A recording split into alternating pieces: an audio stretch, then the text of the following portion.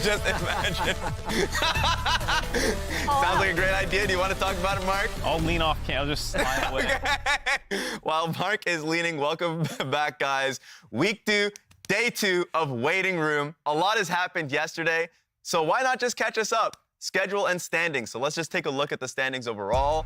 Schedules first. Today we're seeing the banger right off the top of the show. FlyQuest versus Cloud9. 2 of the undefeated teams. There's only going to be one. And then we go into Dignitas versus Evil Geniuses, TSM versus 100 Thieves, Team Liquid versus Golden Guardians. Team Liquid, of course, getting their first win just yesterday, and CLG versus Immortals Progressive. I already circled TSM 100 Thieves yesterday as the one that's sticking out for me. Why do you stand by that? Well, I don't want to spoil. Because you're a hipster. Like, it's clearly FlyQuest Cloud9, but you don't just want to say that that's the best game. No, that is the best game. It's not the one I'm most interested in, Jet. There's a difference. Narrative, Jet. Yeah, as people might not know, there may be some beef between some 100 Thieves players and a TSM organization, and it's the first time they're playing against each other in a little bit, so... True. And I would go with Golden Guardians versus Team Liquid Honda, mostly because we need to see more of Team Liquid. Team Liquid last week, of course, not finding a win. The celebration that they had after their first win with Harry's birthday, so that was a big win for them emotionally with how much drive they had. And of course, Golden Guardians getting their first game with Gory. So Gory coming in, a sad welcome, I guess.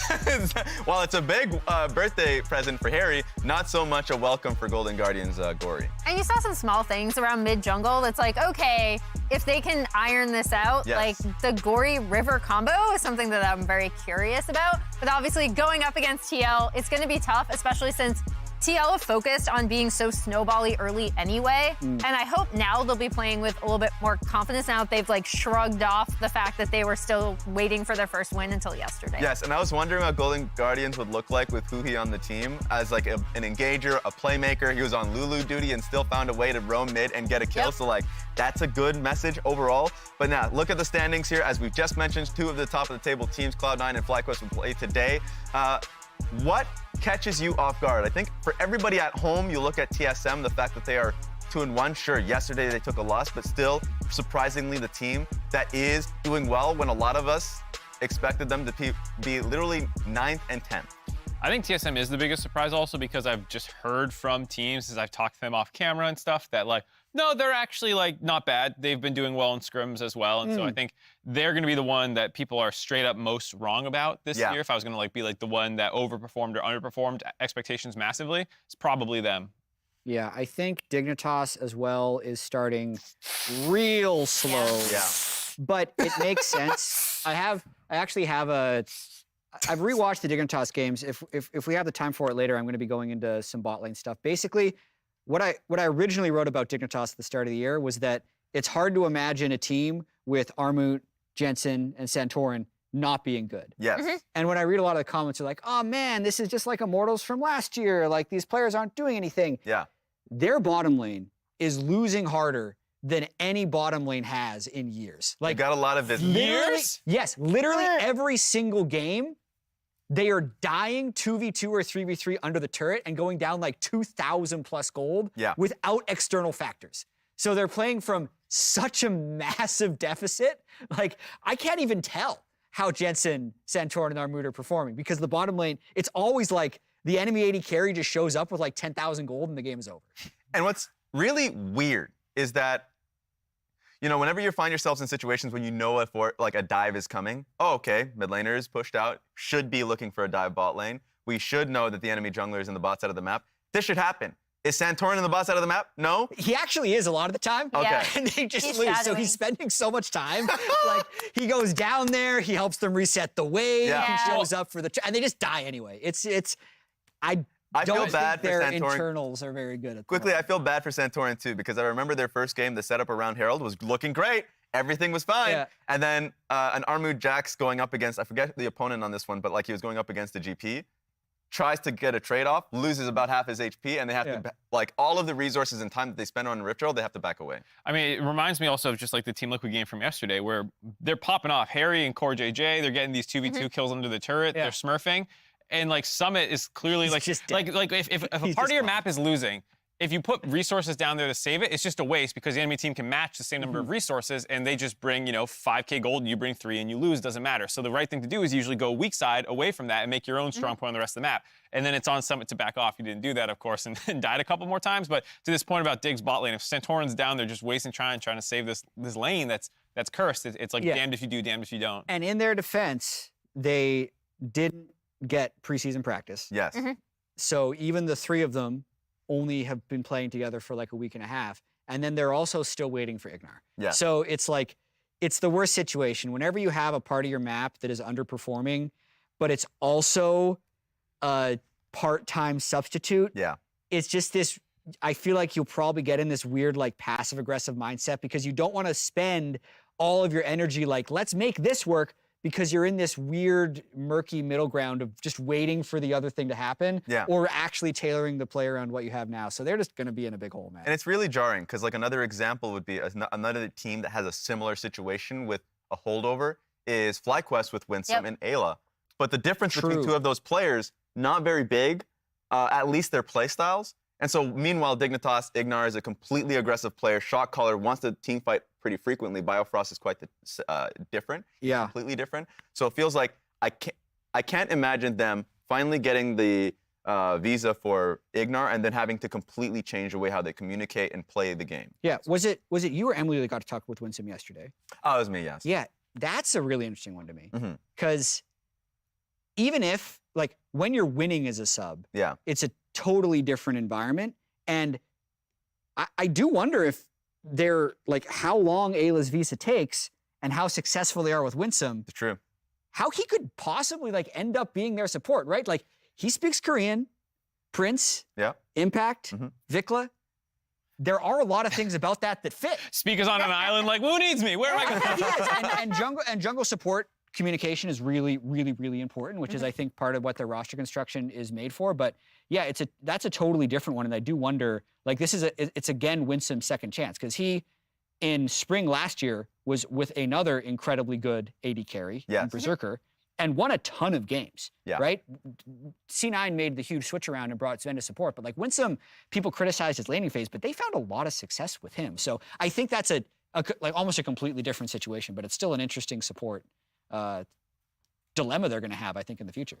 Yeah, for me, that interview that I had with Winsome was really telling. I mean, the fact that he said that his initial goal, of course, was to make it to the LCS, still wanted to like really grind for it, and then had to take a step back and really work on himself. And the fact that he went to the Prime League in Germany, got first place, went to EU Masters, sure lost in quarterfinals of that one, but to the eventual champions in Team Heretics.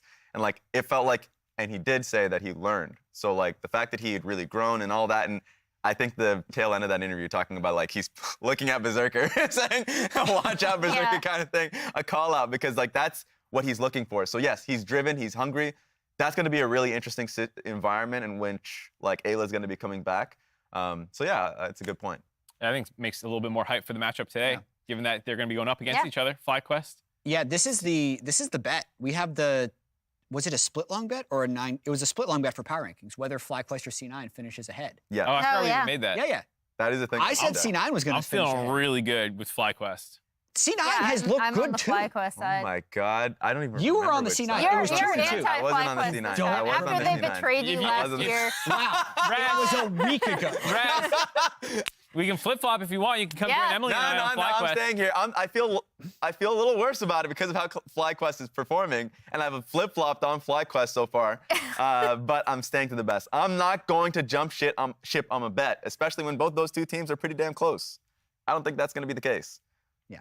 So I want to see what the actual social board has for us, actually. What's the next topic going to be? Because there's a lot to talk about. We can go on forever, quite honestly, especially about these topics. Might have to soon. Yeah. But we got a point here from Gamepedia, book VTuber. That's quite a bit there. Salt God Game. Anyways, what's a current unpicked champion, regardless of role, that y'all would want to see get picked up that would fit with the current double poke to support AD carry bot lane going on at the moment? Like, anyways, just in general, a pick that hasn't been picked in general.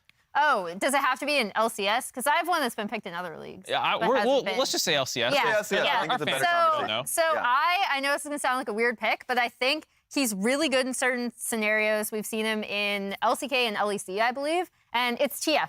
Okay. He's been, I think, picked into Rise twice, but in certain team comps, I think the power that you get, if you have a really good TF player, specifically, I'm pretty sure it was Caps and BDD playing it, so I know RIP to KT last night, but BDD is still a good player. If you have someone who has really strong map awareness and a way to fit TF in a composition where he's not in a bad matchup, I think he can affect the bot lane early along with jungle, and it can look really, really good if you do have a snowball bot lane that you want to get ahead super quickly. Similar idea, but Zac is something that's just really strong in solo queue. You can play in a lot of different positions. If with Maokai nerfs that came in, he's not quite as strong. Like, I think Zac, for punishing double range bot lanes that don't have a ton of mobility and survivability, even out of lane, when they go mid lane and they start holding mid lane and it's about getting prio for mid, you have so many more angles ganking with Zac than pretty much any other jungler or like position in the game. You can actually really punish these sometimes immobile Kallistas, Ashes, these kinds of things that you know, they don't have a quick, easy way out. Yeah, I read that question differently though. I read it as which bot lane currently unpicked would fit. Like, what's your double range? They add like a jungle top to funnel gold into. Yeah, so it is a pretty all over the place question. I'm Jack not just let outed you get that away he with can't read or has bad attention span. I'm not sure which, but it clearly says which champion that fits the meta of the double 80 carry Current support. double. I thought they were saying bot lane champs. It says champion, it doesn't say which bot laner, Yeah. and then it's Like just a talking about what the jungle or meta top. is, and then it mentions jungle tops or other things. Guys, I reframed the question. It says, this is fun. Just because you can't read, Jack, doesn't mean you get to change the question. This is Grandma Mark just slapping God, his hand the what's closer he going gets to on? the cookie jar. I need to test this. Uh-oh. Viewers should test this. Uh-oh. So Not in a ranked game. Go into your solo queue rank game right now for this Jack, is for pure science. unmathed theory craft, but I would love to try it. What is it? So we hear everyone, like when we talk to Vulcan, when we talk to Sven, they're like, oh yeah, like the Spectral Sickle, like the support item is really busted because you can get to your 1,000 gold so quickly. Yeah. So why not just build 2 of them? I hate this. Right? Why not just... This is from the man who It's was literally like, a have gold as block. many radiant. Weren't you the radiant? Yeah, virtue I'm a person, radiant where it's virtue like every stacker. single person You have a Yes. support on your item, you team. get gold The block. more radiant should virtues get you can radiant build, virtue. that's a whole other can of worms. Hey guys, that's we also just good. buffed crit. What if we sack a bunch of gold building something that doesn't give us crit? What you do is you have the 2 support items. You don't last hit the ranged minions. You only last hit the melees and the cannons, because then you don't hit the CS penalty on the attacks, yeah. support items. Okay. And then you get a really hungry jungler on your team, probably a melee like an Udyr or a Hecarim, who just gobbles up your CS every once in a while. And then you have a The jungle really maid is powerful team asking fight. So you the have funnel- But this Hecarim, sounds like double 80 carry? So I actually think it's better with like Seraphine Senna or like Sona Senna, like a double support. And then you just have like 3 bruisers and you just deathball people. So like CLG's comp from yesterday. Yeah, but don't lose. So I saw in the posting threads, a lot of people were like upset about that CLG comp. Yeah.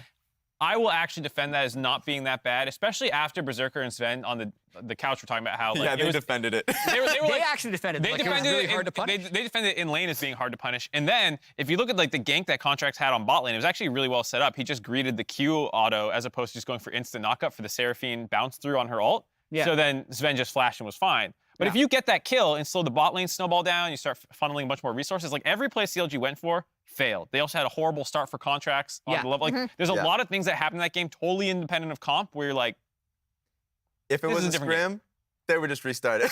Yeah, that- After level 1, like, Yeah. guys, can we restart this game with the same draft?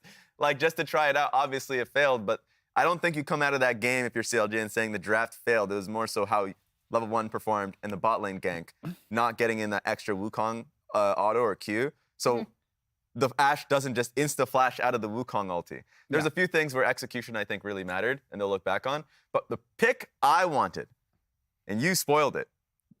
Oh, you really? Yes, Udyr. It's Udyr. Okay. I actually, like, I Do you think want him mid or do you want him jungle? jungle! Why Okay. would I want a mid? There's some I think LS wants him mid. I think he's been preaching is that he talking for about like like weeks. demonic Yeah. one? I mean, But- every Udyr should go Look, demonic. yeah. Well, but with the Yeah. demonic nerfs that came through, as well as Oh, yeah, Udyr yeah, nerfs yeah. on 11 or 13. I don't think those nerfs were nearly enough. And I think the problem is Demonic is such a disgusting item that no matter what, it's just that these champions are just backpacks for this item. And so Udyr, I think, is a really damn good champion, especially around Dragon or whatever Baron dance situations where your double tapped ulti is just taking the full field. Yeah. He does a lot of damage. He obviously has a lot of utility. People think you can get kited, but if you play against a really good Udyr who can double tap his E, obviously you won't have your ulti. But if you are really afraid about getting stunned while you're going in, that's really hard to get away from. Yeah. So, and with Ghost. So Udyr is a really strong champion. Obviously, I would say stronger than Vi at the moment. I know Vi has his purpose. Oh, wow. I know she has its purpose in the comps that they're picking him in, but I think more people should try out Udyr. So Udyr is one champion that's not getting played nearly as much as it should. Not at all in the LCS. Would love to see more. It got banned against, I assume, Blabber yesterday, I don't right? remember, but In the yeah, C9 I would game? agree with that. I think He's CLG the one banned guy that would probably play. Yeah, exactly. Like I was like, oh, maybe Blabber has been practicing new Udyr. Yeah. So that's the one pick that I had in my mind. If you get him an ARAM, it's a free win. He's the ARAM freest connoisseur. I stopped playing ARAM after the changes in protest. Oh, yeah? Yeah, that turret debris. Ugh, not for me. Yeah, All I'm right. used to it now. All right, let's see what the board has for us in a separate topic. I think we went long enough when it comes to just like top champions. We want to see if you guys have a champion at home, please tweet at us. Let us know what champion you guys would want to see. This is easy. What LCS player would you put your money on in a fist fight? Mitchell Fairchild just wants the UFC here in the LCS. What is this? We've already talked about this. It's fudge, isn't it? We asked players. Oh. That's a good one. I would go. We asked Revenge. players. Oh, revenge, really? This guy's. How every tall time is he's- Revenge? What's his reach? He's Yeah. short. I'm pretty sure it goes like this. This is fudge. Wham! Yeah, I don't know if he has like the Over. Mike Tyson power either to get inside. Okay, that's fair. That's fair. I feel okay. Maybe I'm trying to not pick the obvious answer, which is fudge. I'm trying to think of another. Tenacity I mean, is pretty didn't you strong. see Sven boxing yesterday on the desk? Yes, he He did. Dr. Berserker Yes. talked about the matchup. He's tall. He's got the reach to go. Yeah, his He does. wingspan is probably massive. I'm God. trying to think. I want like a giant list of players to pick from for this. But Yes. I'm sure there's some I'm we're trying forgetting. to think of who's Yeah. really tall. I mean, it's not all about height. Like, do the 100 these guys have a chance? I mean, like Tenacity's shredded, but like I don't think that's gonna matter that much when there's like probably Tenacity v Fudge. yeah, like that's what I'm thinking, but Yeah. there's just difference. Also, I'm thinking about a player that would not care, maybe contracts, because he's somebody that wants to, like, if he finds an angle that may be like cutting a corner or something, he will go for it. So like someone that's willing to go for a nad shot. You said That's not- contract? Didn't it say? Oh, it's fist fight. Okay. What do you just like? So- Yeah, this isn't actually not like formal a kick. boxing. No, it's So not bar my producer fight is either. giving me Fist fight. answers that the chat has given. So they said All right. Dokla, Centaur, Yeah. and for whatever reason they've said Tyler won. He is not in this league, guys. He's not. He's in the promotion league. Like you have to win LCS boxing to go up against Tyler. Yeah, One. I like he that. would be like the final boss. Yeah, Yeah. A lot Elite of people- Four into Yeah, the. that's a good one. True. A lot of people are saying double. So I can understand a lot of that. I also think, yes, not a lot of people are talking about Dokla here, which is No, another. Dokla, we're sleeping on him. He'd have a really good chance. I Yes. feel like yeah. So here's something I pitched to the producers that we're still workshopping. There's a really big chess boxing revival yeah. that's been going Yeah. on. I want to do 1v league boxing, 1v1s. So you'll play like a 1v1, kind of like just like Right. the showdown mode or something, and then you get up and you spar around, and then you go back and you play another round of the 1v1, and it's accumulation of how many rounds you win of both events to decide who wins the overall thing. We want brain damage for our Alternatively- players. Fudge would be I don't great. even think, to be honest, I don't think they could hurt each other that badly. All right, we'll see. What I if wanna you s- get those like? Wait, was it you that was saying they hurt actually? The like an age sock limit on sock and boppers. sock and boppers, or like that giant thing that looks like a toothpick where you're trying to like knock someone off a. Maybe. You We'll know what I'm work on- talking about, right? Yes, I'm not I making this know up. what I this Not is. promise. violent enough. Oh, like We'll from workshop American the idea. Gladiator? Yeah, like where you just Yeah. poof, Yeah, we'll work knock off the someone off a idea. balance beam. We haven't thought it Fun. through yet. I'm thinking about the sock and boppers. Probably would have caused me brain damage if I actually got that growing up. So thank you, parents, for not having the money for that one. I'll appreciate you guys for that one. Let's see what the board has for us. What is the next question that you guys have for us? Because I like that one, not too much. Sacred Wild J. So Ja, 100 Thieves is going to take the entire first round robin to get their stuff together, and that should not come as a surprise. So he's trying to calm people down. Yeah. All right? Why? They're doing pretty well. Are people? Maybe I'm missing it. Is Yeah. there just like a general feeling of like this team's not good, or Yeah, I think so. Like, So Make the case that he's making, that he thinks other people are making. I mean, just look at our power rankings. Like, no one put them top 3. Yeah. Right? Because we're projecting the standings at the end of the spring split.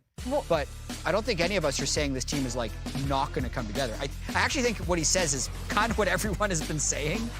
Well, yeah, I was going to say, I feel like he is saying what we were saying for our power rankings is the reason why not putting them first. To counter that, I mean, look, naturally a team that's going to have both Bjergsen and double-lift is going to have an amazing amount of fans, even closer, right? So a lot of people, if you build this team, you're expecting to win or be able to contest for a championship. A lot of fans for these guys expect them to at some point, because this guy's also making the case that they're going to take the entire first round robin to get their stuff together. But I'm likely to expect here that Ja's thinking that they can contest for a championship. Do you think that's on the line? Do you think that they will be a finalist? Because we have a lot of great teams. So I say they're going to win 5 games in the first round robin, but they will likely finish higher than that. Okay. Right? So 5 games in the first round robin will probably put them at like 5th. But I think when all is said and done, I don't think they're going to win the split. Yeah. But like 4th to 3rd is probably, I think, where they're going to finish. What do you think is holding them back? I actually want to hear from you first, Mark. Well, so I was just going to say that, like, anyone that I put in my top 5 power rankings, I think can win the split legitimately. Like, I don't feel like any different after a week and a half of play. Yeah. I think 100 Thieves, despite people saying they started slow, I'm watching double-lift get pentakills that are unofficial pentakills, you know, in his 3rd game back. I don't know if you saw that yesterday. There was an 11-second window between his 1st and 2nd kill, where then he got a quadra. He actually got a pentakill. It just wasn't an official pentakill. Like, he's been making bot lane plays. Everyone was like, well, double-lift he's been memeing it up with Meteos and Sneaky. He's probably crap. It's going to take some. It's like, actually, he's hit the ground running for the most part. It was just game 1 where they had the Azir pick and they went up against Cloud9, who is one of the best teams in the league, that there is this, like, slight stumble. They haven't played the other great teams so far, so maybe they'll come back down to earth in a little bit. But their previous 2 games, I think they've actually looked very good in. I do think it's super interesting if you track the way the team played in that first game, right? Where you get the Azir support, which we later found out from, I believe, Fudge in a Travis interview, where he was like, yeah, we kind of expected that because we'd faced it like a few weeks earlier. Yeah. But then with every progressive game, it becomes more and more what you'd think like a double-lift team would look like. So in the, I know how like Busio was joking with Sven that like he was on Lulu duty now. Tenacity was on Ornn. Yeah. So I thought that was, and I'm not saying this is a bad thing. I'm saying I feel like a lot of people were looking at this lineup and we were like, okay, how is this going to fit? Because Tenacity is going to have to kind of get used to not having as many resources. He had an academy. Who is going to be getting the resources? Because we all know that Closer can be this massive carry jungler that you can funnel gold into. Yeah. But in this meta, it's actually perfect for double-lift. And the way that this team has kind of morphed from that game to game 3 is like hilarious because of the memes, but also makes a lot of sense given what the meta is. Yeah, I think that's the big thing. It's like, just because you're concerned like about looking like a double-lift team, it's like, well, if the meta is a bunch of hyper-scaling 80 carries or Lucian, Nami aggressive lanes and stuff, it's like, just that's the meta. Just do it. Yeah, exactly. And so that's the question. Because like for me, if I'm thinking who's going to be, obviously like FlyQuest right now, Cloud9 clearly because after the first win, but even after a good amount of time, I think that's going to be a big struggle for not just those 2 players of Bjergsen and double-lift, but also how is Tenacity going to fit in an environment in which he's going to be playing weak side? He's kind of done that already in Academy. I know you're right, Emily, that when he was in Academy, he had quite a few carry performances, and that's kind of what he was known for. But it felt low because he had Busio, quite a vocal player and an active player, that they play towards bot lane or jungle. So I'm interested in how they will evolve as a team. So interested in, actually, a question from Reddit. It's a bot diffie. double-lift looking aggro as hell, fun to see. Okay, so this is a pretty big sentiment from the fans. I like their name. Tinfoil hats are on. Well, that's his name. That's an excellent Reddit name. Scripted LCS. double-lift gets a pentakill in his 3rd game. My favorite thing is the fake tweet spam. Anytime we go to this board, Twitch chat just fake tweet, fake comment, fake whatever. Check his history, guys. I wish, man. Check his comment history. I think we should slip in 1 fake tweet per broadcast. Just one? Is that... Be the person. I'll start a burner account. But yeah, kind of zeroing in on double-lift, I think he has had interviews with Travis and just in general about his performance. He's confident, as you would expect. Somebody, when he first came in, remember, took a pay cut from being a streamer to want to compete again in front of fans because he was somebody that watched the game criticized other AD carries, may have memed on their performances, and now he's the one who's putting his money in his mouth. So he's the guy who thinks that he could be the best, but now has to contest versus the guy who won a championship and was insane in Berserker, and Prince, who's literally won, who could have been player of the split. It was ruler. Do you think that's possible? Who's going to take this? Well, I was just smiling because you said put money in his mouth, not money where his mouth is. And then I thought more about that. I was thinking about that saying, what is that saying actually implying? Put your money where your mouth is. Where your mouth is. But then you put your money in your mouth. Why not? You're putting money down. Why not? Sorry, I making derailed. these Just sayings once you here. said that, Raz, that's all I could start thinking about was what is that saying actually? Deliver the saying confidently and let people run wild with it, Just say it, and then hopefully no one knows that it was just My ass. bad. Thank you.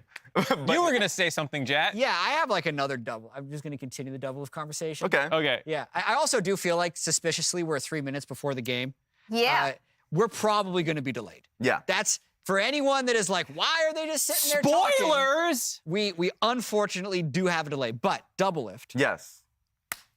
I think this is tinfoil hat time. Here we go. Tinfoil hat. You're role Maybe playing. it's a comment You're cosplaying. from tinfoil hat Redditor. I think double lift has been wanting to come back to pro play for more than just this split. But he's a smart guy, and you have to find the right situation.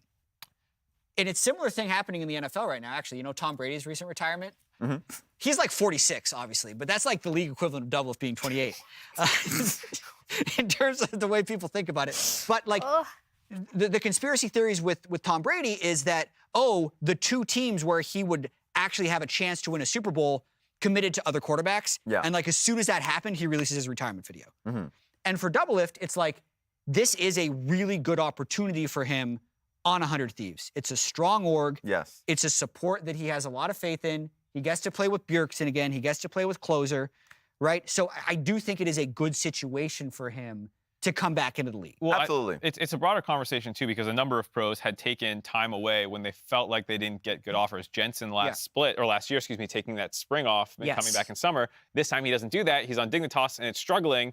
And I imagine that, fans are going to react to that over the course of the split if Dig does not start turning things around. So it is a big risk, and I can understand why pros get a little jumpy. Ken V is going through a similar thing even as a young player. It's not just the old team. So he was on that 100 Thieves Academy squad. That was absolutely incredible. Everyone's hyping this kid up as one of the best new North American junglers.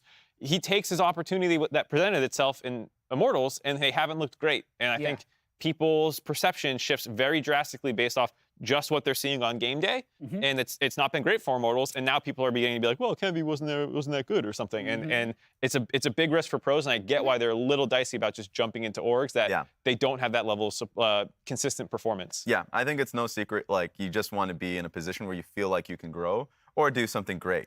Another great example is Chime, who moved towards TSM just because he wanted to play in the LCS, and honestly, a lot of our expectations were shattered based off their earlier performances. I even got to see a little bit of TSM Legends in the fact, and some of the people who were talking about how, they might actually be a good team. Because they didn't change too much. They may have changed Boogie, yes, of course. But in that TSM Legends video, they talked about, yes, while Spica left and he was a big voice in the team, other players, specifically Maple, came and filled that up. So having their core players and being able to grow gives Chime actually the ability to showcase what he has learned and what he can showcase, which I'm really hoping for with Immortals, and we could even touch on that subject. But for now, as Jat said, I wanted to be able to talk about the delay that's coming up. So as Jat said, due to an on-stage audio communications issue, LCS teams are being sent back to their facilities to compete today as LCS engineers work through the hardware problems. Games will begin at 3 p.m. Pacific time. Fans in attendance will receive an automated refund or an automatic refund. We sincerely apologize for the issues and look forward to having everyone back in the studios next week. Big issues, of course, with audio so far. Mark, you can be called on. I spilled water on it. Shocker, I was in the server room. I was juggling, and then I wish I could just throw my Red Bull can at you. What can I throw at you? Water. It would be fitting to then mess up my mic pack with water as it is. Oh, God. Yeah. Whoa. That's Emily's book. You can probably find a few interview secrets in there. Dear LCS guests, you have been blessed with the notebook of the legendary analyst Spawn. Have a great show. Don't be S word. Okay. No. Okay, you have to explain Wait, we can this. say that, can't we? Yes. Well, Are we filling for an hour, by the way? Because the producers I would did not. like to know. We didn't have this conversation about what was going to happen. Wait, so I did not I will know get we could- word. We will continue to talk about this. We will continue to talk about the games. When we will move on, we will move on. Okay. So we'll be on that I ship. didn't know we We're couldn't flying. say that Yeah. on air. Whoops. We'll be on that ship. So explain where you got that notebook from first. Okay, so Spawn guested last year. Yes. At the very beginning, I and was we got right these next to him. snazzy notebooks. There's also glue from the fake mustaches. that Oh, we I actually put saw on that mustache. For one. Bwippo, it fell off somewhere. I'm sure someone picked it up. Mm-hmm. But yeah, it's no from Spawn. Huge. Pog. Yeah. Also, a lot of drafts. Like, So I guess- just a lot of drafts. How much did we queue up on the board? No. We Yeah. do have another one for the next topic, so we can Yeah. just bring that on Yeah. up. Get Let's see there. what And we Mr. have some Producer Man we have has some here. other stuff we can do. We just Yes. it's going to take a little bit Yeah. of engineering. Like Yes. you Yeah. can We talk will about work on it. Asante. Yeah, we'll Yeah. see. I can talk about the Okay. game For now, two. Gavin Fritsch has a question for us, or at least a point. Let's see. Team Liquid is hyped because of their rookies, not because of Summit and Pyosik. Ooh, wait a minute. This is a good take. That's a good take. Okay, Gavin. you go first. I'm going to take one letter off of that. Like if they're not, they are hyped because of Summit and Pyosik, but I would say They are hyped. They are hyped because of the rookies. Yeah. I think he's making the case that he thinks they should be hyped. Yeah. So I'm with Gavin a little bit here. Not that I don't think Summit and Pyosik are hype, but like the thing that I've been most excited about through these first 3 games is that Jan and Harry are mostly holding their own. They've both had really good plays. Even in their loss last week, I was very impressed by some of the plays Harry made in team fights. Jan in lane, these last 2 games, has gotten solo kills with Core JJ. They've stomped their lane both times. They pulled off some really sick dives yesterday, and then he basically was the carry for the team. And I think that was one of the questions for me coming in was, can the 2 rookies hang with this star-studded roster? And so far, they've been some of the best performers. Yeah, I'm glad you brought up Harry in team fights because I remember last year talking to Jat about Harry because you were super high on him. And I was a little bit more down on him, but it wasn't because of laning. It was because of that. It was entry into team fights specifically. And I think it's visibly obvious that that was a concern for him or the coaching staff. And that's something they worked on because he looks so much better, interestingly enough, at an LCS level, in my opinion, or he looks like more mindful. Yeah, I'm a Harry enthusiast because I was trying to sell me on Harry all last year. Well, sell us on Harry. I mean, your hot take for last week was that he'll be better than JoJo Punic, yeah, absolutely. right? I think it was better than Georgia from last year. Like Oh he my just didn't get a chance to wow. play in the LCS. That's a steaming hot take. yeah, that's a bit too hot for me.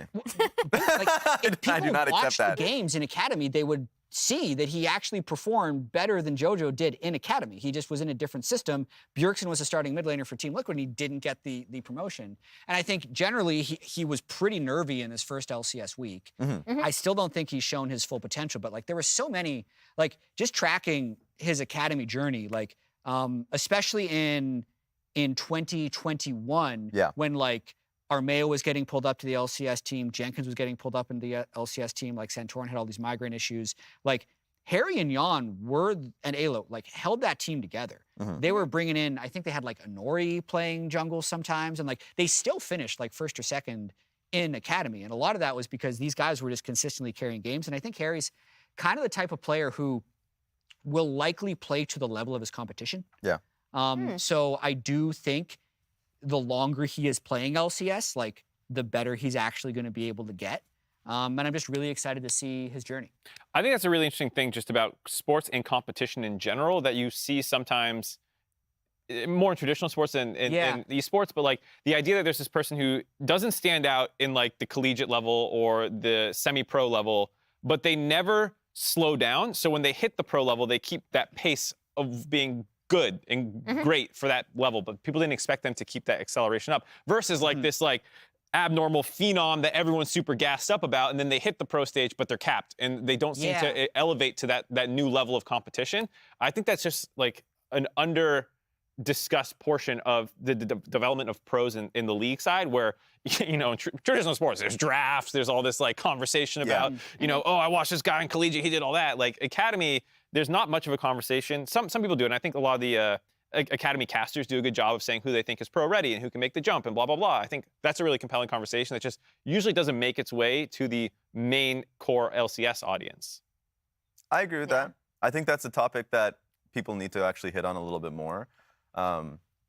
That just means more people need to watch Academy, by the way. And we can do better to ourselves. Yes. True. Yes. I mean, the only reason I can be so biased for Harry is because, like, you worked with him. Yeah. I worked with him. Like, Spawn and I built the Academy roster back in 2020 offseason for 2021. Spawn worked with him in Australia with Order. Harry and Ayla were the two first players when the import rules changed that got brought over to TL. He was on the Team Liquid Academy team for 2 years. One of the years I was there. So, like, I'm just very familiar with the player, and that's one of the reasons I believe in him. I mean, that's a perfect example is the Osh players. Like, some of them, like, FBI versus Lost.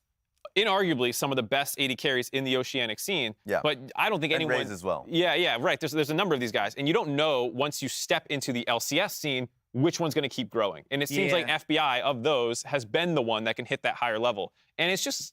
there's something ephemeral about, like, who can actually make that. No one actually knows. You'd be a billionaire if you could predict, like... potential. How do you scout talent? Says every CEO of every company. Yeah, exactly. But it is what makes it so interesting. It's like, some people just were big fish in small pond and then actually could swim with the big pond. Yeah, or Closer is another really good example of that. Yeah, some of the Turkish guys. Because he was scouted out of TCL from his performance at 2019 Worlds. Yes. I think the other thing though that's not as ephemeral is the staff and org around it, because I think obviously with Jojo Pyun and Danny, who's no longer with the team, but in terms of them raising players from their amateur and academy system, putting them on the LCS stage, and then having the pieces around them to succeed. Like, I remember the whole argument of EG going into MSI last year was like, oh, they aren't even the two best players on their team. And it's like, well, that actually doesn't matter, and is also kind of the point of why this roster was constructed the way it was around Jojo and Danny. And then this year, I think we're seeing a very clear-cut, defined identity that we've already talked about with TL having all of this information coming out with their shoulder content, with Squad, their official content, stuff that's like, this is our vision for this team. These are the Korean comms that we want to do. This is the practice regimen that we want to do. Yeah. And so they have a very clear-cut idea of like what they want these players to fit into. You could even say, even with like my initial misgivings about like how is Tenacity going to develop as a more well-rounded top laner when he's getting fewer resources, I think he's done pretty well with this 100 Thieves lineup. And they also have a very clear-cut idea of like, these are the two rookies. We have these veterans surrounding them. We're going to try this kind of roster alchemy as well. 100%. That's why I think the people that surround them is incredibly important. When we talk about infrastructure, it's just the people surrounding them that's willing to give them the ball to do what they want, or at least run with their ideas, but then give them feedback, harsh feedback, whenever it's possible. So when you talked about Kenvi a little earlier on, actually, and it was Rafa that was talking about how, he was talking about Papa Jake. Smithy, who's the head coach, who can connect with him not only like personally, but it has been an accomplished jungler in the past, the best jungler historically. And that kind of conversation comes up. Well, now you can ask him questions and figure things out. And then, of course, with 100 Thieves, like having people that haven't talked about it, but like their coaching staff having changed and having Nuke Duck in the roster means that you can talk to players who have that experience in Europe and can provide their feedback in what they would do in certain situations. I think that's actually really important, so you can actually grow as a player. You don't have to be in the same lane to get good feedback and also just experience just any type of conversation to learn and grow as a player. A lot of people talk about on the stage, but even just like off the stage, how to handle kind of the responsibilities of pro life. It's just night and day from amateur to academy/salt league now to the big stage. So big changes. So next topic we have already ready for us. It's on a player that actually kind of was put in that system, in the Cloud9 system, that group. Yep. So this is from Holiday Sprinter from the League of Yeah. Legends. Fudge making a very strong case for MVP frontrunner already. By the way, our most improved player from last year in his rookie season coming into today, looking like an MVP already. If you could give away MVP after 3 games, which would be a terrible 2 system. seasons ago, yeah. Awful. You should definitely not do that, but he would win. I mean, he's got one player of the Absolutely. week, and he got player of the game again. He has 3 pogs. He's 3 gotten pogs. player of the game in every single game thus far he's played this year. Cassante! But then he did it. He beat. This is Fiora. Do you know Cassante went 0-5 yesterday? Yes, I Yeah. do. Yeah. Blind Cassante can't be abused. Yeah, I feel like he's also really glad he got this Fiora game because talking to him, I don't think it made it into the final cut, but we talked a lot about top lane in his MasterCard Player of the Week interview, and it was so funny to hear him be like, I know people are just crediting me for my player of the games because I was playing Cassante. And like one of the things he was really wanting to prove was that it's because of me. Like Cassante does have good 1v1 matchups. He was actually saying, and I know he said this when he was on broadcast with us too, like he also would have picked the Jax like Tenacity did in their first game. Right. Like he does feel like Cassante has answers, even though it obviously is a very powerful and broken champion in the right pro player's hands. And so I definitely think he's really happy to get that Fiora game because like, no, it's me. Like it's not Cassante, it's me. I think anyone who's watched the LCS long enough should know it's Fudge, given that he's done this on a handful of champions. Yes. Obviously, Fiora and Aatrox's last split, where he was picking up, a lot of these player of the games. Even going back to MSI 2 years ago on that when he was a rookie, he was playing Lee Sin top lane and popping off and the best player on Cloud9 in an international tournament. Like he's Or done it on Tryndamere last year, like he was picking up picks that people were moving away from because he had counter picks ready. Yeah, like he's done it on enough champs now. That's clearly just Fudge. In terms of other people in the MVP conversation, I think the other obvious candidate, Prince. Yep, There we go. absolutely. I like that. I would say I would agree with you. I think Prince is so good. Prince is insane. He I was even also go on. Is really good in content. Yeah. We might have recorded So something yesterday. It's in the can. Oh my I gosh. like him so much as a player. I have another roster building point. Part of it's like with Cloud9. It's a little bit about the discussion we had earlier. Okay. I feel like almost every team does this now, and it's because it worked for EG last split. Yes. There's a couple different things you need to have for a successful roster. Like one, you need to win, but two, you also need to have like a real story. And I think it accomplishes both. And it's having the young players with the veterans. And part of it is just so the structure and the egos on the team have a better chance of working. But almost every team has mimicked this now. So last year, JoJo, Danny were the rookies.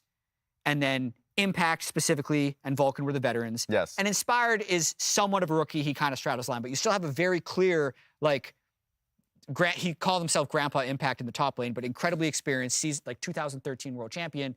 And then you have a guy who was born in 2002. Like there's just a big difference. But you see that with Team Liquid currently with Harry Yon, whereas last year they had too many cooks. They had too many veterans. 5 vets, baby. And there's just, you could see every week they just decided to go with a different person's idea rather than fine-tuning the idea of the veteran with the rookies needing to listen. And I actually think pretty much across the world of League of Legends, that is the successful formula. And I think it wasn't T1 necessarily... was doing it, for example. Yeah, Faker and the Zoomers Yes. is another example. I mean, even Deft with Zeka, right? Zeka, King in, exactly. Or with It was Ming, a- just generally with RNG squads as well. Whenever it comes to someone who's incredibly it's incredibly prevalent on almost every successful League of Legends team. Is to have the combination of young and old. 100 Thieves has it as well. That's actually a really interesting case. What's the best boomer roster in like the modern era of League of Legends? Like 5 veterans slapped together that then does really good. Like, oh, that's tough. You just put us on a damn Well, the reason I asked this question and why we're struggling, and maybe Twitch chat will. It's just like, does it exist? Yeah, the question is like, to your point, you can prove something by showing good examples, but then you can also prove it by showing bad examples. And so, if the case is that 5 rookies slapped together is very risky, it can happen. Yeah. There's been like Domwans in the past and whatnot, and Griffins and things. Yeah, I would think the first team that comes to my mind is the dominant G2 roster of like 2019. I was gonna say. Because Perks had been around for like 4 or 5 years. Mickey had the World's run with Caps was- Splice. Wonder, Yeah. Caps had already had a lot of experience. Yankos. That would be like the most veteran one that worked. But that's almost like the example that proves the rule, or the exception that proves the rule. Yeah. Like that worked there because that was a really special group of guys. Yeah, Right. that was a You very can't special just team. slap 5 other veterans and be like, that. Just be G2. Yeah, and the longer you do something, the more set you become in your ways. Yeah. Right. Yeah. So Interesting. take that. No, I like this. I'm trying to... you're trying to think of a team. I wonder if- There's the KT lineup that beat Griffin in finals, like the Mata Who was on? score. Oh, Mata Smeb. score, Smeb. Yeah. Who was Who's their AD? Oh no, but UCal was there. Gen G They had, last year. they had like a 19-year-old mid laner. Yeah. Gen G was a bit of a super team last year with like Chovy, Ruler, you know. Okay, like, yeah, Chovy Ruler. Peanut was older. Yeah. True, but Yeah. I mean, they won the split, so it still counts. Yeah, They're yeah. still I mean, super like, good. so maybe we're not so right here. We're this is what happens when we go Proving unscripted. ourselves fair. wrong the more Well, we so think. normally what an analyst does is this thing called research before we make a point, you know, and we're not doing that here because Nope. as have you an can hour see, We are long stalling for time. Yeah, we're Mark? stalling. If we're just talking about research, there's a bit of research that you have done prior. We were talking about Fudge, the fact that he was, as a player, was succeeding so much on Cassante, and we're all here that we all have breakdowns. Mark, you have a breakdown you wanted to show us. Well, yeah. Have you done it, Art? You already? Actually, No, this was predicted initially round. going to be That's something sick. that we were probably going to pre-tape or I was Okay. going to do before a game. And here, we're just going to do it live.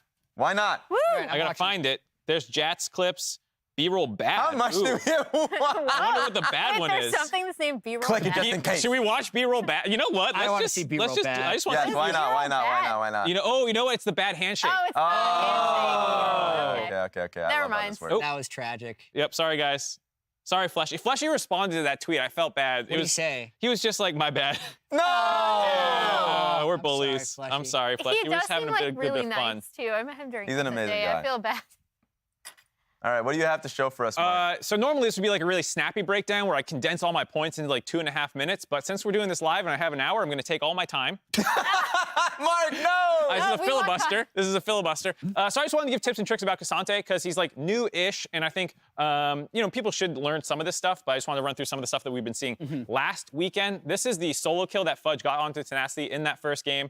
It's a pretty bread and butter combo of the Q3 knockback WR. There's a couple little things about the nuance of it though. It's technically a true combo in terms of the amount of CC if you combo everything correctly. So you'll get the third Q proc. If there's no creeps in the way, you can then knock him back to the turret. You get the W pushback because the time that he's airborne, there's a stun in the air and a stun when you land. And during that time, if you're positioning forward, you can then do your W, then do your R. And that's basically what Fudge does here. He gets a little unlucky.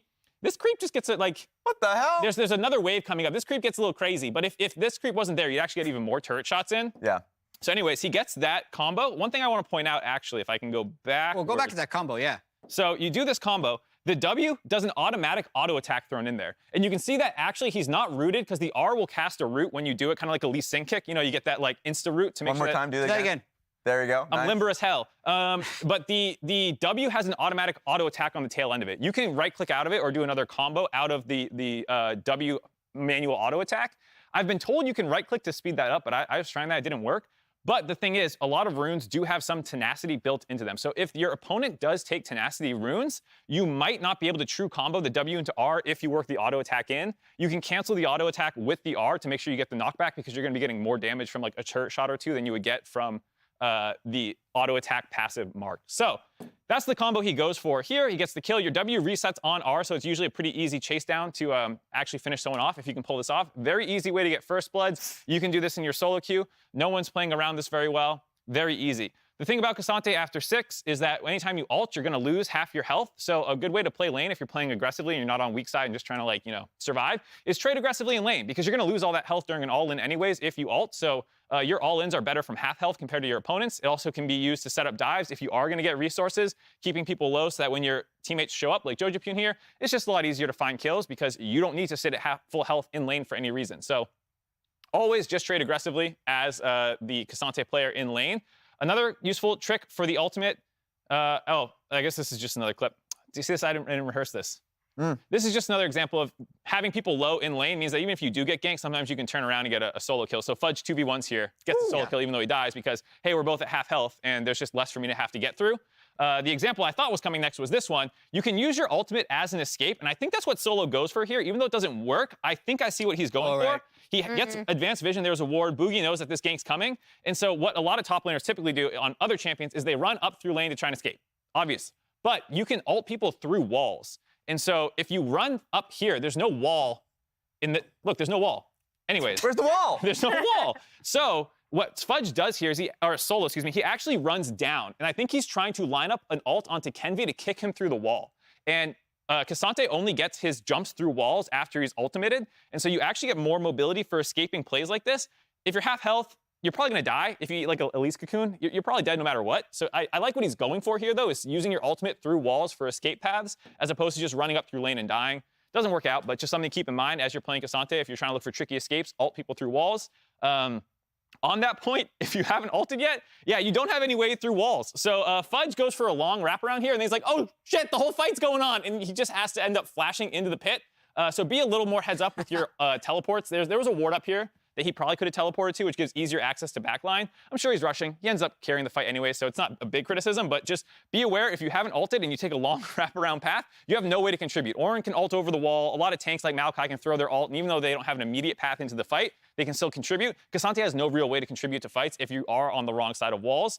The final thing I'll say, again, with the whole half-healthing yourself, do not ult at the start of big team fights. Impact here, or excuse me, Armut is gonna mess up Impact when he comes in. So Impact's up here, full health. He's gonna ult Armut over the wall to try and collapse onto him. But now you're just at half health, and Armut's like, all right, I'll just kill you. This was the best example I could find from week 1 of LCS, but I swear to God, everywhere around the world, Cassantes are killing all the resist. That's the other thing. You lose all your resist when you do this. You put yourself at half HP, and people do this in the middle of team fights and just get blown up. So never ult at the start of a fight. I was talking to Bwippo a lot about this. I don't know if this rolls into anything else, but when I was talking to Bwippo, one of the things he highlighted was, oh, here's a good example of doing it poorly. Haha. Sorry, Broken Blade, I think it is. Yeah, he ults at the start of this and just dies. But when I was talking to Bwippo, he said you should try and absorb a lot of initial damage from the enemy team because you're going to half health yourself at some point in the fight anyway. So if you can bait key abilities, eat some damage, and then focus on getting your ult off, the times that you want to ult early, even if you're not low on health, is that you're going to isolate a key target, which happened yesterday, for example, when Jan was hit out by Revenge and then solo killed him. That's a good time to do it.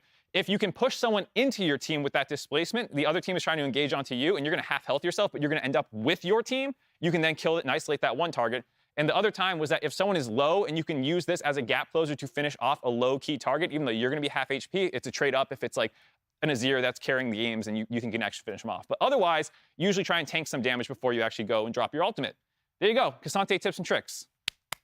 Why did you lose 5 games yesterday, Mark? Because no one because I didn't put this video out yesterday. Yep, if I put this video out yesterday, Cassante 5-0. You failed the LCS. I'm sorry, guys. Yeah, goddamn. But that was awesome. That was great. Whew. We're seeing a lot of, I mean, obviously we're seeing a lot of Cassante gameplay. But now I hear in my ear that we have another breakdown. That was already a lot of information, but I heard that somehow, Jat, you have some information too for us. Yeah, I'm always ready. You always ready? Well, we have the footage right behind you.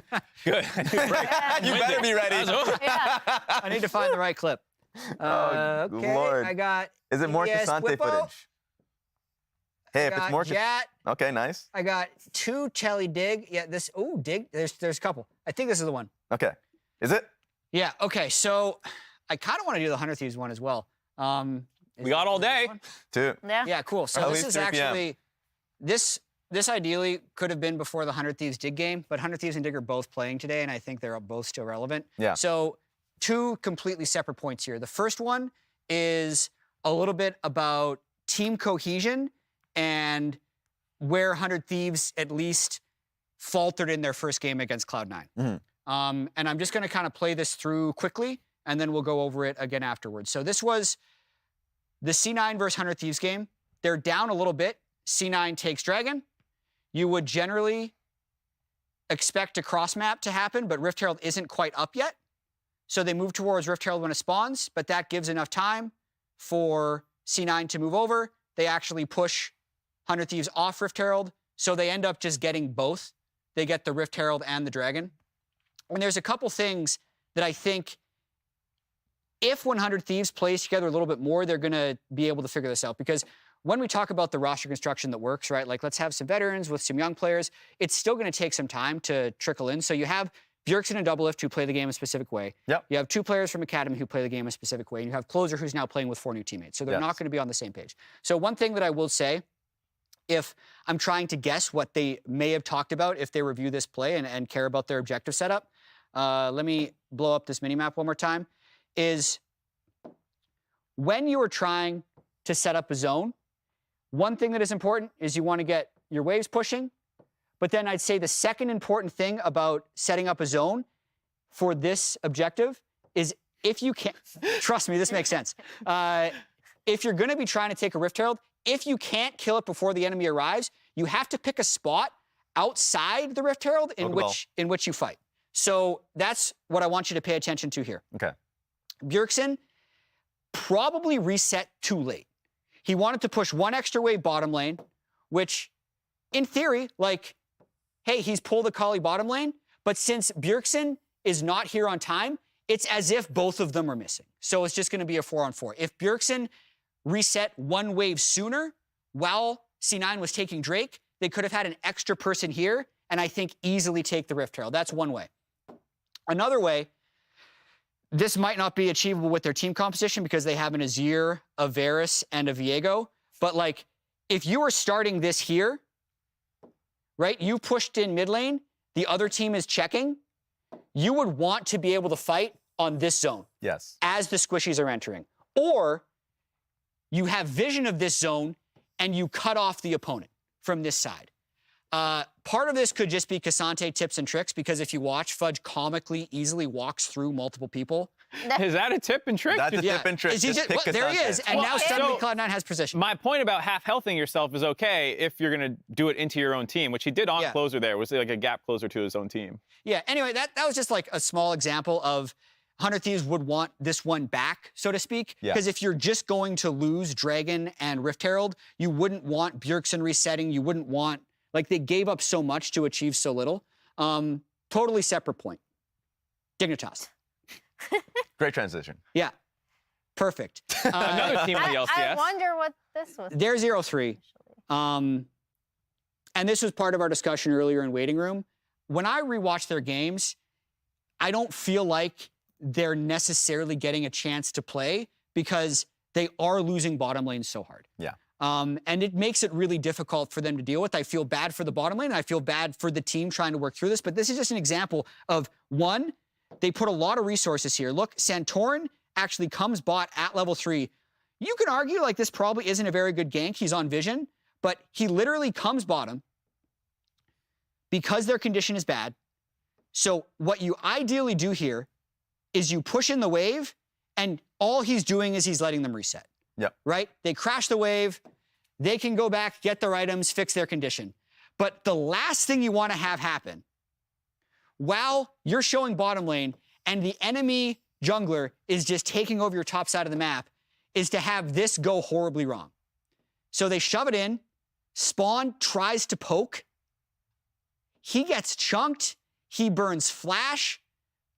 The future condition of the lane is broken despite the jungle gank, and you pay it forward 3 minutes, and this is the situation they're in, right? They're down a level, a wave is crashing, they're just going to die before anyone can respond. on their heads. GP ults on their heads, no chance. But that situation doesn't happen if they played the earlier situation before. But now it's like, Ezreal just picked up 2 kills, it's pretty doomed. You fast forward to the next game, this one hurts. Yeah, that does hurt. Prince gets first blood. But there's not much you can do about that. The laning phase plays through, and they're actually in the same situation again. Like, in terms of playing numbers advantage, they have a 3v3. Like, Santorin is there to defend the dive, so to speak. But it literally just doesn't matter. Again, Ezreal double kill. Game kind of feels over. I guess it's just an Ezreal single kill, but he takes most of the turret afterwards. Anyway, and then, I didn't get to pull this for the clip, but yesterday, same thing happened. So, like, literally all 3 games, their overall bot lane, like CS difference, gold difference, makes the game almost unplayable. So they need to find a way to clean that up. Whether it's different champion picks, whether it's Bio and Spawn working better together, whether it's actually Santorin going elsewhere to try and set up Jensen or Armut for success. Because what has happened for them is they're pulling jungler attention and still losing. Yeah. So it doesn't give them a chance to win. Yeah, that's the biggest tilter. Any jungler who's like, I commit my time for you, because everyone's trying to pull for the jungler's attention, and when you get his attention and don't do anything with it, jungle tilt. Nobody's maybe Santorin won't tilt. He's a nice Nobody's guy. Happy. But I'm getting news. Breaking news. Vulcan has a reason for the delay. All right, can we actually get an information? Can we get anything on this?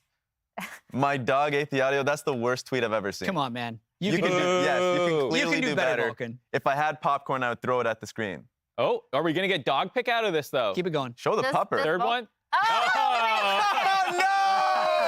Okay, here's the I thought that was actually. All right, we saved it. We saved it. Good job, Newbie. Dog. Good job, Newbie, for saving the tweet. Oh my God. All right, so apparently it's time for our breakdown. Okay. I pulled the YSKM clip. Yeah, okay. That's amazing. We're going to talk level 1s. All right. Let's go. I didn't even notice that this was going to happen. Let's try to find this. Mark, I think you're in the way. No. We'll see. So you get control over where it has to be the newest thing that we're doing. It has to be the newest thing. Called. Let's see. Do you guys have the marker, by the way? Jat had it last. I think I Probably put put it it behind back, the so screen. that's on you. No, it's 100T dig. It's probably the last You one. need to try closing the. It's likely the last. Oh, there's a lot of stuff in there. Oh. I think There I we got go. Ooh. Oh! All right. If you want the pen, Emily, it's behind the. Yeah, go get it. That's sick. awesome. All right. What do we want to start here? You can talk through this, and I'll be your telestration, because this is something that we both caught out after seeing this in LPL and then seeing it again with Fudge yesterday, is how top laners are affecting level 1s, specifically at red buff when you're on blue side. Yes, so this is beautiful, because I remember I was watching a lot of the LPL VODs on this one. I know you have been keying in as well. So Invictus Gaming, YSKM, you should know me, is probably just probably the most fun player that you should know about. I was going to try to write you should know good luck him, with that but good luck Telstra's not cooperating. Something that he did in game 1 versus EDG, probably the best game up until, there's been a lot of days up until this point, was actually how he interacted with JJ in the jungle. World champion and all that. He was playing Sejuani in this particular game. So for him, he recognized that there was always going to be a chance for Sejuani full clearing topside. Usually junglers who are playing facilitators will full clear one side of the map and then gank that same side, right? He wants to be able to take Sejuani out of the game. We've seen some adaptation, we can already roll the clip, on now junglers actually getting either sitting in this bush, JJ doesn't, so he actually just doesn't see this coming, gets a channel on his counter-strike, and is able to bully JJ out, blow his flash. JJ at this point is just confused because he actually gets completely destroyed out of this game. I don't think he dies, but the sad thing is not only the fact that he gets pushed out, he has the base, come back, clear his side, and then I know we're on the next game, but his jungler, Gideon, then invades his bot side of the map. So he just loses a side of a quadrant of his jungle, and his bot lane gets dove. So it's just KO for your jungler, and we saw the exact same situation for Contracts in this game. Yep, yeah, here's Fudge. He's going to come around. He's going to harass Contracts. Contracts isn't going to go the exact same way, but the exact same thing happens, right? He blows Flash. At one point, I want to say he was about, at least a full level and 20 CS behind. Yeah. And basically, we even saw another adaptation that I didn't have time to play because I was rush pulling these. That's why I was texting. Yes. During the initial part of Waiting Room, once I knew we were going to have a delay. But we saw it by game, 4 or 5?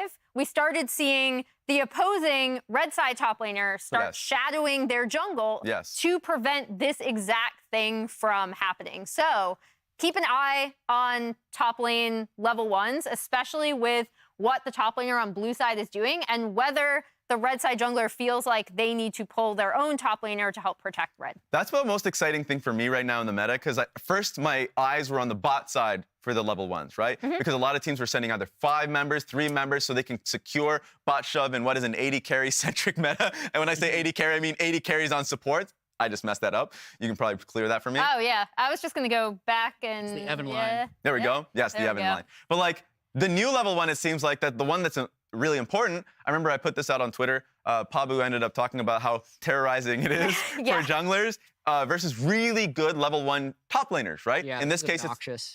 in this case, it was the Jax Counter-Strike. In the LCS, it was the Fiora. We could even see an Olaf level 1 that could just be terrorizing. Oh, God. So just having your top laner now unironically leash for you to just be there as a bodyguard. Because even if you sit in that bush, what are you going to do if the top laner is just eyeing you? Yeah. And if Fudge only lost 1 minion. And YSKM actually lost quite a bit because he continued to pressure there. He probably was a bit overzealous. He got a little over. But he actually just won his bot lane for him. And you don't have to lose too much doing this. So now just leashing for your top laner if you're really scared about this happening or just starting bot side is something that people are adapting. It's pretty tragic, right? Because I'd say if both people start bot lane and don't get leashes, then Blabber in this case would have red buff, and he can just invade enemy red buff when he naturally path up, and he's going to have red buff advantage. 2 years ago, you would just, as the blue side team, get your bot lane to leash, but lane priority is so important. None of these bot lanes. You're not showing up late to lane with with Callista. So it's weird. This Fudge and YSKM stuff.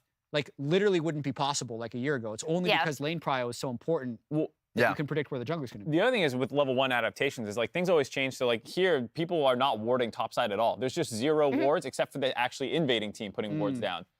Both clips in the other one as well. No one actually. I'll swap seats back. What are we doing? Hey, I don't mind. I don't care if we change up. I don't mind. Wait, actually, I want to show you a cheese. I want to show you a cheese level 1 just for fun. God. All right. Well, while Jack gets that set up, I was just gonna say that no one is. Take it back.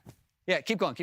You're the one in control. Yeah, you don't need to tell anyone to do anything. Literally. So here's a. Wait, am I done with my point? Okay, You're not I'm done done. with your point. Jack, Talk, man. Jack started talking over me, telling people to roll the clip back when he has control of it. I have a point to piggyback off yours, by the way. I don't know if you want to finish. Just keep talking, Mark. All right.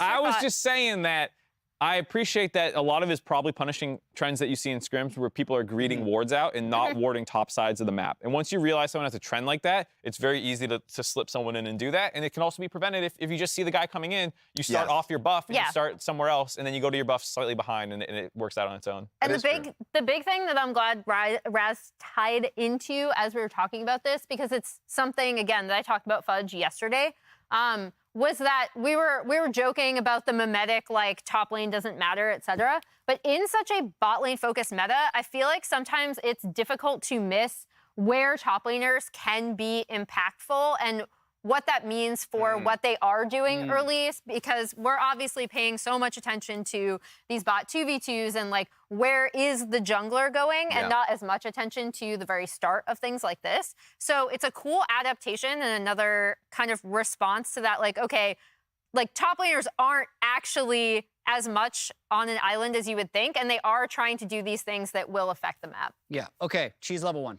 Hit us. All right. I'm ready. This is not the right champions, but just imagine your Graves jungle. Closing my eyes and I may have talked to some of you about this. If you're Graves jungle and you have, let's say your blue side team, you have bot prio and you have mid prio, and you're able, basically you have 3 lanes of prio and Graves, you push the enemy jungler off of red.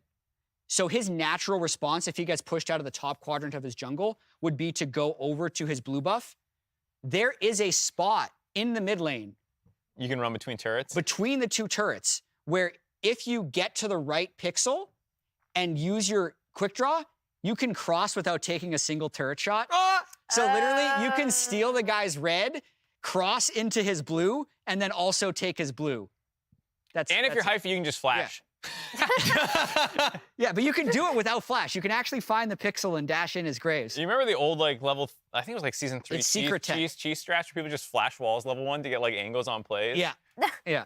I love that stuff. If you do that in There's a a lot of scrim, good the other stuff. team will FF. There's a lot of good stuff. Oh my God. All right, guys, and while we continue to work on the delay, let's take a look at the stars of the future in our preseason eyes. Eyes on the future. Go for it. Eyes on. Damn, I'm good. I've been following LoL Esports since maybe season 3. Actually, me and my dad came down in season 3 to watch World Finals here in LA, and it just came full circle. Now I'm here as a pro player. If you told me when I was 9 years old, when I was watching World Finals, that I'd be a pro player, I would not have believed you. But at the same time, as I got older and older, and I kept getting higher ranked, and I did good in amateur, I could see it coming. Here comes Busio, I was never really playing just for fun. the most valuable prospect, looking to make a difference here. Ignite takes him down. I always got a lot more dopamine from ranking up and getting better than simply just playing the game. Are you kidding? But I don't really feel like I've succeeded yet.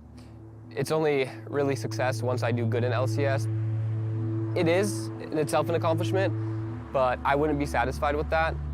And I actually want to be a good player that is a staple of the LCS.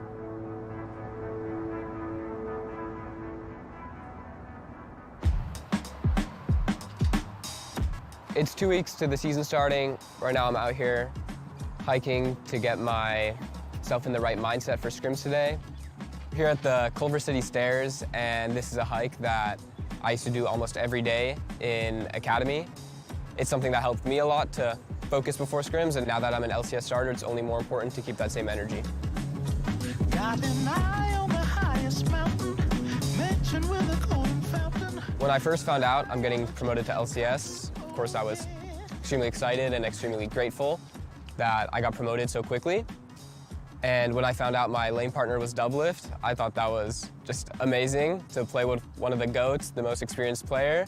I was really shocked when my GM messaged me that Doublelift really wants to play with me, because I know he definitely had offers from other teams, but he chose 100 Thieves for less money because he was really interested in me. Thinking about how he has 8 trophies is definitely overwhelming. No player except for Bjergsen is even close to that. And it's just insane that he's accomplished so much.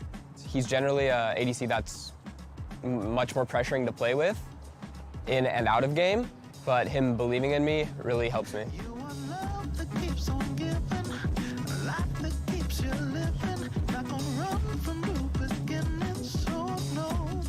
I played studio stage games in Academy, but it obviously wasn't the same as LCS, and now that it's coming soon, I feel the pressure, but it's also way more exciting. Stop asking who's gonna light the fire.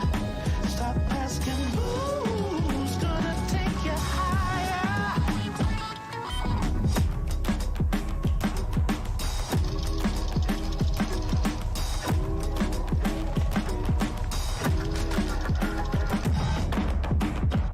Yeah, I got fined for wearing the Crocs at Worlds, but I still wore them because, like, I don't know, it's crazy for fining me for wearing Crocs. It's light, it feels good to wear, so I like the Crocs, like, I mess with it, but I need new shoes. These are nice. Can I try these on? This is a new chapter for me going into my second year.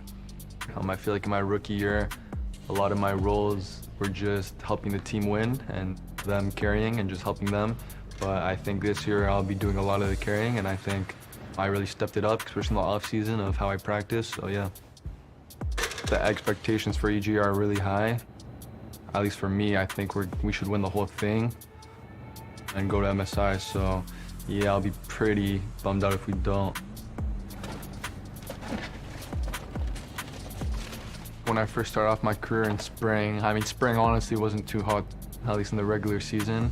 I wasn't playing well, I was pretty bad, but during playoffs I improved and the team improved a lot, so we won the whole thing, and that felt really good, especially in my first split. Yeah, they would look great on stage.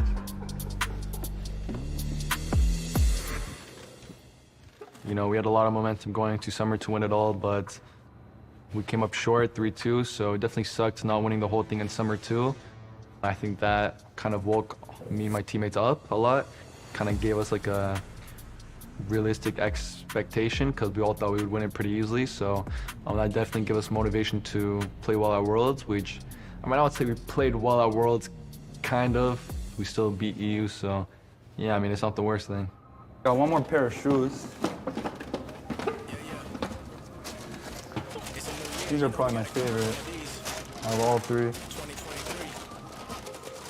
There's definitely times when I talk trash and I lost. I mean, I guess you could say that backfired, but I don't know. I mean, it's more fun just talking, so that's what I do. I mean, I definitely have haters. I feel like everyone has haters, so I mean, there's nothing you can do about that. If I get more haters or I'm vilified, it still helps me too. And you know, more people are talking about me then, and even if they're hating, they're still talking about me. So, I mean, it helps me at the end. It kind of fuels me in a way where if I win and they were talking shit, then, you know, I can just laugh back at them kind of. So, I mean, obviously it feels good. So yeah, it definitely does give me some fuel. Ooh, these look good. They feel nice. I like them. These are my favorite by far. I feel like where I'm going right now with my arc, I mean, I feel like it's been good and then it went down a bit, and I feel like it's really gonna rise up again this split. We switched our top laner and ADC for FBI and someday so the 100 Thieves team. We already played some scrims, so I think we're a really good team so far. I think the roster looks really good, so I definitely think we're contenders for winning the whole thing. Can I get a medium in these? Me playing really well as a rookie obviously feels good, but you know, if I don't play well, then it doesn't matter at the end of the day. So I feel like the longevity really matters a lot, and I'm just trying to stay focused, and as long as I work hard, I think I'll be at the top for a very long time as long as I'm playing. All right, thank you. about to run this shit off. Yeah.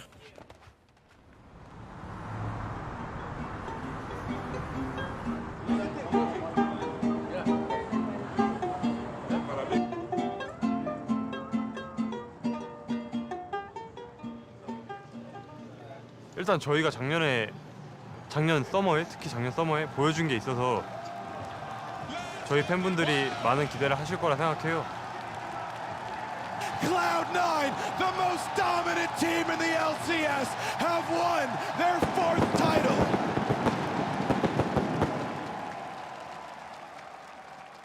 Yeah, two more here.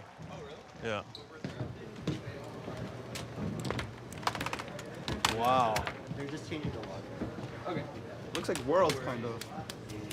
Are we ready to beating grandfathers? Of course. I don't know what I want to play. 올라가는 것보다는 그 자리를 유지하는 게 더 어렵다고 생각을 해서 일단은 요번에도 그 자리를 지킨다면은 그거는 진짜 저한테 엄청난 뭐랄까 약간 자부심을 느끼게 해줄 것 같고요. 이 첫 번째 우승은 약간 운일 수도 있지만 두 번째부터는 실력이라고들 하잖아요. 약간 저는 그거를 제 스스로 증명하고 싶네요.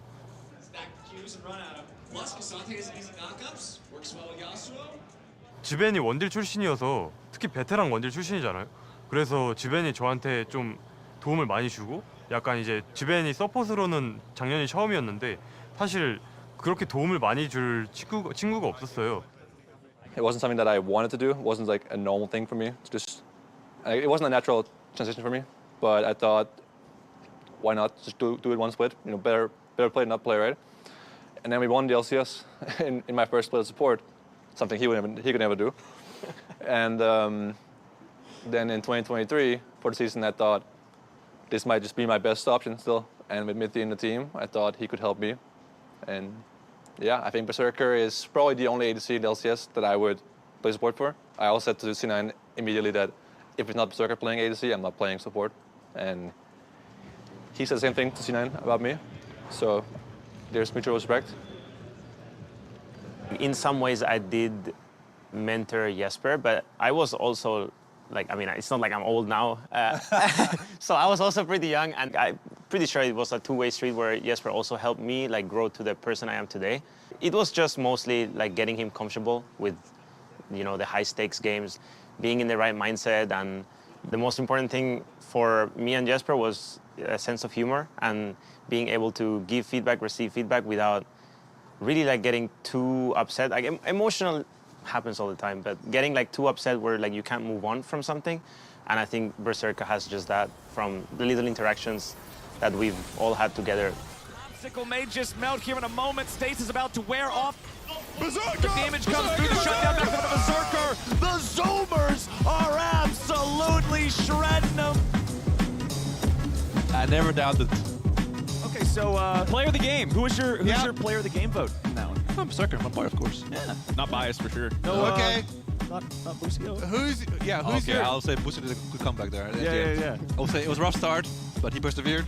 In Chicago for the finals, as 100 Thieves, we definitely had a lot to think about going up against C9. Playing against him was a pain in the ass, so I'm just glad I'm in Cloud9 this time around. I had my doubts about Berserker at first. I thought he had mechanics, he had laning phase, but he didn't have the killer instinct in terms of like the moment to step up and really carry the whole team on his back. I felt like he would at times just let the team loose rather than like try something crazy. And then I realized in Summer Split that changed when we worked together for like a month and a half or 2 months before the playoffs. He started actually just, you know, carrying the games, taking the team on its back 1v5.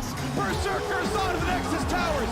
He's low, he's not quite dead, and the health bar remains. A triple kill for a man true to his name. And that's when I realized that he could be, you know, world class.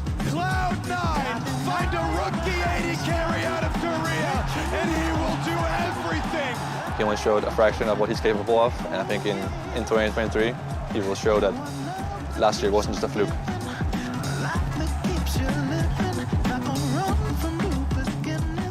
The expectation is high, being a rookie on such a strong roster, but my job is just to play my game, improve, get comfortable, and try to win a championship. Stop asking who's gonna I definitely think I just got better in every single way, honestly. So I think this year, I mean, I'm gonna get MVP, I'm gonna guess, so yeah. get out and get it. Get out and get it. Get out and get it. Get out and get it.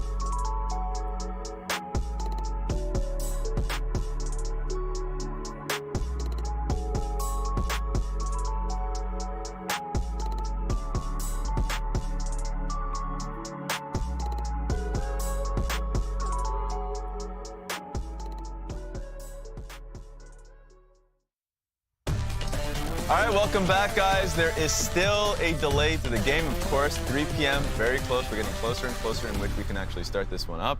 But from what I heard, everything was good in the morning. and the audio blew up, so just kind of a freak accident. What's the technical term for that? Yeah. I think we're still working on the definition. An audio boom. Something blew up. It wasn't like, ooh, we just didn't turn it on this morning. Whoops, we're done. It's just, if you ever work with technology, sometimes it goes kaput. Something big went kaput. Maybe they got to blow on it somehow or just start beating it. That's what I did with my TV growing up. I was like, hey, guys, I want to watch Dragon Ball, please. No one didn't go back and adjust the antennas. That was the problem.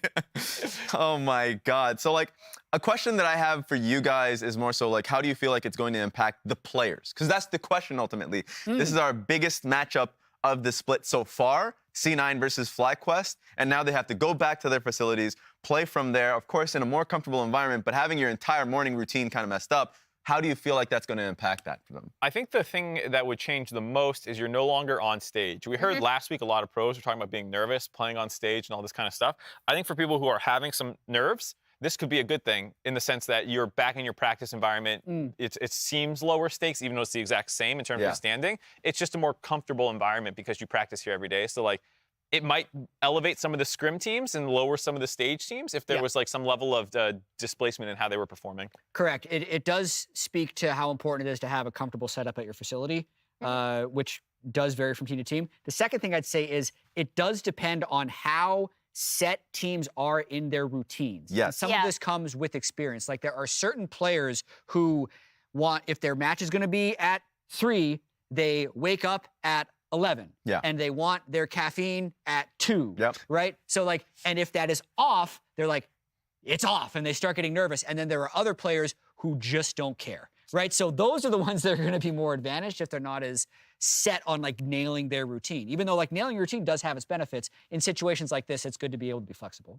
You sound like you had a specific player in mind. Oh, there are definitely players that want their caffeine in a specific way at a specific time. Emily?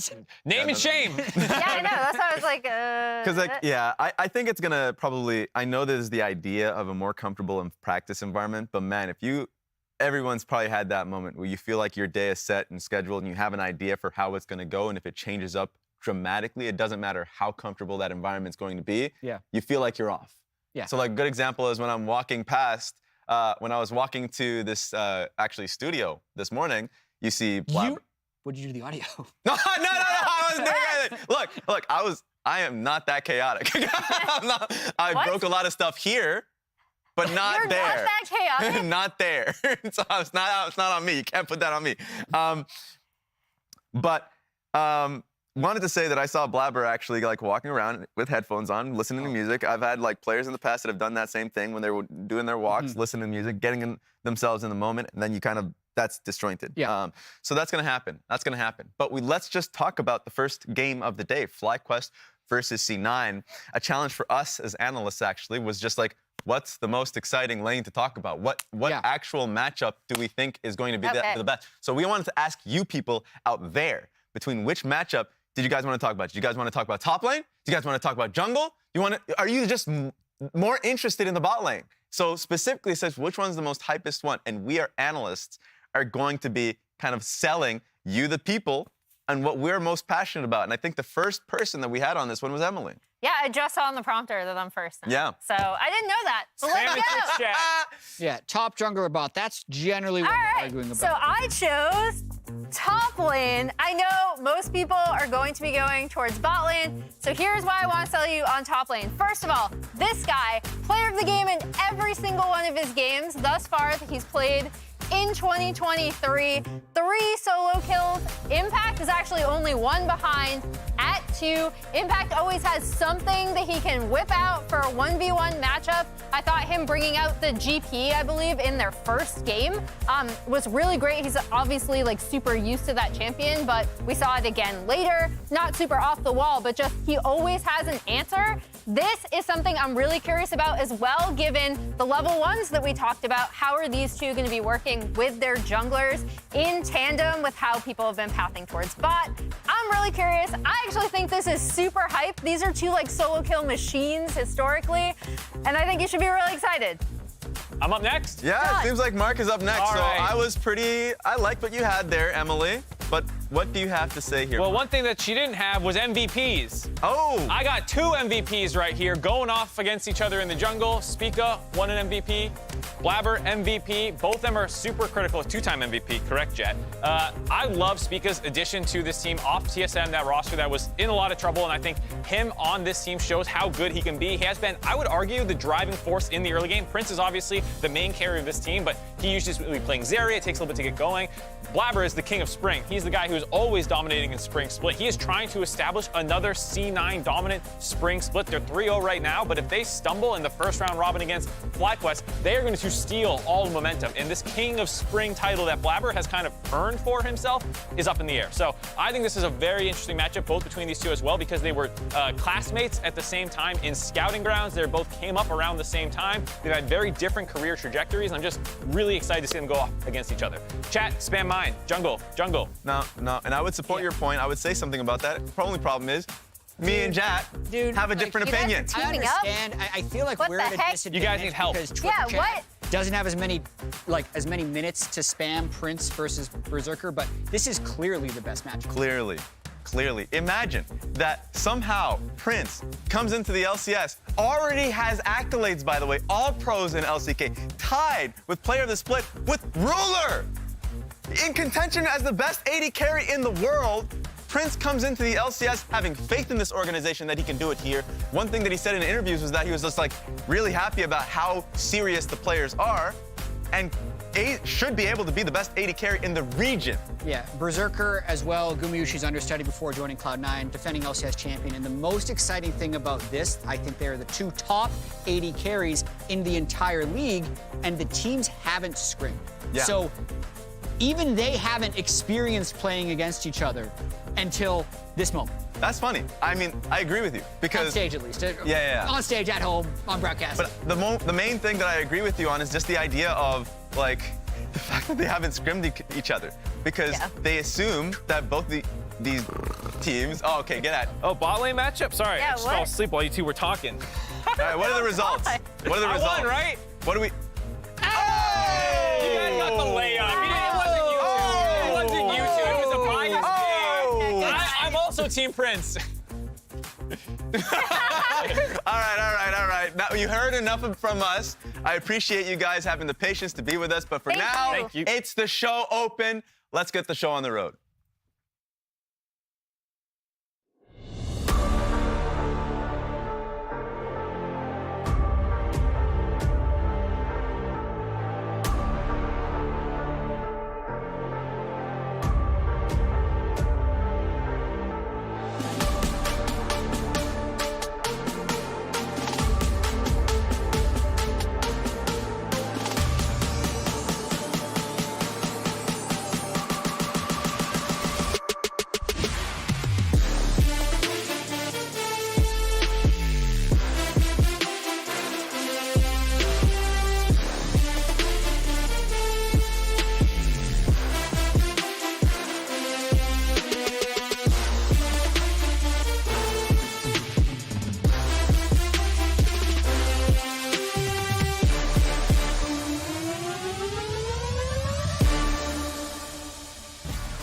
What's going on, everybody? Welcome back to the LCS. It's finally starting time. We made it, baby. We got there, buddy. I'm Captain Flowers. That's Kobe. And that's my camera right over there. Hell yeah. All right. But now we are ready to go. We're ready to start this one off. We got the official. Oh, they juked us again. Turn back. So I felt really bad because all of the FlyQuest and Cloud9 management were here in the audience, and they got delayed. Some of them had to leave. So I said, hey, give me some merch. I'll sell out for you guys. Mateus's jersey? This is literally their social media manager's jersey. Yeah, we got Mateus's jersey. And then we got the FlyQuest poster. You can go pick these up. You can't get Mateus's jersey specifically, but you can get one similar to it. I bet you could.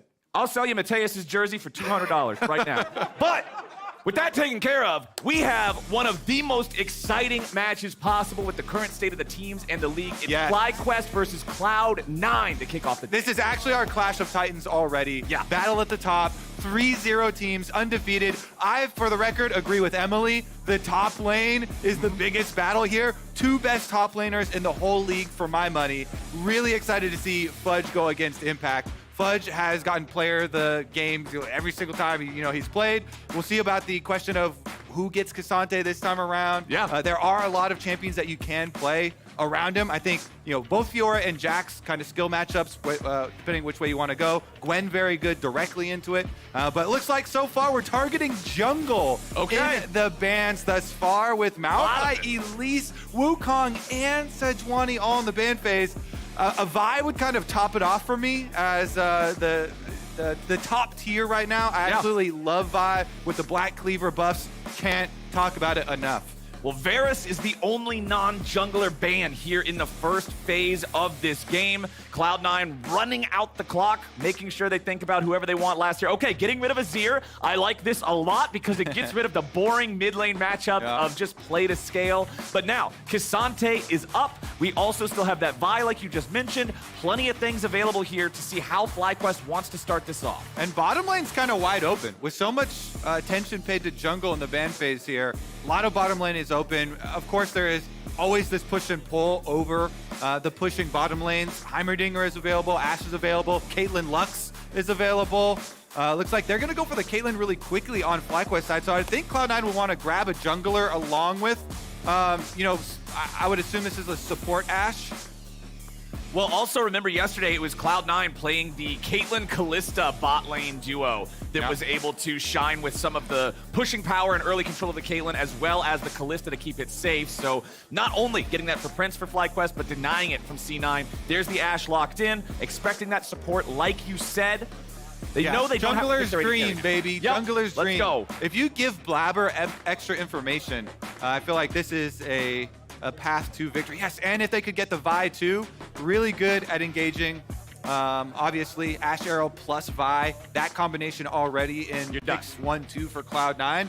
They have all the tools available to push the state of the game.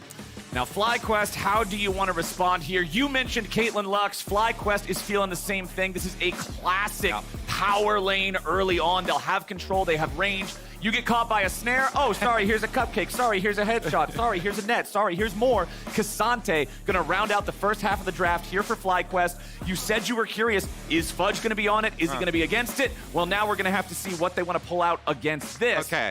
Excited because Cloud9 here, they have a decision. Either pick up their AD carry. Okay, we don't get to even explain it before it's done, but the decision was, do they want to grab the counter, their preferred counter, Fudge's preferred counter into Cassante, which I prefer the Gwen super heavily because Cassante always wants to build armor first with the Frozen Fist, Iceborne Gauntlet item, and having the magic damage Gwen up there is a really big problem for him. But they decide to go with their bottom lane first. I guess technically either one of these champs could be support, could be AD carry. Yeah. From now on, we'll just refer to bottom lane as the double AD carry lane. Call them bottom lane. That's what I'm going to call them. Okay, there we go. Bottom lane. They're both carries down there nowadays with all the champions going around. Sven, of course, is primely positioned to play a lot of those AD carry champions as support. But let's move on. Because they did not grab their counter to Cassante now, good ban here, I believe, from FlyQuest. Ban away the Gwen. You know, then you're still thinking about the Jax, the Fiora, kind of those more skill matchup-y ones.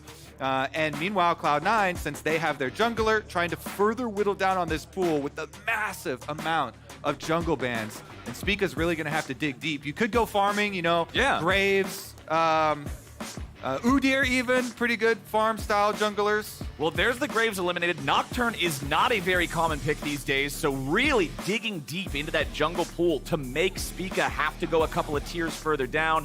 The Gwen is banned away. Do they want to take out something else like the Jax as well, or do they want to focus the mid lane instead? FlyQuest have a little bit of time left to think about this, think about what they want to target here. Fudge has been a standout player, but no, the Kassadin, this has been being banned almost all the time, most times in second half of the draft if your opponent doesn't already have their mid lane locked in, so that's off the table. Yeah, there was a very small nerf to Kassadin's E.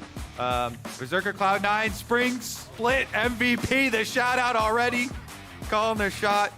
And then there we go, we get the answer. The Fiora is let through, of course.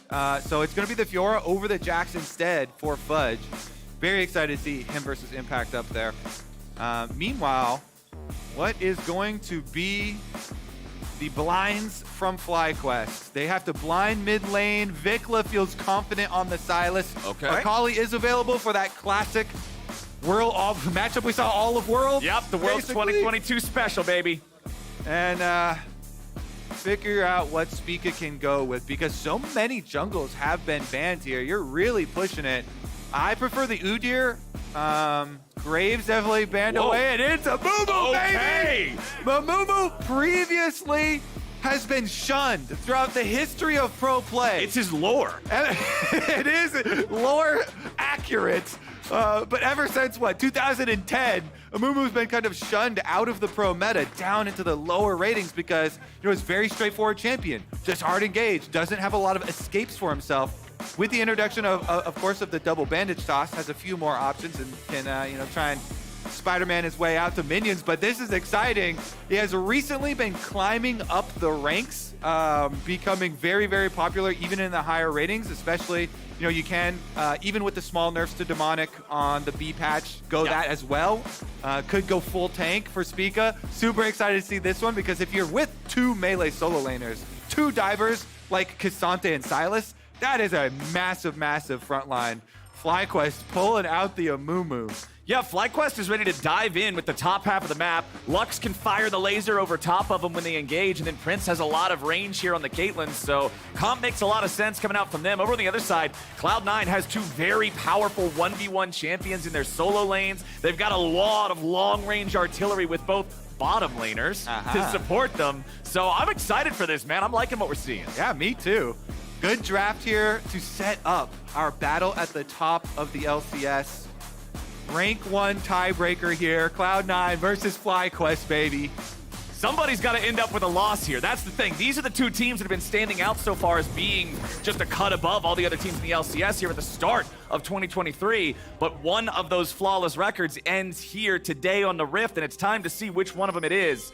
Kobe, we gotta focus on these junglers here in the early game, I think. Both these guys are excellent at what they do. Both these guys got some good ganking tools early on. Where do you want to see them? Bottom lane Tribrush. Okay. Let's see him there. There's so much emphasis, of course, nowadays on trying to get vision in the brush on side lane, with it being so focused on pushing. Vikla uses a Silas jump over to the back here. They want to try and pincer Berserker, see if they can get a summoner spell or even a Q. Amumu can follow it up. If Vikla lands, Berserker. A whiff. Confidence there from Berserker, sidesteps it. No summoner spells blown. Good attempt from FlyQuest, though. I always like to see prep like that, especially when you have a champion as versatile as Silas here, to jump over the back of the wall, knowing that if you land it, you have a Lux and an Amumu on your team. They will instantly both level up their Qs, and that person will be dead, will be followed up upon. Fudge takes the opportunity. When you see 5 members on the other side of the map, you know you have freedom as the top laner to go get some deeper vision. And Fudge, remember yesterday, did a very cheeky level 1 when Cloud9 played against CLG. He absolutely took contracts out of the game at level 1, counter jungling that Wukong at the red buff. He's not going to get the opportunity to do something similar. This game is starting on the other side of the map, but you've always got to be mindful of what this guy's going to do. And counter jungling is one of the tools used against Amumu a lot higher up, because the champion has no dashes of his own that are not to enemy minions or enemy monsters. If you are able to get some pushing lanes to help you in an invade on an Amumu, oftentimes you find him on a camp, he's gonna have no way out except flashing, and you can get a lot of an advantage. Looks like it will be a pretty easy clear for him, though. Always looking for the full clear here. Spica does do his bottom triangle of the jungle. A lot of wards for Cloud9. We'll see him if he transitions back. He's taking a pathway here, though. Yeah. Past a ward towards mid. Yeah, Cloud9's putting down a lot of early vision in the jungle of FlyQuest to track this Amumu nice and early, make sure they don't get caught off guard by those ganks. And remember that as the game goes on... Who's invading who, baby? Yeah, let's see what it's going to be here. Spica will throw the ward over the wall. He knows Blabber's going after these wolves. Smite's not available for the Amumu just yet, so Blabber's able to immediately grab that. Now what about the fight? Spica's winning for now. Blabber turns it right back around with a Vault Breaker. Diplex having a wave about to crash into his turret is saying, no, just get the hell out of there. I don't want to deal with that. I need to farm this up right now. So Spica getting aggro here on the Amumu early on. I love to see it. Going for the invade himself. He likes to turn the table, take control. With the double Qs, definitely has a possibility, but Blabber's going to turn it around on him. He goes for the counter invade, cross map onto the blue. This is, by the way, the first Amumu in the LCS since 2015, since I played it as jungle. Of course, we had the era of Amumu supports, which were everywhere. Right, yeah, those are some different. Back to the origins here. Original Amumu as a jungle. See, it's actually fun. Yeah, the whole audience is like, oh, it's going to hard leash back. But some of the changes to jungle have made it a lot kinder to, to junglers. If you do get the full patience leash, it only heals up very slowly as it waddles back into patience range. So it doesn't take a lot longer for Blabber to finish that one out. Does get it and gets the crab on his way out. You know he loves those. Yeah, the camps are a lot more level-headed. They lose their patience and then they calm down immediately. Exactly. They don't have to go for a walk and manage to just do the deep breaths for a while. There's been therapy for junglers as well as the jungle camps in 2023. The new season is just trying to calm everybody down. If there's anything I know about North American solo queue, it's that we could use a little bit more jungler therapy here in the Everybody's just a little kinder nowadays. Meanwhile, though, bottom lane, pretty even as far as the CS goes. Slight push advantage here to Prince and Winsome. Yep. Of course, the Caitlyn Lux trying to get up to the tower so they can really pepper you with those skill shots and see if they can get any damage on plates. Doesn't look like they've been able to scratch it at all thus far, though. Yep, just gonna get this wave crashing in there, continue to throw out those spells like you're talking about. Caitlyn Lux, love being able to control the lane, use the power of that range and that poke when you're stuck underneath the turret, force you to miss farm, force you to trade your health to try to contest it, and we'll see how well they're able to keep running things down here in the bottom lane. Prince, of course, being a standout performer so far for FlyQuest. We got to see him have an incredibly flashy display yesterday on the Lucian, really just showing mastery over that short-ranged AD carry, and so today, we're gonna get to see what it looks like with the Caitlyn. Honestly, I've been so impressed with Prince. I feel like he's shown mastery over every AD carry he's played thus far in the LCS. Absolutely playing them to their extremes. The Zeri, the Ezreal performance as well. Each one trying to play on the edge, squeeze out more damage, be as annoying as possibly can to the opponents while remaining safe still. So I too am looking forward to what they can accomplish here. Caitlyn Lux, of course, always trying to push up, see if they can get any turret plate money. Yep.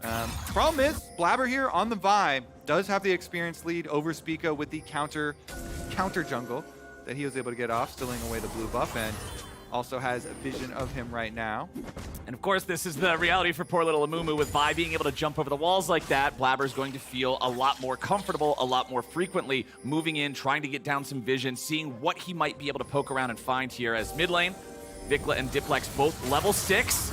Looks like we're gonna get a full-on fight here. Nice bandage coming out from Spica as Diplex tries to get away. Vikla flashing back over the wall now. Spica ready to counterattack. He's used both bandages now. E2 from Vikla. The Silas damage is there. It's first blood over to FlyQuest. Diplex trying to get away from this one. Spica waiting a little bit more for the next Q. There it is! The flash don't matter. A double kill to Vikla. Oh, Mumu's found his friend, Flowers, and the friend is Vikla. The friend is Silas. The chains, the whips, everything here in the mid lane.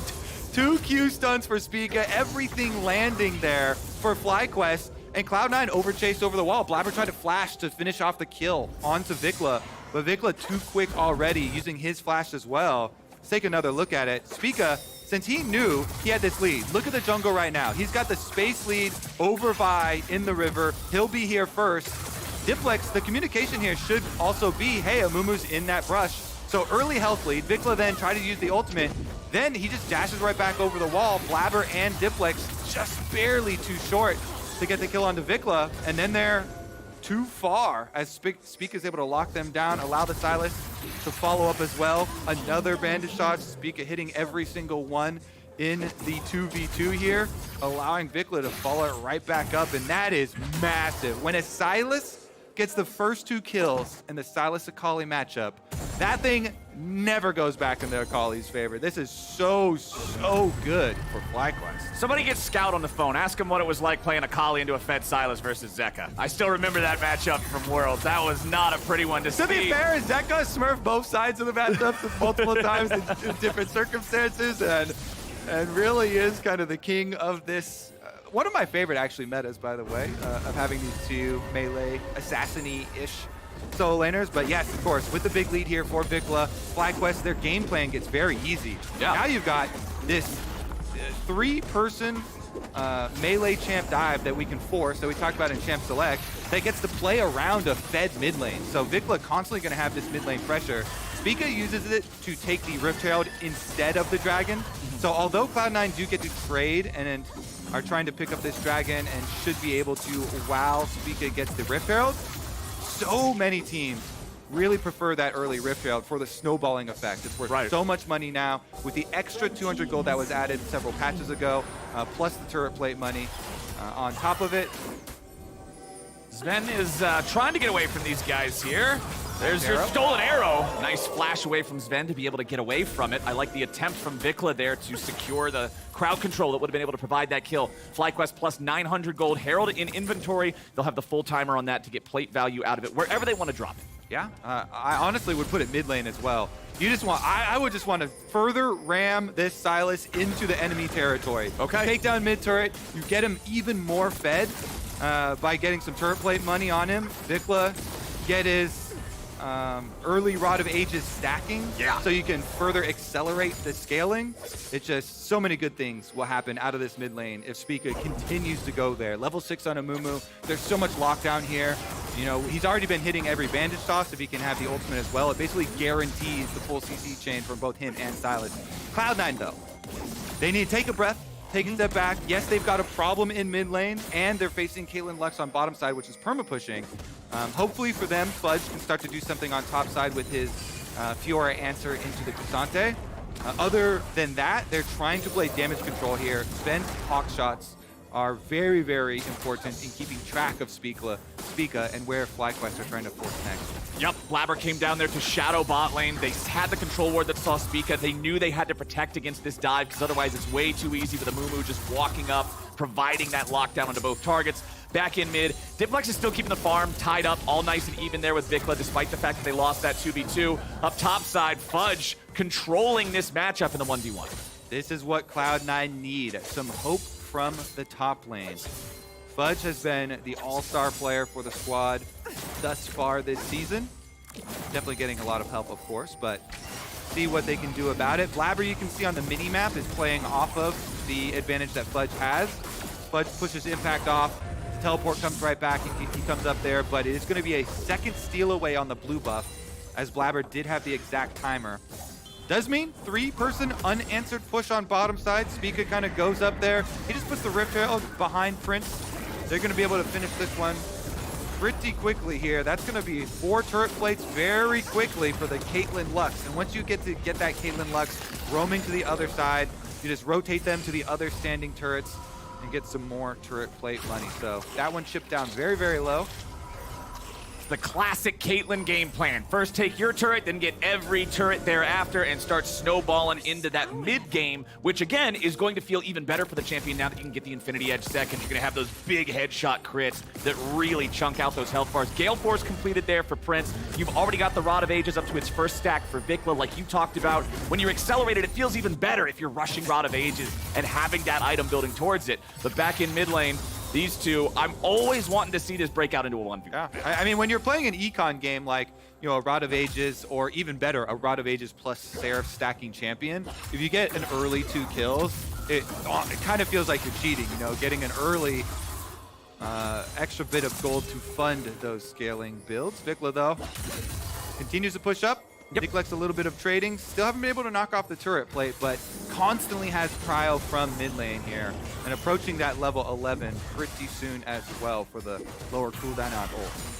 Cloud9's going to just go ahead and continue trying to farm up, trying to just move along without losing anything else. We've got a little bit over 1 minute before the next Drake spawns. It was C9 that took that first one. I expect FlyQuest to challenge here for the second. Yeah, especially with, speak of finishing, that Demonic that we were talking about. Yes, sir. Demonic Embrace, even with the slight nerf to it for melee champions, still very, very powerful. Going to put out a lot of extra damage here. And they've got supreme vision control in the river as well. You see FlyQuest doing all of the preemptive work here. There is 1 ward in the back of the pit existing here for Cloud9. Plus, they do have Ashe, so you always have access to some sort of vision. But honestly, I think Cloud9 should probably make the call to just try and play off other side. Maybe you make a cross-map play. Yep. You know, go for something here with Fudge. Try and get him more fed, maybe. Cassante's pretty difficult to pull off tower dives on because of the mobility, because of the all-out. But definitely would be worth even just getting a bunch of turret plate money and maybe a turret. Well, one thing to keep in mind here is neither one of our top laners have their teleport available for when the dragon spawns. And even if mid laners want to teleport into something, teleports will not be unleashed for another 20 seconds after the Drake spawns. So something to keep in mind in terms of the positioning, the flank angles, and how the teams want to set this up. Winsome's going to clear out some of these Cloud9 wards that have been spotted by the Scryer's Bloom, just using the E over the wall to make sure nobody from C9 is setting a trap. Yeah, I mean, there's no way Cloud9 want to fight this. Look at this. 1, 2, all these items completed here. Yeah. We've got a bunch of just pieces on the other side in inventories for Cloud9. So Dragon number 2, not the scariest. Looks like both teams not paying a lot of attention to it. And Spica here for FlyQuest even has opted to protect top side instead of overloading their resources towards that dragon, towards the other half of the map. And it sounds like FlyQuest has a similar read to what you were saying you hope to get from Cloud9, right? Is make a play on the other side of the map. FlyQuest is saying, well, let's shut that down if that's really going to be what they attempt. It doesn't end up resulting in a whole lot from either side up there. This bottom lane tier 1 turret, now that plates have fallen, is not long for this world. Sven and Berserker have been stuck underneath this thing for most of laning phase. Yes, they have. Playing against the Caitlyn Lux lifestyle. They actually have been CSing pretty well for themselves, but of course the Rift Herald definitely doing a lot of damage and kind of boosting Prince up to this Gale Force completion. I always love the call too as well. Just skip your boots, finish your Gale Force. That's the only mobility you need. Quick little dash. Quick little dash inside combat. Don't need to walk around too much as Caitlyn. You're like a siege tower, basically. Oh! Impact going for the outplay on Fudge, and he gets some. Nicely done from FlyQuest top lane. Nice stuff, yeah, right into the turret with the flash used from Fudge as well. Impact, all he had to use was the Ghost to try and get the angle there. His tower's been taking a beating due to the demolish of Fudge, but another kill for FlyQuest. 3-0 now already. This is the first time we've seen Cloud9 sweat this much. And at all over the map, too.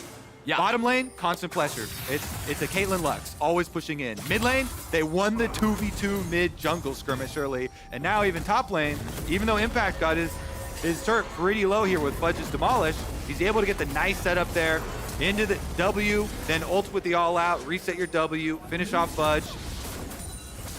If Cassante knocks you back underneath this turret with Q3, you know you are going to have a bad time. Fudge tried to get away from it, but it was too little too late, and just no way to get out of that one. C9 now looking to start up the second Rift Herald of the game. Remember, it was FlyQuest who took the first one. It's FlyQuest who got the second Drake now, so that's tied up, but it's FlyQuest who don't seem to be willing to just let this go. Impact's going to be the first on the scene, ready to challenge this, but C9 has all 5 men ready for this Herald. I don't think FlyQuest should have to let anything go. They have such a good lead here over Cloud9.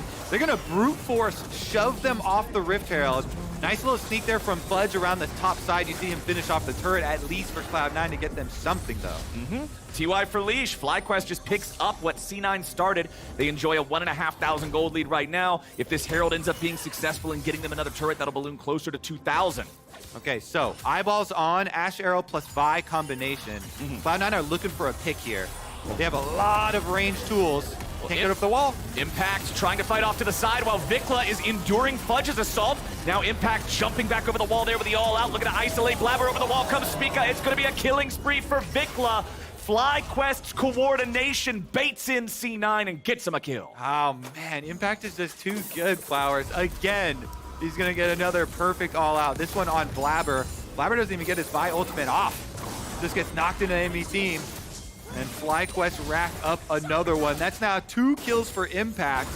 Yeah, he was getting pushed in a lot early, but with those kills, that's funding a very, very scary Cassante. And we have all seen at the hands of Fudge even what this champ can do as you go towards the mid game.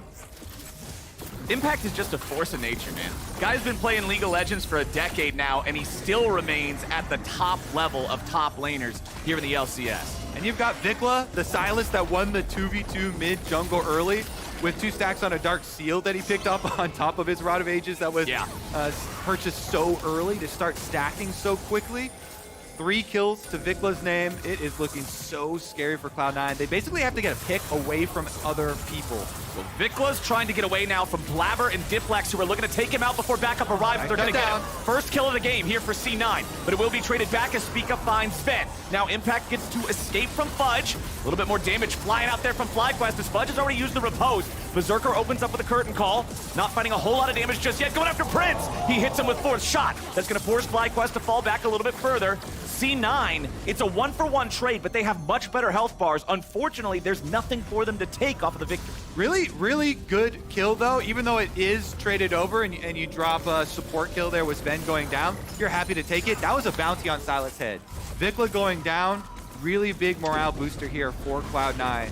Getting that extra gold in the pockets of Blabber for the Vi. He finishes his Kempuk Chainsword, which, by the way, is a worse rush item now. Even though they did buff the Grievous Wounds, they reduced the attack damage.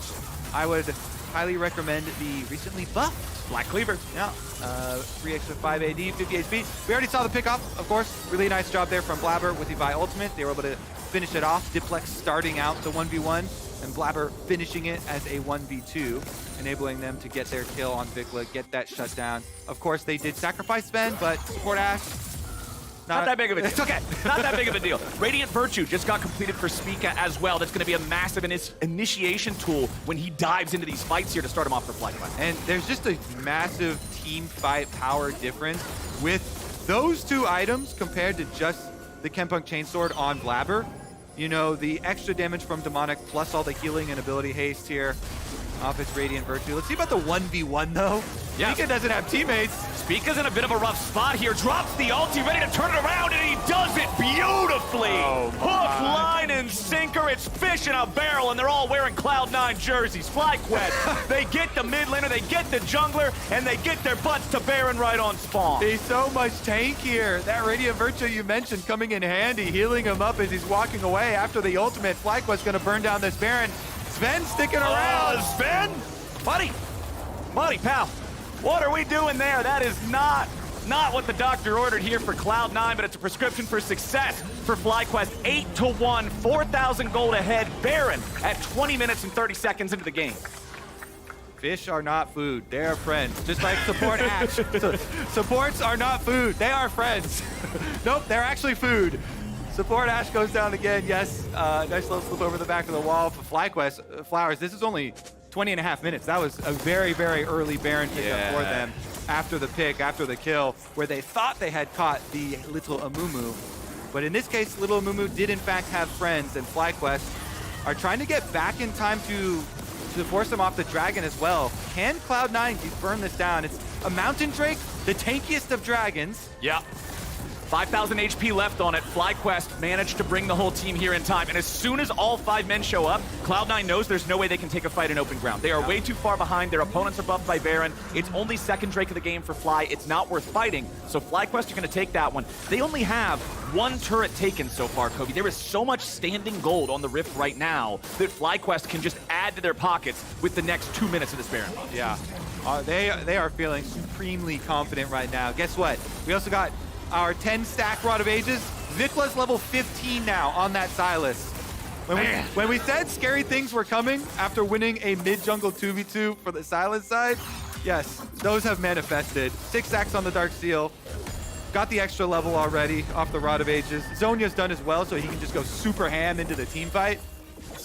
Problems are building up if you're playing for C9. They gotta find some sort of a way to stabilize here. Radiant Virtue at least finally done for Blabber, so he'll be a bit more survivable when he goes into these fights and tries to start things off here for the squad. Infinity Edge complete for Prince. There's the Caitlyn 2-item power spike that feels really juicy with those headshots like we were talking about earlier. They gotta be so careful. Anybody gets caught out by Cassante, by Silas, Amumu, everybody except for Caitlyn has some CC, and then Caitlyn just click, click, boom. Click, click, boom, indeed. Looks like Prince doesn't have to do as much heavy lifting this game as he has previously. Vicla's gonna handle this one no problem. Impact has been doing quite well, as we've stated many times as well, on the Cassante. He's trying to set one up here on Fudge again. Oh, and they just immediately go to burst Fudge down. They'll take him out. Even through the riposte, it won't matter. Impact gets the kill on that one. And with the Cloud9 top laner dead for the next 40 seconds, and Baron still up for another 30, we'll see what FlyQuest can find with this. Spica has no ulti. It's Blabber's Q flash that finds him and hits him, and it looks like they should be able to finish the job here. Nicely found by C9. Good on Cloud9 to actually get some money back, but it's always going to cost them. The constant map pressure on the other side here. With Baron buff, guess what? Unrelenting pushing here. Yeah. Caitlyn Lux in the mid lane gets a turret. Vikla gets one top side as well. It's, in fact, very, very positive. Net positive here for FlyQuest, despite Spica finally going down on the bottom side. We got to see it finally. The Mumu, no escape. Yep. Did get killed. Took 23 minutes. But we got there. Now, before they got that Baron, FlyQuest had only taken the tier 1 turret in bottom lane. The Baron enabled them to get the tier 1 and tier 2 in both mid and top. They went from 1 total turret to 5, so the map feels much more wide open, especially around this top jungle of Cloud9. And for C9, it's that much scarier because now you're walking into Fog of War with nowhere to run. It certainly feels wide open, yeah, for FlyQuest. Meanwhile, Cloud9 They're living in a little living room. They're just actually all living in the same closet right now. There's like, we're boxed in. We can't even go into our own jungle. Ooh, we can barely go out of our own base.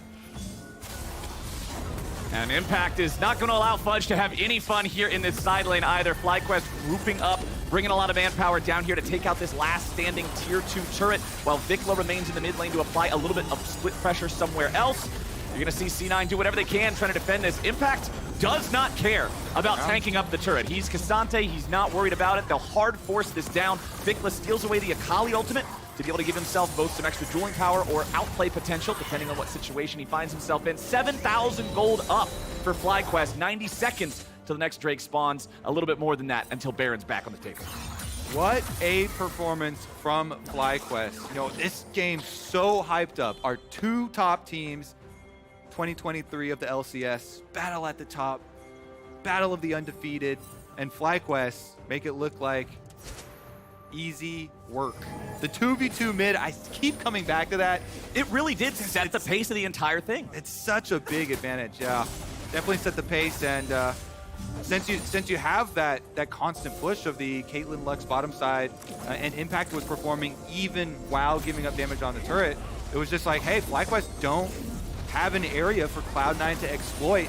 And since they weren't able to pick anyone off, even though you've got a lot of tools, right? You've got long-range Ashe Arrow plus Jhin follow-up plus Vi ultimate. You're thinking maybe there would be some more picks or some area to work with on the map, but FlyQuest, this impenetrable fortress, don't give them an opening. So with Baron spawning here in about 30 seconds, trying to keep an eye on exactly where the resources are. You can see teleports, both of them available for FlyQuest. Only the one available for C9 there on Fudge. Diplex still going to need about another minute before his is ready to go. C9 want to make the move to go after Vikla here in the top lane. Use the Hourglass to buy himself a moment. Flashes over the wall trying to escape. Kingslayer is going to give him the heal to stay alive for now. C9 went in for that. They used Akali ulti. They used Vi ulti. They tried to get the pick, but Vikla still able to get himself away, but it does cost a splash. Yep. And that's the biggest hope that you have. Just generically, when you're the team that's boxed in and you're behind like this, you're trying to play off these close areas. And since the opponents are all pushing in very spread out parts of the map, then you just try and overload and all go to one of those lanes, see if you can throw 3 people plus ultimates all at them, and hope for a pick. Unfortunately, they're unable to get the pick, but that kind of is the default strategy when you're behind like this and your opponents are trying to get the most out of being ahead and playing all 3 lanes. You just want to overload one of them and Hail Mary. Well, Fudge is running after Impact here in this long, long lane. You're going to see Impact activate the Ghost. Trying to knock Fudge around a little bit here. The riposte does end up stopping the Q3, but there. Now Impact's ready to go all out. Find some quick damage onto Fudge while the rest of FlyQuest decides to go for the Baron.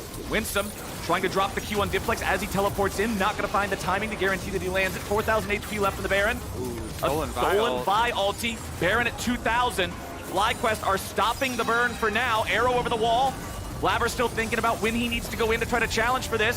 Vikla wants to try to stop him. He goes over. The Baron's going to be secured by Spica, and now Blabber is stuck in the middle of 2. Spica provides the CC, and Diplex cannot counterattack over the wall in time. Impact joins the rest of the team, and FlyQuest command a 5v4 with another Baron buff.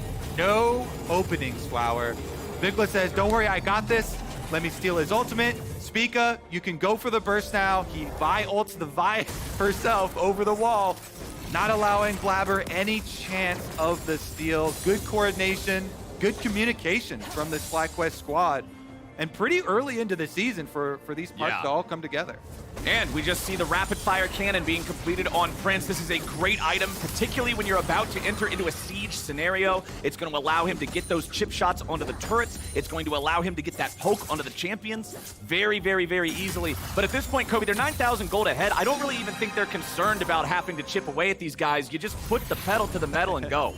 Yeah, they're not going to chip away. They're going to break down the wall very quickly here. Prince already knocking on the door. They've also got the Mikhails picked up from Winsome just to ensure that all these pick tools that we keep emphasizing for Cloud9 are going to be less effective here, because if Winsome is nearby, nobody's getting caught. I particularly love that item against Ashe, just because the arrows are flying out so frequently. They could hit anybody. It's super dangerous. Even if you're tanking, you get stunned for 5 full seconds. As Impact leads the charge yet again, that turret is going to drop. and the inhibitor is under pressure here with the top lane. Vikla stealing away the Ashe ulti. Inhibitor number 2 is exposed in mid, and they're going to focus that one down. FlyQuest takes it out nearly perfectly synced with the one in top, about 7 seconds apart on those. So it's 5 minutes of pain here for C9, but the game might not even last that long. Berserker losing a lot of HP there, having to pop the cleanse. Nexus turrets are already melting away. Nearly killed, but not quite. Berserker not getting a whole lot of value out of the curtain call there, as the Nexus turrets are now gone. C9, it's now or never. They gotta find some sort of a way in. They have Blabber try to go after Prince. The damage goes through, but it's only going through right back onto C9. Vikla goes on a rampage, and Fudge is going in a body bag. Impact gets it done. Sven runs back, Berserker runs back, and FlyQuest runs forward, straight into the heart of C9, and straight into a 30-minute win. And FlyQuest are the best team in the LCS. 4-0 start and a massive, massive victory over Cloud9, leaving no doubt here in this game. 13-2 final score, 10,000 gold lead by the end. First Baron at 20.5 minutes into the game, got the second one by securing it very, very well. Honestly, these guys just look like a machine. This organization made big moves in the offseason. Obviously, high-powered, imports coming over as well, but being able to get Impact, Spica, putting together this entire roster and the pieces without even the entire intended starting roster already finding so many wins. Really big stuff here for FlyQuest. Excited to see where this team goes and, of course, where Cloud9 bounces back because they have shown so much better performances than what we saw this game. Well, the top 2 went head-to-head, and it looked a lot like a FlyQuest highlight reel. So let's hand it over to the LCS Lounge to break that one down. Well, damn. Welcome back. That was a shellacking. You wait so long for a game, you hope it's a little longer. Yes. Let me say that. Did we decide what the hypest matchup is? Because I saw solo kill happen top lane. I'm just saying. Okay. Yeah, weirdly enough, I think bot lane won that vote by like 65%. It was always going to That was the most boring bot lane. It was. Nothing happened. Top lane. There's action literally happening everywhere else except for the bot lane. Let's just throw up the draft. I think that one, to me, was the most exciting part about this one, just because we saw a Amumu. Yeah. So, did you guys even anticipate Amumu being picked in competitive play? Not as a jungler. We've seen the rogue Mumu support make a return occasionally. But there are, 4, 5, There's a lot of jungle 6 bans. jungle bans. Yeah, they went here. 4 or 5 in the jungle. Yeah. Graves, Nocturne, Maokai, Elise, Sejuani, all banned away Wukong. And if someone's going to do it, it is going to be Spica. Yeah. He plays a lot of this stuff, this garbage in solo queue. But it ended up working out really well. It fit the comp, and he hit the item power spikes at just the right times. 100%. I mean, if we're talking about items power spike, I know at the very beginning, during waiting room, we were talking about champions we'd like to see, and one of the topics, or at least the topic I touched on, was like demonic embrace backpack. And that is legitimately what makes Amumu great so far. Not great enough to be picked, but I guess so far, Spica found a lot of success with it. But I say success. It didn't start out early in this game. Is there something you would like to talk about Who's here, ready for some jungle pathing? I'm down for jungle pathing. This is Wise Cam, so we're going to find I'm quite the interested clip. in if we actually have the clip that's loaded right now. If it is loaded, great, fantastic. If it isn't, we can talk a If little it bit longer. isn't, we'll just run it over everything. True. Look at you meticulously. I know. Every replay we've Emily probably Raz, done. oh my God.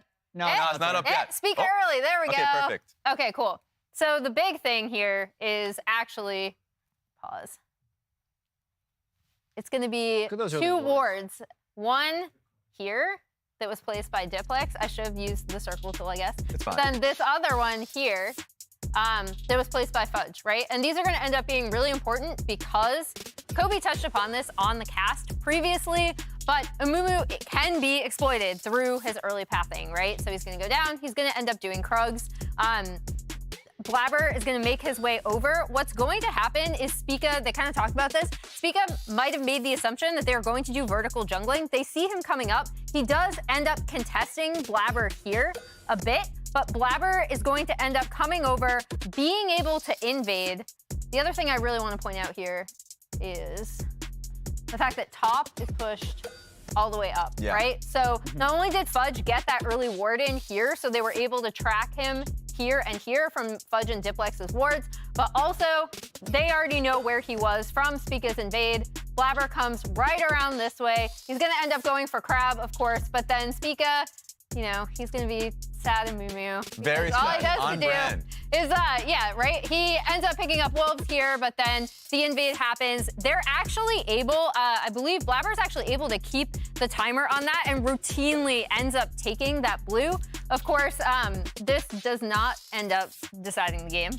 But yeah, I did want to cover it just because it's something that the casters touched upon. It's something that you want to keep in mind when you're like, why haven't we seen this champion necessarily, and like, where can he be exploited? He actually did make up for this in that mid lane play that ended up setting Vikla ahead, who then became like a massive factor in this game. Yes, and I think a lot of people are going to be asking questions of why he didn't just, or at least the Mumu, after pushing by out of the jungle, didn't just go for blue himself. But something we were talking about immediately before was the fact that you mentioned top lane being pushed out, bot lane was pushed out, and he would have been collapsed by both the Cloud9 bot lane and the Cloud9 top lane. So he was actually completely cut out of trying to take both buffs. Yeah, and for me, this was a really weird game. It was super one-sided for FlyQuest, and they do deserve the win, but the 2v2 that happened at level 6 and the fact that they got multiple kills right at 20 minutes to get the first Baron, I think accelerated the game more than would usually happen. But that is going to do it for us here in the LCS Lounge. Before we head to break, Mark is standing by with Cloud9's owner, Jack, on stage.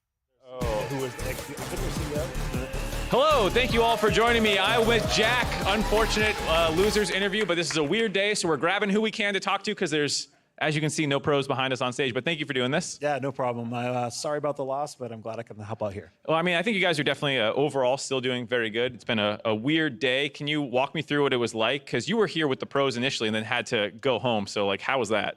Yeah, it was, we had a really good start of the day, had our breakfast, had a warm-up game. We got here ready to play, and then we were told, hey, go home now. We're going to play at home, which is really awkward for me because I usually go with the team wherever they're going. What happened, though, is I had like family here. I had some sponsors here. I had my Valorant coach here. I had a bunch of friends here. So I'm like, I'm just going to hang out and watch a game with them. So you're blaming that on the loss, right? I think... Yes, absolutely. Yeah, there you go. In studio, you had him. No, FlyQuest is a great team. You know, I saw Papa Smithy earlier, and he basically was telling me, like, look, you've stole our CEO, you stole our next CEO, and you just announced that you stole our merchandise person. We should get the win. I'm like, okay, we'll give it to you. Yeah, that's very nice. Bigger picture, stepping back, you're still 3-1 at the end of this week, still very good. Were some memes, as usual, that C9 lost the offseason when you picked up Diplex. People were not 100% familiar with him. I mean, clearly we did. I mean, we lost. You're going to blame him? Yeah, no. If we had Jensen, we had this. No. I mean, I think at this point, if we don't lose the offseason, that's dangerous. I actually get uncomfortable when people start trusting my moves. And so maybe that's the reason why we lost. Yeah, okay. But overall, how has it been with the team, seeing their practice, those kinds of things? Obviously, a pretty hot start. Yeah, scrims have been really great. I think Diplex is doing phenomenally. He's really adapted to our team. He's really bought into our culture. The players really like him. So we're really happy with what we see. Nice. He's definitely been a good surprise. German Sneaky looking very good. That was a surprise to me. I really didn't see like that. And then once they threw him up on the screen, is that Sneaky or is that Jensen? Is that like some sort of weird mix? But he kind of fits that. All right, cool. One final question. Just who do you think are the other big competitors? Obviously, FlyQuest is one of them. But who else do you think is joining you in kind of that title hunt? Through scrims, it's been interesting because you often hear us say this is the most competitive split ever. Yeah. I think this actually is the it's most. It's usually hype, but you mean it this time. But I actually mean it this time because in scrims, I mean, CLG, okay, they're actually not looking that good, but TSM looks really good. 100 Thieves has been looking really strong. EG always looks really good. So I really don't know who the top 5 teams are going to be at the end of the split. So I think it's going to be really fun to see how that develops. All right, thank you so much. It's really exciting to hear. Thanks for stepping in and doing this kind of impromptu interview. And we're going to break. We'll catch you guys on the other side for the next game.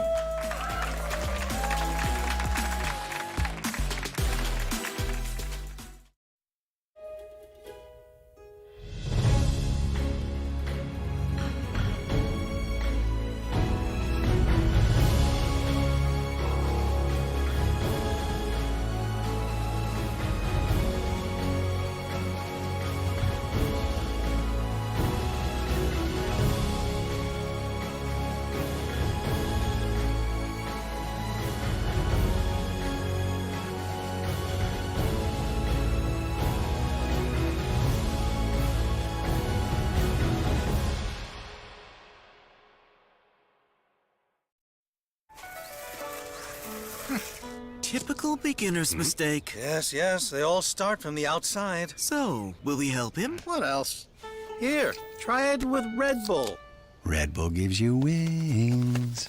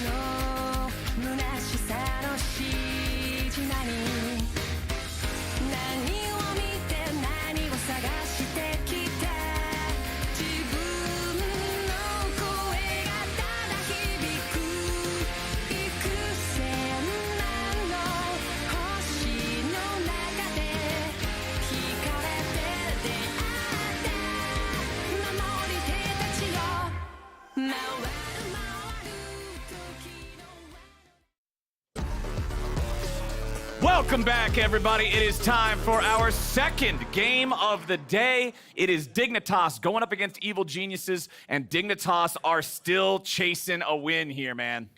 They're chasing. I'm hoping they're close. I'm hoping it's like touching distance. Touching distance. They're this close. I don't want it. I don't want it to be. You're doing what the wins have done to them so far. You're just slowly backing away as they're trying to get that win. Because they have a lot of household names. Yeah. That was one of the things people were hyping so much about Dignitas this time around. Is like, oh my God, they were able to sign Santorin and Jensen and Arma. Like, there's a lot of hype here. So hopefully, this group can actually come together. Of course, they also, like some of the other teams, like FlyQuest, they're trying to work out backup support options. I think Biofrost is a great backup support option, personally. So we'll see what they can do versus Evil Geniuses, because Evil Geniuses have shown us two different geniuses. One of them more evil than the other. Week one, it was very, very risky geniuses. Yeah. They made quite a few errors. Some openings were left up for their opponents. They cleaned it up pretty quickly though in week number 2. So if they come to play today like they did yesterday, then it is going to be another really tough battle for Dig. And the biggest thing I'm looking at in this matchup in particular, bot lane gap.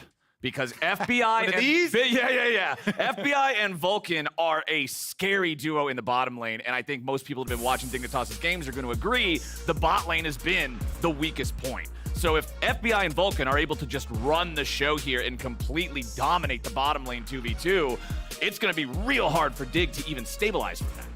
Definitely a scary duo to go up against. From 2022, the joining of the Evil Geniuses core and the 100 Thieves, couple of carries and Evil FBI. Thieves. We're taking the villain characters and putting them together. Yeah. That's it. That is scary. We got some Evil Thieves. This is my first time watching it person. Welcome. Happy to have you. Sorry about the later start time. Yeah. We're past it now. We're into the games. And Yeah. hey, we got some AD carry bans, my friends. It's Ashe, Caitlyn, Lucian all banned away. Elise remaining on the ban table, getting a lot of respect from almost every draft as Gnar is banned out by EG. The Armit ban, you do every single time. Makes sense. Yeah, Wukong down. Or Wukong still could be an option for him. Also loves that champion. I wouldn't be surprised to see it banned. Those are kind of the duo. last one. But yeah, a lot of Maokai. focus on the ADs, I guess, with the Caitlyn Ashe this time. That does mean the Varus is left up. Interesting kind of difference here, first game to this game. Meanwhile, in the jungle pool this time around, it's just the Maokai and Elise, just the AP threats. And still leaving open a lot of all the AD options. The Wukong that we were talking about, the Vi, of course. Once again, if we see Lulu, that already makes me think Zeri. Yeah. Okay, Lulu lock in early can be paired with a lot of things. It's more versatile, so that's why they go for this one first. There's that Varus we mentioned. Looks like, yeah, we'll probably get a Varus versus Lulu Zeri lane down bottom. And then the question is, what junglers? So Sejuani always makes me think EG already want to pair it with some melee solo laners. I just love those pairings. It turns Sejuani into just this kind of boring frontline tank jungle champ that you have to play into exciting. I can go for some early ganks, some solo lanes that can stack up my stun really quickly. So hopefully EG have some spicy picks for JoJo and someday to pair with that Sedge. Well, we got the Zeri that everybody was pretty much expecting as soon as we saw the Lulu locked in, so that will be the bottom lane. You can see across the LCS that is an 80% win rate right now. They're also getting K'Sante there in the top lane. If Evil Geniuses went with an Aurelia mid for JoJo to pair with the Sejuani, that would be spicy. That would be hype. Could remain as a flex pick right now, too, if they lock it in on number 3 here. We saw the Fiora in the last game into the K'Sante. Could be that. Jax, the outscale kind of option. And it looks like we will get that Fiora out. There we go. Fits the bucket of skill matchup there into the K'Sante. Also, really threatening with the Sejuani. It makes me think here for Dignitas side, what can Santorin even pick to go into that 2v2 top jungle? Already looking a little bit scary here, and we'll see if they whittle down on that champion pool a bit more now. I expect to see Evil Geniuses look at the jungle pool a lot, just because we've already got some jungle bans here in the first half. They can pinch it further here in the second half. They're going to go for Orianna instead, get rid of one of those champions that Jensen has a lot of reps on. And Orianna got some really nice buffs on this B patch, this little hot fix shoved in there patch. So bending away his favorite champion of all time. Silas in the response here from Jensen. Sven was pretty adamant that Jensen, not the premier Silas player, so they're banning it away instead. Always an extra little bit of joking, bit of jabs between those two.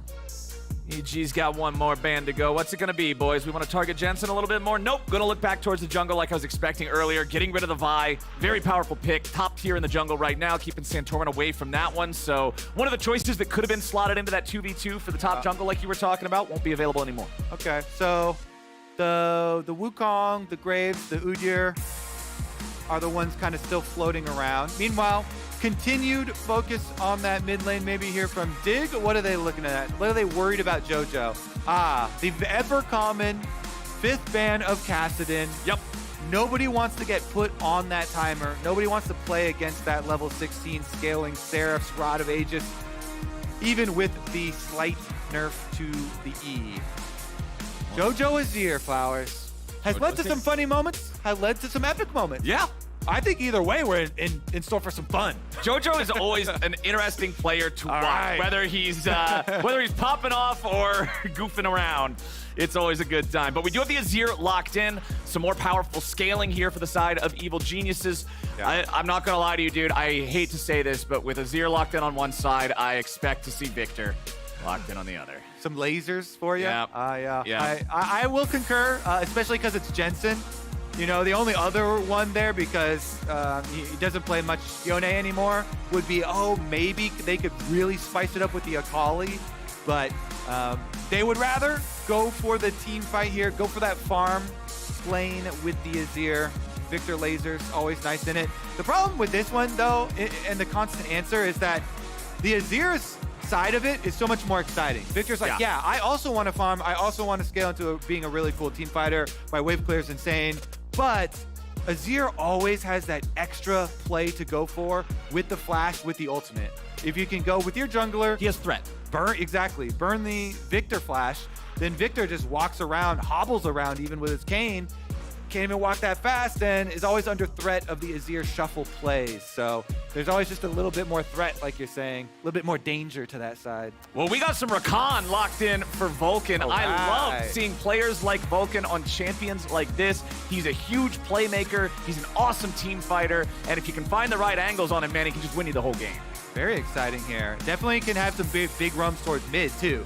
You mentioned Rakan. If Rakan gets out of lane, and especially Varus is quite good at doing that for you, then giving Vulcan some time to roam, couple roam windows towards mid, boom, burn a Victor's flash, then guess what? Inspired goes mid, and they look for some kills, and they start JoJo off on the right foot. Could be the game plan here. Of course, Inspired could easily go towards the top side.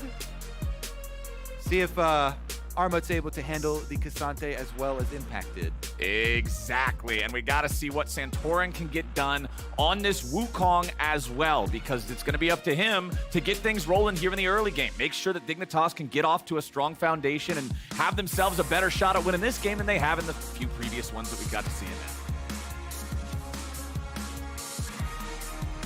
There we go. Fancy camera angle right into the game. I love this new screen at the stage, by the way. This big one right in front. Stage looking spiffy in 2023. Nice changes.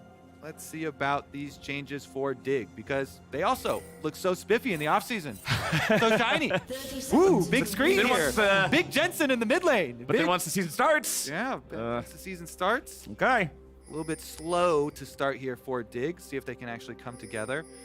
Their coordination, I think, has been one of the big things. But, as the Des mentioned, the elephant in the room is the bottom lane for Dignitas. So we will have a magnifying glass on that bottom lane. See if it does catch fire very quickly. And with Rakan and Varus, I mean, especially once they hit level 6, you bring your jungler down there, you can just decide, okay, we're going to kill you. Rakan goes in with his ulti, you follow it up with a Chains of Corruption. It's a problem. Decided we will kill you. And that's about what's going to happen, man. Wild growth or not, there's so much CC, there's so much power there. So, keep your eyes on that. We'll have to see how Dignitas can handle the bot lane pressure. We'll have to see if they can manage to scale up and get themselves in a good enough spot here, as Jensen just immediately forced to flash at level 1. I love this from EG. Yeah, I mean, this is something that if you've played solo queue anytime in the last year, people are always worried about, like, support Twitches doing that to them. Yeah. These Hail of Blades supports, coming through, really annoying, will roam mid. But this is actually a nice little iteration where they've got Hail of Blades on the Varus, of course, as is customary for lane, and they just bring the whole bottom lane towards mid. A little bit of a harassment there. Try and get Jensen a little bit more scared really early. As we talked about, hey, if Rakan ever gets this roam window towards mid, guess what, Flowers? You could burn the flash, and then the Victor's scared forever. Well, they don't actually need a roam window if they just start in mid. Yeah, just start him off scared and keep him under his turret for the entire laning phase. Worth putting out, too, Someday at the start tried to do what we saw Fudge do to Contracts yesterday with the Fiora versus Wukong invade at level 1, but Armut was wise to the fact that might be going on, so he stopped that from setting Santorin completely behind and essentially just making it unplayable for the Wukong. So nice heads up there from Dig, recognizing that could happen, being able to outplay that and navigate around it well. Santorin still just clear clearing through his entire jungle as Inspired is crossing river. I love the shout out, by the way. Definitely, junglers' eyes are always turned towards that. Arma, the sage of the top lane. I will defend, don't worry. Not gonna let you get taken advantage of early. Santorin, though, comes to find. It's been had. Inspired has already struck. Well, Inspired tried to steal away that big chicken, but Santorin did have the mastery of bursting it down to make sure that the Sejuani wasn't able to pick that one up away from him. As you can see, the mid lane is going to look a lot like this for a good long while after that level 1. Jensen stuck underneath the turret, throws out the gravity well. That's going to keep JoJo locked down here. Jensen at about 200 HP, but the shield, the backup from Biofrost, means that he's not too much concerned there. But neither is JoJo. He knows he can just walk it off. What kind of CC or Victor and Lulu going to lock you down with after the gravity well is already taken care of? Have liked the aggressive looks from the Lulus towards mid, though. Always trying to make some polymorph plays. Biofrost trying to even up the support. Pressure towards mid. No flash blown, though. And should be some teleports right back to that mid lane. Pick up the CS, no problem. There it is. No worries. Has Doran's Ring, Control Ward, Corrupting Potion. Nice, tidy little early game inventory there for Victor. I would expect JoJo to be able to get a little bit more than that. Yeah, you can see Dark Seal plus Mana Crystal there, so he'll be able to return to lane with a little bit of extra healing with a single potion. Sad B, Jensen. Still feeling the pain from the level 1. Abusing him. Man, those level 1s can really feel bad. You feel the impact of those for quite a while. Yeah, I mean, it's the impact is seen on the scoreboard here with the CS lead remaining. Flash cooldown still glaring, staring at you in the face there. And Sejuani is a fairly potent early ganker, more potent than even than the Wukong, with all of the CC that the Sedge will bring. Vulcan's just keeping these guys zoned away as FBI farms up the minions here in the bottom lane. The control over the top side also going over to Evil Geniuses. It's both of their solo lanes that are having priority here, getting these waves shoved up, forcing their opponents to be stuck underneath the turret. And when your solo lanes have priority, it means your jungler is also more free to move where he wants, when he wants. So Inspired also out-farming his opponent, having a bit higher tempo there. He's going to go ahead and reset, as Santorin had to already do that.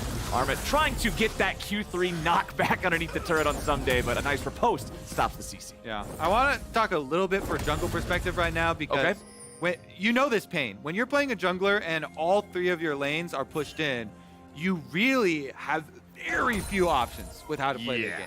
It's all about just trying to scrounge together your own camps and get some defensive vision up. So since the level 1 towards mid lane got really strong early pushing for JoJo, they've got the Fiora early pick into Cassante towards top side, and bottom lane as well, has really meant JoJo got him. There it is. That's all you needed to do. I would think it's first blood over to Inspired, and JoJo set it up. They knew the flash was still down. Yeah, really, really good advantage here from EG. They're able to get it down before the flash comes back up. They saw Santorin clearing that ward on the top side, as we're kind of going over how few options he has. Yeah. He sweepers out the vision on the top side. JoJo's like, okay, he's right here. Let's go for Jensen. Jensen will have the extra confidence. He knows Wukong is pretty close. Easy sweep for me. JoJo doesn't even flash. He got him with just the range of the back of those soldiers as he goes in for the sweep. So JoJo retains his Azir flash while killing Jensen. Now he can just go in, force the flash again, and repeat this play. It's the constant fear that we talked about in Champ Select, and why I think we both pretty heavily prefer the Azir side. Yeah, the Azir just always feels like he's the one who gets to decide what's going on, as Evil Geniuses still have control everywhere. Man, the bottom lane, it's FBI and Vulcan winning this one. Santorin's gonna move up. You'll see him step over those wards, has the sweeper active to clear him out. Inspire's ready to shadow these guys. EG willing to take the 3v3. Santorin probably just gonna go ahead and go back as Inspired starts up the Drake for the Geniuses. Yeah. Not a lot for him to work with. Meanwhile, EG, this is pretty decently early Dragon too, so 7 minutes. Going nicely according to plan for them. So, okay, going according to plan for Evil Geniuses, what is the plan for Dignitas? Like, you're down 1,000 gold, you're down a kill, you're down a Drake now. What do we need to see from you guys? So I think the first time we're going to see a big play from them is on level 6 of Santorin. Okay. He's still got his flash on Wukong. There's been no crazy, jungle shenanigans. Hasn't burned that. As soon as you get your level 6 on Wukong, He definitely can go for a play to try and get a kill back for somebody. The top lane is double ghost top lane, but Cassante actually has really good setup. Even if a Cassante is getting pushed in, especially close to your tower, you know, Armut can always go, because Cassante has so much mobility, you can try and set it up. You can get the riposte out pretty early. Maybe there's a play to be had there.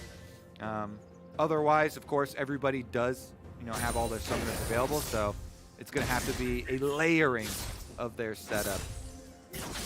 Vulcan hanging out in mid. Not level 6 yet, so no quickness to unleash there in a mid lane play, but there it is. Top side, Santorin's ready to go.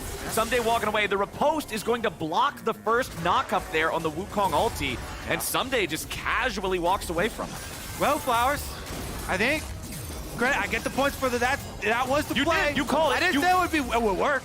Well, okay, technically, yes, you are correct. You told the truth, just not all of it. So it is tried on top lane. The level 6 is used, but it did not work. The key part that I was talking about was getting the riposte out. Yeah. If you riposte the first knock-up, then the second knock-up's not going to work. So they try, they swing, they whiff, and it does result in extra lead here for EG, because of course, after the Wukong ult is down, you know, you still have all these pushing lanes. You're definitely going to be able to force on the Rift Herald, so happily picked up Rift Herald there on the side of the evil geniuses. And EG doesn't have plates yet, right? Like, there's no plates taken in top or bottom. I can't tell if mid lane has actually been played or that one I think is gone. Okay, yeah, that one's gone. I just saw the 4 behind the Victor icon on the minimap. So they have 1 plate so far. So wherever Inspired decides to drop this will be a nice little injection of extra gold. He's going to move into the enemy jungle now. Again, knowing that Santorin has no ulti, he's just going to throw it out, go for the kill on the enemy jungler 1v1. Chad Sejuani takes your buff in front of you, and you're going to like it. Yeah, you're definitely not going to like it, but he's going to take it in front of you, and he's going to tell you to like it. Biofrost's going to watch from the brushes as their jungle is being taken over. It's a sad state of affairs for Dignitas right now. 10 minutes into the game. Nothing really going their way so far in this early game. Someday's out farming here on the top side. He's a couple waves ahead. In mid lane, you got about 3 waves ahead for JoJo. Bottom lane is a very slight advantage for FBI. There's not really anything I'm looking at in this game so far and saying, hey, you know what? That's going Dig's way right now. All right, well, maybe we can find something for you soon. How about... We got Wukong again. How about ward kills in the last 5 seconds? Because I just saw one. That is quite a fantastic stat to measure the game. That really getting high. Yeah, right? If I know anything about you, when I tune into League of Legends, ward kills every 5 seconds is my #1 thing for watching. You like cleaning your own jungle from the debris of enemy ward. Get rid of that garbage. All right, community service really is what we're about. Yeah, exactly. Cleaning up the environment and looking out for everybody. But we got is looking out. No. They're literally in the enemy jungle now. They're literally in the enemy. Yeah, they just replaced that ward that was killed. Our triumphant ward that was killed, instantly replaced by evil geniuses. That's the evil part. They have a lot of work to do. Yeah, that's very evil. Haha, your 1 victory in this game so far. Well, taken away immediately. We've also got a Rakan with ulti now and a flash. And we've got Varus with an ulti and a flash. And Azir with an ulti and a flash. And Sejuani with an ulti and a flash. 2 turret plates. And 2 turret plates. That's 2 more than they had before. As Jensen's gonna just, bop JoJo a little bit, but it doesn't matter a whole lot. Because again, Victor doesn't really have a lot of ability to say this is what's gonna happen, and it's gonna happen right now. Evil geniuses, they're gonna make sure they control the top side. River, as JoJo goes in again, he's got Vulcan ready for the backup. Jensen's just stuck there. Inspired tried to predict Jensen's flash. Jensen waited a little bit longer, flashes afterwards, but still can't get away. The Victor is dead again. The Victor is flashless again. The Herald is summoned up in mid lane. Man, evil geniuses, it just keeps going from good to better, and for Dig, it's bad to worse. Santorin jumps in for some CC on Inspired underneath the turret, wanting to burn him down, forces the flash out of the EG jungler as Spawn jumps over the wall, trying to save the tier 1 turret. Gonna keep it alive for now, but the thing is barely hanging on, Toby. All right, yeah, they do keep it standing for now. It's turned into a massive gold lead very quickly here. Dignitas really crying, trying to even just scrounge together any sort of CS at their towers to have any sort of items to fight back with. It's just so early in the game for a 3,000 gold lead and a dragon already. in the hands of the Evil Geniuses. It does not get easier to fight your way out of this. So when you're faced with that difficult of a situation, you got to take riskier and riskier plays. Problem is they also just use the Jensen teleport, so no flash or teleport on this Victor. That Victor is basically stationary. You just got to keep lasering minions and give any enemy champion a wide berth, 80-yard range. Don't go close to anybody. Kill the minions and get out of there. Give them the whole football field at this point. Okay. Meanwhile, everybody else on the team is like, hey, we got to group up on the bullies to try and take one down. Well, the bullies right now are bullying the second dragon of the game. They'll secure that one with no contest from Dig. It's 30 seconds before the turret plates fall, and Evil Geniuses still has that 3,000 gold lead. 2 Drake advantage to none. It's an Infernal Rift as well, which means if they get a fast soul, continue snowballing this lead, it's going to be impossible for Dignitas to be able to survive against these guys. Yeah, burn it to the ground. Take away the trees. Take away some of the rocks. What happened to your don't litter, save the environment stuff? Now you're just Infernal Rift. That's what happens. Whoa. All right, we're not going to get all on there. Where's Smokey the Bear when you need him? Is Smokey the Bear still around? No, definitely not. All right, well, meanwhile, bottom lane's been pretty chill. They're just farming away down there. Yeah, I mean, no issues. Spawn's like, hey, it's okay. We're scaling for late. You try and keep your team morale up, telling everybody it's going to be fine. Until you look at the total gold graph and you just see all Evil Geniuses players at the top. JoJo's out there. But look at Vulcan. 1,000 gold ahead. Down. Aha. Ah, that noob. No money on support. Well, I guess you can't win them all. But Vulcan, I'm still waiting to see the quickness plus the flash, the Recon being able to find those massive moments here in team fights. But honestly, dude, I don't think Dignitas is going to let him go for a team fight anytime soon because they just don't want to fight anything right now. Yeah. Just been constantly looking for scoops towards Jensen since level 1. Yeah. Attacking Jensen. They know what they wanted. Uh-huh. They sure did, and they got it. So FBI able to rotate towards mid here. You see JoJo down bottom. Having the Azir side lane split push, FBI and Vulcan kind of swapping over duty here. Vulcan's got a control ward too, so maybe you'll get your moment soon, Flowers. Well, mid lane Recon here. Okay. With his ult and his flash available. Ignite ready too. But all this focus on Jensen, this is literally what I was thinking about when after day number 1, and I was like, man, Dig looked like they kind of just fell apart. But when you look at the way all the lanes are, you're like, okay, you ban Gnar away from Armit, so you're taking care of this problem in the draft. Bottom lane is generally outclassed by most other bottom lanes. Okay, what about... And so then all you do is focus Jensen, who's a player who a lot of times wants to have his teams play around him, and Dignitas has this sort of formula that you can just read it line by line from the textbook to approach them in a very effective way. And I've yet to really see them be able to answer that yet, and EG's just sort of doing it by that textbook, and Dignitas is 4,000 gold behind at 16 minutes. Dignitas need to ban that book. Remove that book from all libraries. Evil Genius is going to try and fight them off this Rift Road, and they definitely should. They've got the money to do it. All right. Dignitas, how are we going to handle this, boys? Soren gets away over the wall. Group up on teleport. A TP's coming in. Vulcan immediately ready to go with a grand entrance. Armit just takes so much damage. He barely lives. He dies to JoJo there as he tries to escape. A lot of damage fired back into EG there, but not enough to grab a kill. Dig is just too far behind. Piercing arrow flies, but it ain't going to find any low health targets. EG gets 1 kill, and they go right back into the Herald. Armit thought he was going to come in on a flank angle, but EG was just ready to respond. Yeah, as soon as you see a teleport like that, my eyes get big. I'm like, group up on that teleport, kill it now. Whatever's coming out of that thing is dead because the rest of the team is so far away. But you can understand the feeling of Dignitas. They're feeling this game just running away from them. They don't feel like it's going to get closer. So they try and throw it all at EG now. Yeah, I feel like the problem is 6,000 gold, 2 dragons, 17 minutes into the game. This is a vertical wall that Dignitas has to climb now. I generally look at games as when are we at the point where it's not just in your power to choose whether or not you can win. The enemies have to throw, and I think we're there. Yeah. So we got to see, Vulcan using the ultimate you wanted to see his quickness. Does get the flash pretty early out of Lulu, so Biofrost doesn't have flash. It means he's a bit more scared to move up. does get the ward down. There's the ward that's going to be later teleported on. This is the aftermath. Santorin leashes, then they have to run away from it. And here is the call from EG View. Hey, we're standing on it. A little bit of a spectator bug. As far as the teleport thing. Obviously, we know it was seen. Jojo then, he goes in. He does a little bit of, his ult gets flashed by Santorin. He was trying to get Wukong there, trying to scoop him an extra kill. And then does get caught in the gravity field. But as you know, he did not go down. Didn't matter.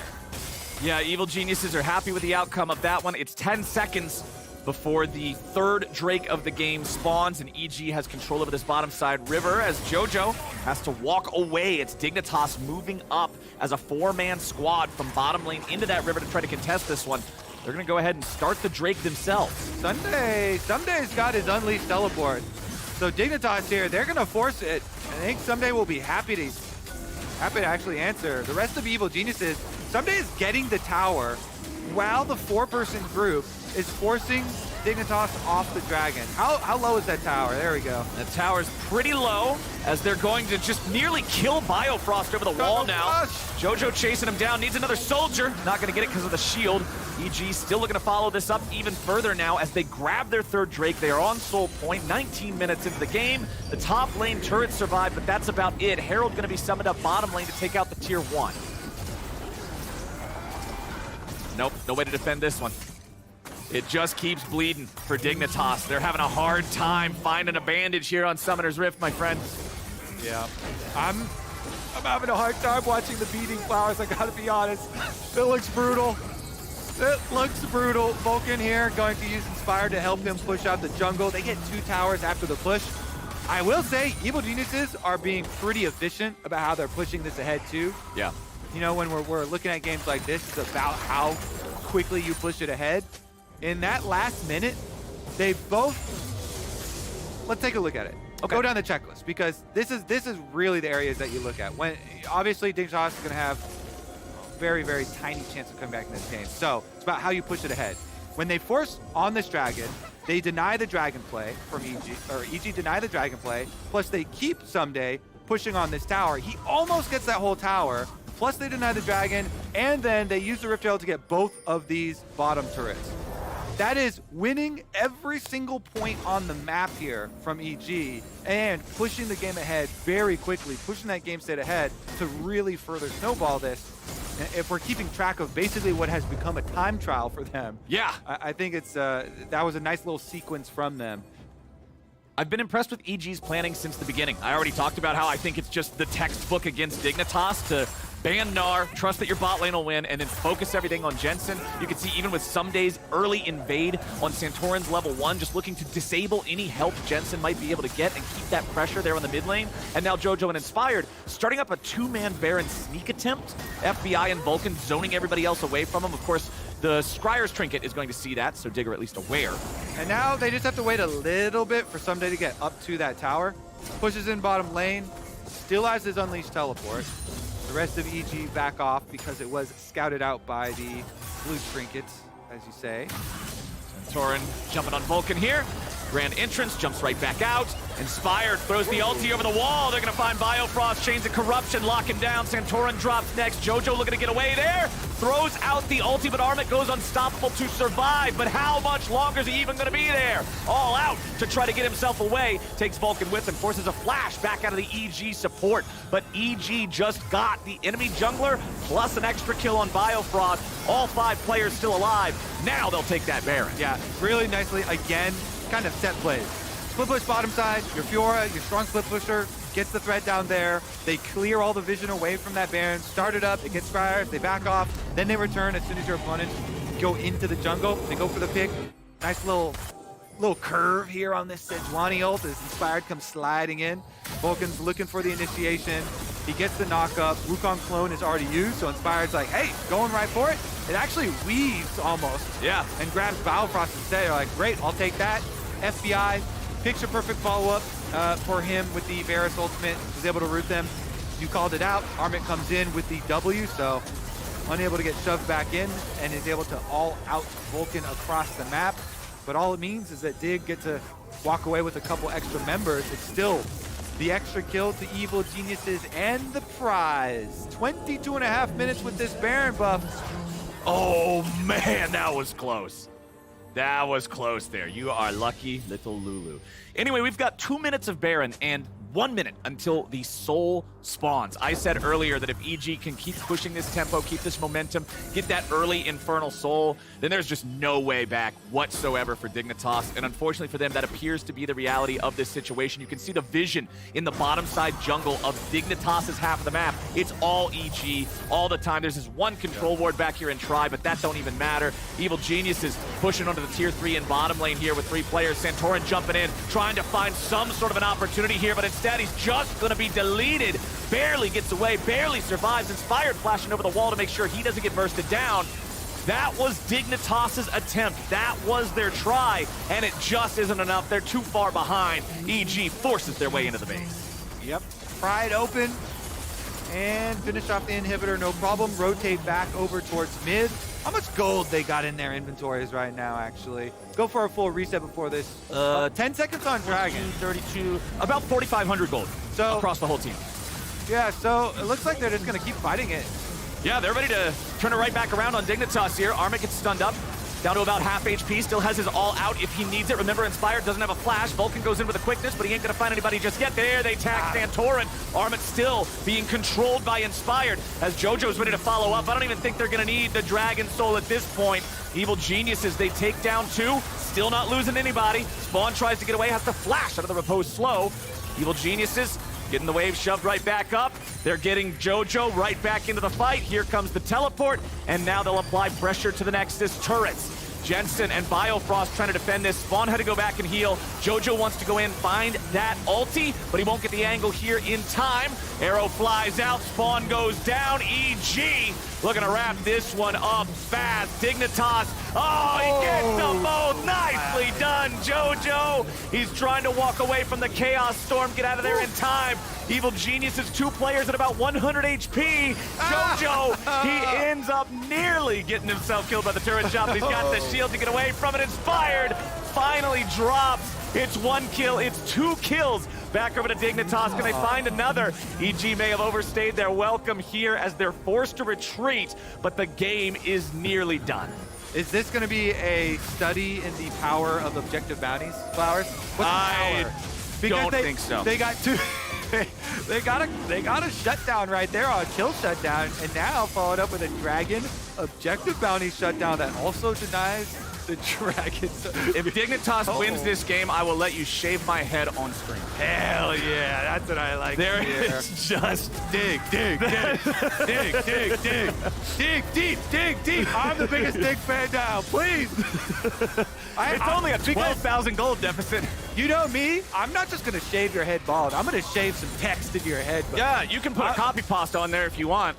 Because I mean, we're just talking about stuff that ain't happening. I haven't decided if I'm gonna put, like some Twitch meme in there, or if I'm gonna, like put "I love Kobe" or something like that.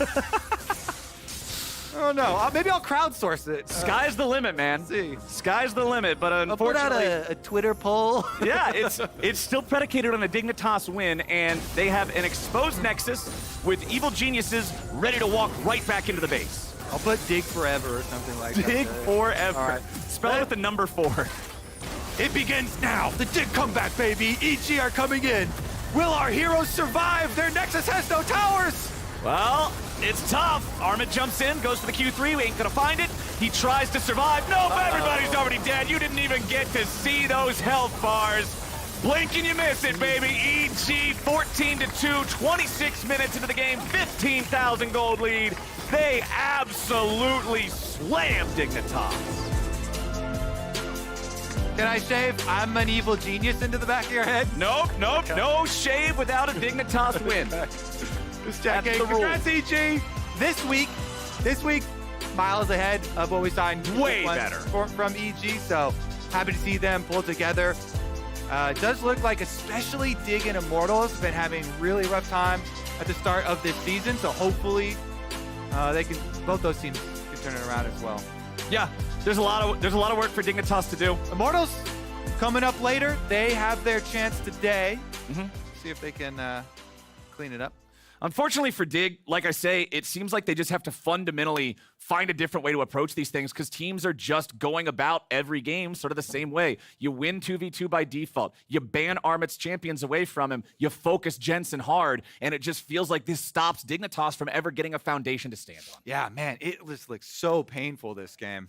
Well, with this one wrapped up, it's a time to remind you all that from now until February 24th, you can use your MasterCard to make a purchase from the in-client store and save your card on file to be entered for a chance to win a trip to a League of Legends event or a set of 8, count them 1, 2, 3, 4, 5, 6, 7, 8, Player of the Week statues and a MasterCard prepaid card. So get on top of that if you're interested. But for now, it's time to toss to a break. And when we come back, it'll be TSM versus 100 Thieves. And special guest. And special guest.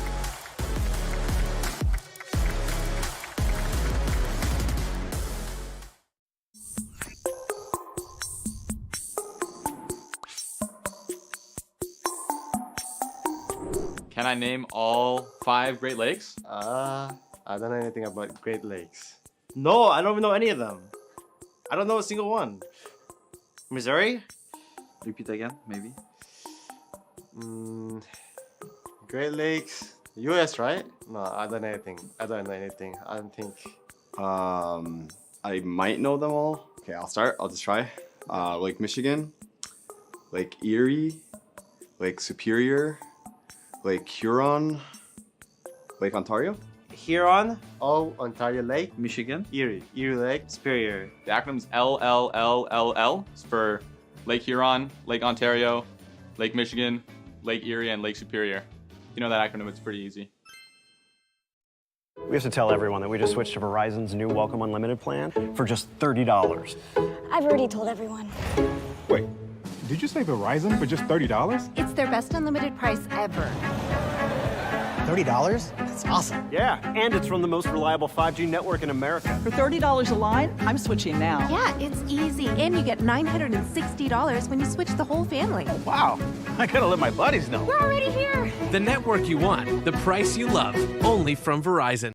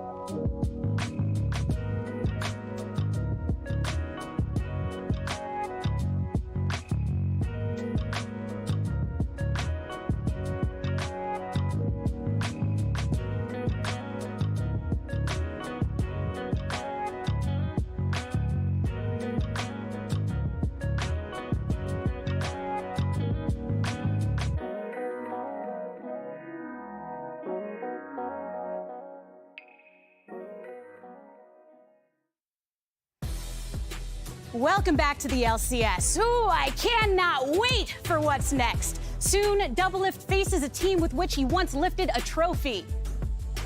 Sorry, I meant the other team he won a championship with. No, the other team that he won a championship with. There we go, thank you. Doublelift and TSM have a wild history. Here's a quick recap of their adventures on and off the Rift. At the end of 2015, Doublelift won a championship with CLG, then ended Rush Hour for TSM. Doublelift garnered 2 more championships in summer 2016 and 2017, amassing a multitude of accolades to match his mechanics. He did spend time helping this other team in spring 2017 and then signed with them in 2018 and won a championship, well, 4 actually. But this is not a monologue about Doublelift and the horse team. So, skip forward to 2020. Doublelift rejoins TSM. The team gritted through the regular season before pulling off the championship run. A high that was matched by a low when the team faltered at Worlds with a 0-6 finish.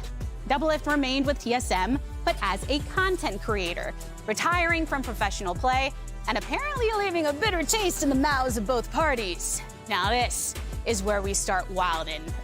In fact, I think I need to properly prepare. Okay.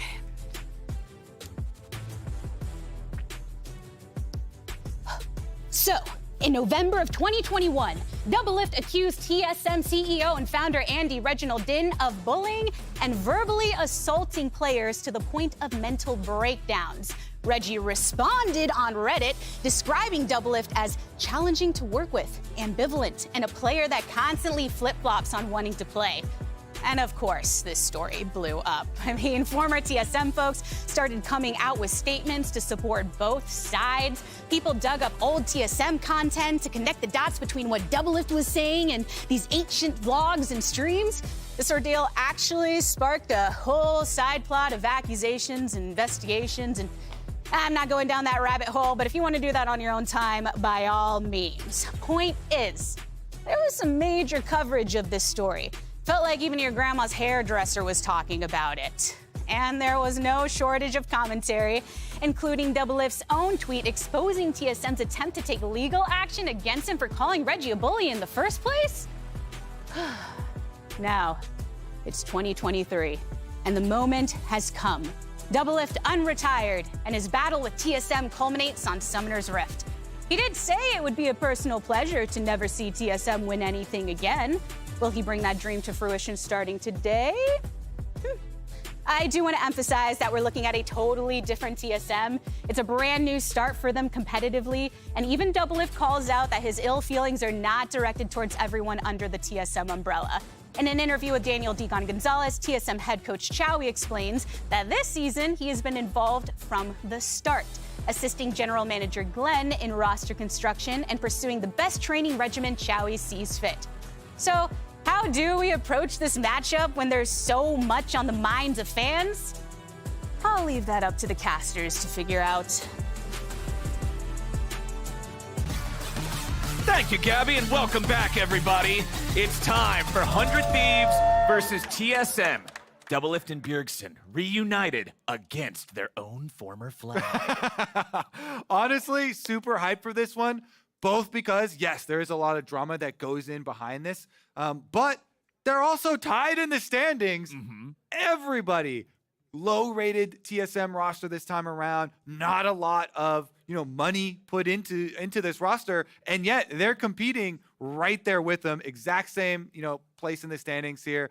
Excited to see how this 100 Thieves roster really comes together, because so much has been talked about, them pairing the legacy players with those rookies. Meanwhile, on the side here with TSM, Boogie and Maple being brought in, really, really hyped up mid-jungle duo, and I think Boogie is fitting in very nicely. Yeah, we got to see one of the cool Draw My Life segments that Emily did yesterday about Boogie, sort of talking about his experience playing in different leagues all around the world, like being a player for so long and now being here with TSM, and it's him and Maple that are getting so much of this stuff done. Solo is making me scared right now with the stare that he's mad got dogging in the you, photo. man. Oh my god. I'll be good, I swear. Honestly, his interview that he gave in week 1, even after they started winning here, was really heartening to hear too, with how much trust this roster has in each other. Yeah. Even with not so much offseason hype as that organization is used to, they really have come together in a nice way to overperform people's expectations of them. Meanwhile, super high expectations. Obviously, when you bring in stars like double-elimination and Bjergsen and pair them with some of the most hyped Academy members in Tenacity and Busio on the stage, especially since Tenacity on 100 Thieves had to sit basically in the back on the bench for the entire year behind Someday, never actually got to share time, even though that was the goal for the team announced at the beginning. We have a slight delay from the side of the players here. They are playing from home. If you're just tuning in, we had some hardware issues at the beginning of the day, and so we're fixing it up remote style. Yeah, we're gonna fix it. And while we wait for the teams to get ready, here's TSM in the newest edition of Game On. Ooh, so how do we we take turns or rock, paper, scissors? Wait, no. Okay, rock, paper, scissors, go. No, right? rock, paper, scissors, shoot. Okay. Oh, we already lost.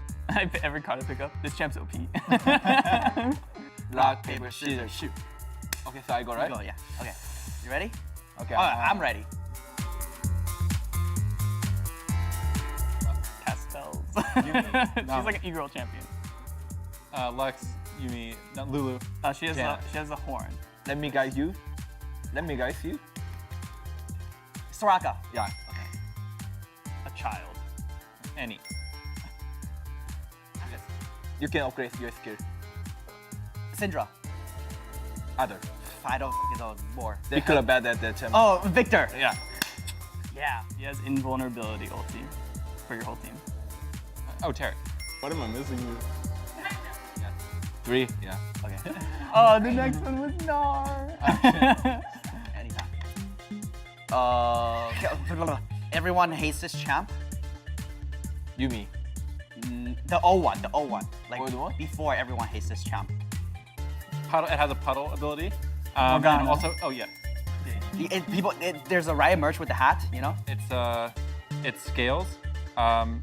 3 hits on you. Vayne? Yeah. I don't know. Okay. Yeah, you can skip. I think that. You can't buy boots on this champ. Cassiopeia. Naruto. Sasuke.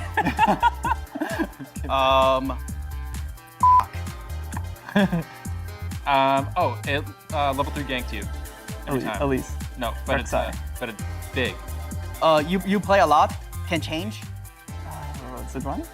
Dark side? No. Lightning. Lightning. Lucian? Lightning. It Volibear? Yeah. Jace. No, another one. Oh. You was gonna say Gnar. Oh. Yeah, I didn't get Teemo. Yeah. Oh, Teemo. Yeah, actually true. With the Riot Teemo hat? Yeah. Yeah. Do we get a prize?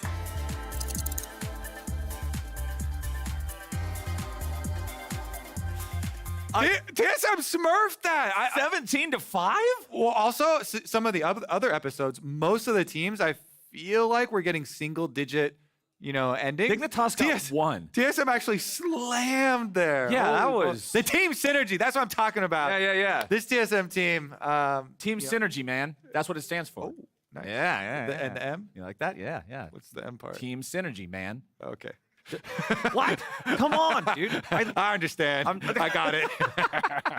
All right, well, we have players getting into draft now, so we're about to get ourselves into this game and see what kind of synergy TSM can bring, because I still think pretty much everybody's going to be predicting 100 Thieves over TSM in this matchup. A lot of hype around this roster, like you were talking about. Bjergsen and double-elimination, 2 of the greatest of all time here in the North American region, 2 of the most hyped up rookies in Tenacity and Busio, as well as Closer, who's been this storied player for 100 Thieves, specifically as an org since he came over. He's been huge in their performances. And it's very easy to notice what style 100 Thieves are going to go for. So Bjergsen and double-elimination, and both of them have kind of talked about this too at different stages, and even when they're on different teams.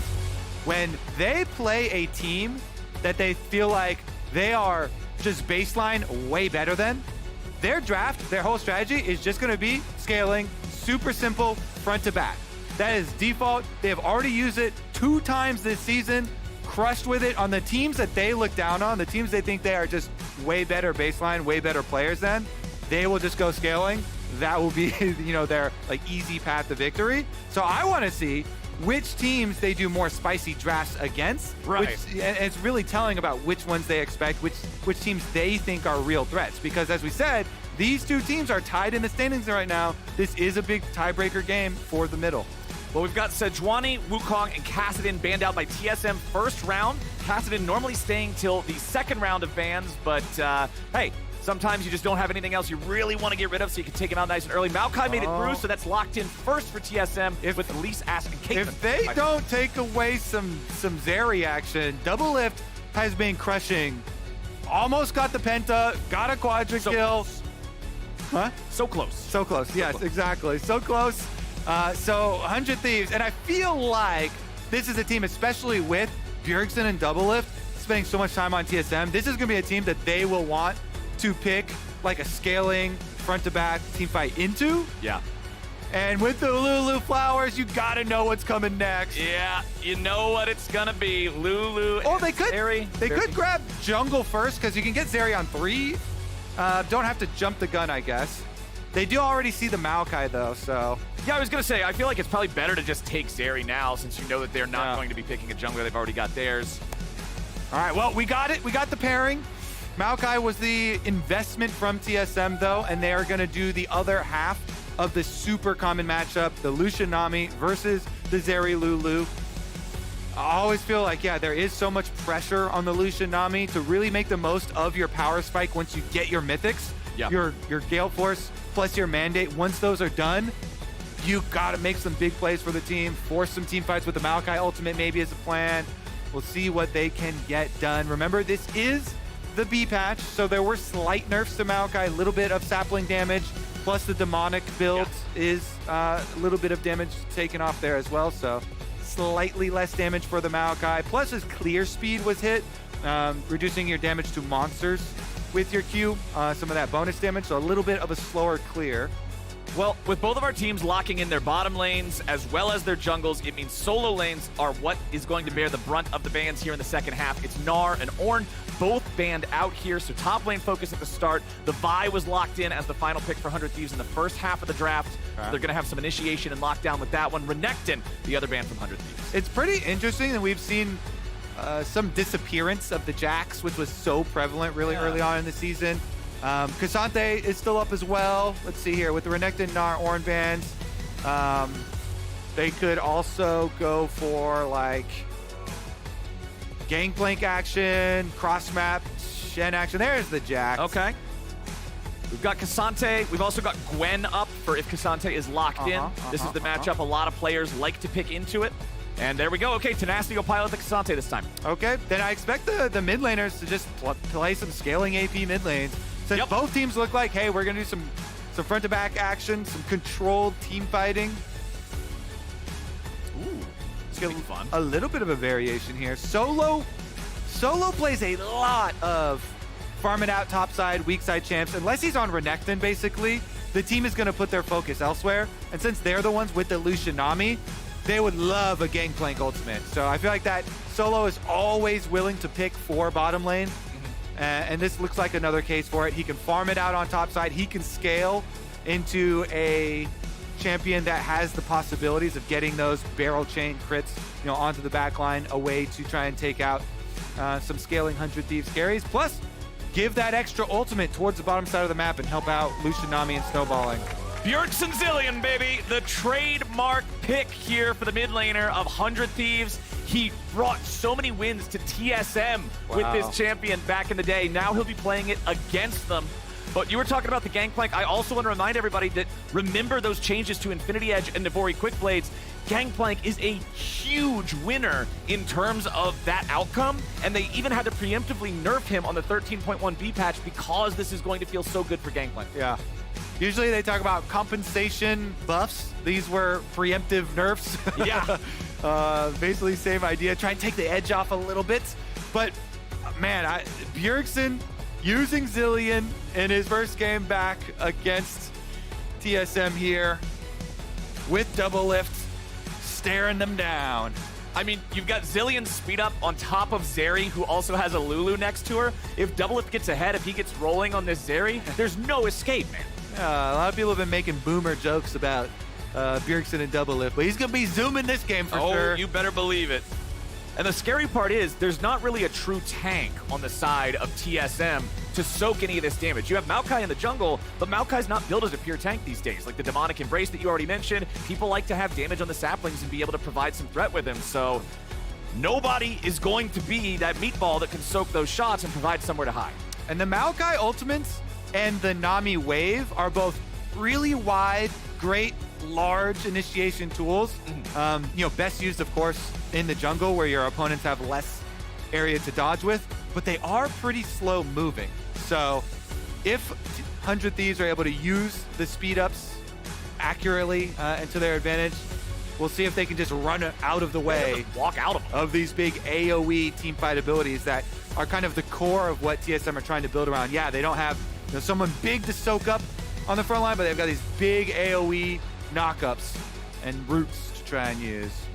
So do you expect to see all of the action early based around the bottom lane here because of the Lucian Nami, because of the Gangplank ulti like you're talking about? Yeah, if there is early action, honestly, I'm expecting a lot of farming. Okay. But we're casters. We're hoping for some excitement. Always hoping for it. We're hoping for some sparks. And definitely could be an accurate area for that to take place. Otherwise, I don't know how they feel about going for like level 6 dive on the Gangplank maybe. Okay. Maybe even earlier if you can catch them with a good vibe positioning, fully charged Vault Breaker, Flash Q or Q Flash to give them less time to react. You know what else? This might be double-lift's shot to get that Penta on Zeri. We talked about how during the age of the Pentakill Pikachu, he was a co-streamer, so he never got to pad those Pentakill stats that he already has so many of. But against a team with no tank, when you have Zillion and Lulu, I think that might be the recipe. All right, well, let's see if that bottom lane is the story of this game. All right, here we go. Locked and loaded. Solo and Boogie both with the first strike to be getting themselves plenty of extra gold. Neo with the first strike as well. 3 first strikes out of 5. That's a lot. Well, 30 seconds until minions. Let's see. We'll keep track of how much money they earn with each one. Yep. We've got cleanse on both of our 80 carries as well. Both of them recognizing the importance of being able to get away from some of that hard CC. Blue pet picked up for Maokai as well, just to get the extra speed through brush for later. I'm so happy it's not the red one. To get the initiation. Yeah, there are, solo queue Maokai's really like making the most out of their sapling poke. So there's a decent portion of them that go with the red smite, but blue smite is for the team initiation, looking for the extra boost to try and get that pick off on somebody. And that initiation is going to rely a lot on Boogie. The only other person that can really start it off is Maple going in for a shuffle. I mean, you talked about how it's so easy to walk out of the way of like a Nami tidal wave or something like that. Solo's going to find Tenacity waiting for him in the brush. Tenacity gets a free 10 gold thanks to being able to disarm the barrel. All right. Cost him 100 HP. Got chopped in the face. Got cut early. It's okay, though. He'll be all right. He's got 10 gold for it. Yeah. He's got his Doran shield. That'll give him some regeneration. Solo got a little bit of gold from the first strike, though. How much you get? Well, actually, because they're playing remote, the time is messed up on the... oh, okay. So, R.I.P. We'll figure it out. Nice juke on the Q. Yeah, I got to dodge away from the giants early. Yeah. And he can't dodge your Q. Number 3, though, is kind of hard. Yep. Let's see it. Full test. All right. Give him some room. Oh, wow, come on, man. Server's trolling us. What? That was the best part of the matchup. He hit him. Oh, man. Okay. Well, okay, you hit him with that one. Okay. Yeah. I'm going to assume the Q3 hit. That health bar looked pretty... When we went back to him, Gangplank was closer, so... That health bar looked pretty full to me, though. Here's your bottom lane focus, though, Flowers. It is over a ward, but maybe he can get something done. Does get at least the early heal for the move speed out of Busio. Yeah. It's always a good play, because you're going to get that HP regardless. So they get the HP. The move speed gets them out of range of that Maokai. Obviously... Pet not evolved yet, not going to be able to get any move speed from going through the brush quite yet. Right. But that is an early indicator. They're thinking about the bottom lane for sure. See if we get any repeats down there. Closer over a ward. as they know Maokai leaving up the blue quadrant. So yeah, Closer says thank you very much. Well, or is it a thank you very much? Boogie just beelining straight towards his own blue, trying to stop Closer from being able to steal this. They both have Smite. Yeah, Closer should be able to get it. Tenacity is going to come down here first as well because there's a massive wave under Solo's turret. He cannot afford to come down and try to assist with this, so 100 Thieves will just get it and get out. Yeah, that's the only problem. If your top laner is always going to play for bottom lane, you know, play the, like he likes to term it, a glue man, whatever the team needs to stick the comp together, it means you're not going to have pressure up there for sure. So you may be liable for some jungle invades. Okay, Closer, let's see if we can get anything mid here. Bjergsen not going to hit either one of the bombs, but all he had to do was use him as a bait to force Maple to go after him and then flash back over the wall. Closer's ready for the flash follow. Happy B, can he get what he needs? TSM making a dive in bottom. Closer goes back in and he gets first blood. Meanwhile, underneath the turret, TSM, what are we doing, boys? Boogie has to flash out just to get away, and 100 Thieves outplays in 2 different lanes. Yeah, that is very, very, very heartbreaking for TSM fans there. When you have the attempt at the dive on bottom side get outplayed, plus Maple goes down to the follow flash here of Closer and loses out on another camp getting stolen. Closer just counter jungles after getting the kill onto the enemy in mid laner. There is going to be a massive gap here in the jungle.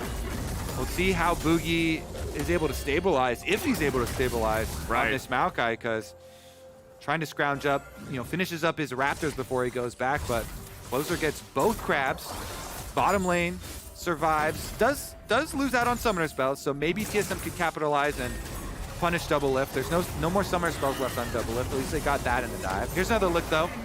You mentioned the pickup of the bomb. Closer's gonna take the inside route here, right over the Raptors. Let Maple know. Yeah. Coming for him. Very nice, easy to hit the point blank Qs. Nice and quick, gets the other proc there. And the kill onto Azir. No flash for Maple now. So 100 Thieves, eyeballs looking to make plays towards mid. Maple very vulnerable. Meanwhile, TSM maybe just repeat on this bottom. If you get Solo's ultimate, once you get Gangplank level 6, that's what I'm thinking. Then hopefully, for their sake, they could try and focus on double lift. No summoners on the Zeri. And remember with Maokai too, when he uses Twisted Advance, he becomes untargetable for a second, so you can juggle turret aggro with that too if it's difficult to make the dive happen. Solo's gonna go ahead and summon up his ulti here in top side just to clear out the waves and force 100 Thieves to not go for anything aggressive. So that means that ulti's not available to help bottom anymore. Exactly. Gotta use it to clear out. He was worried about getting dove, even with Boogie there hovering. And fairly sparse as far as the camps go for Boogie to go clean up, so still pretty significantly behind Closer. Closer gonna be the first to 5 for sure. Maokai here, Boogie does have Hex Flash though, so maybe he can get creative and pull off some sort of surprise route. Bjergsen nearly clearing out the control ward there, but recognizing that going back for one more auto attack would give Maple the opportunity to shuffle him. Honestly, Boogie's like happy to do something. Yeah, I've got no camps to clear. Great, at least I can make something with my time. I mean, honestly, he's like, great, I can clear some wards.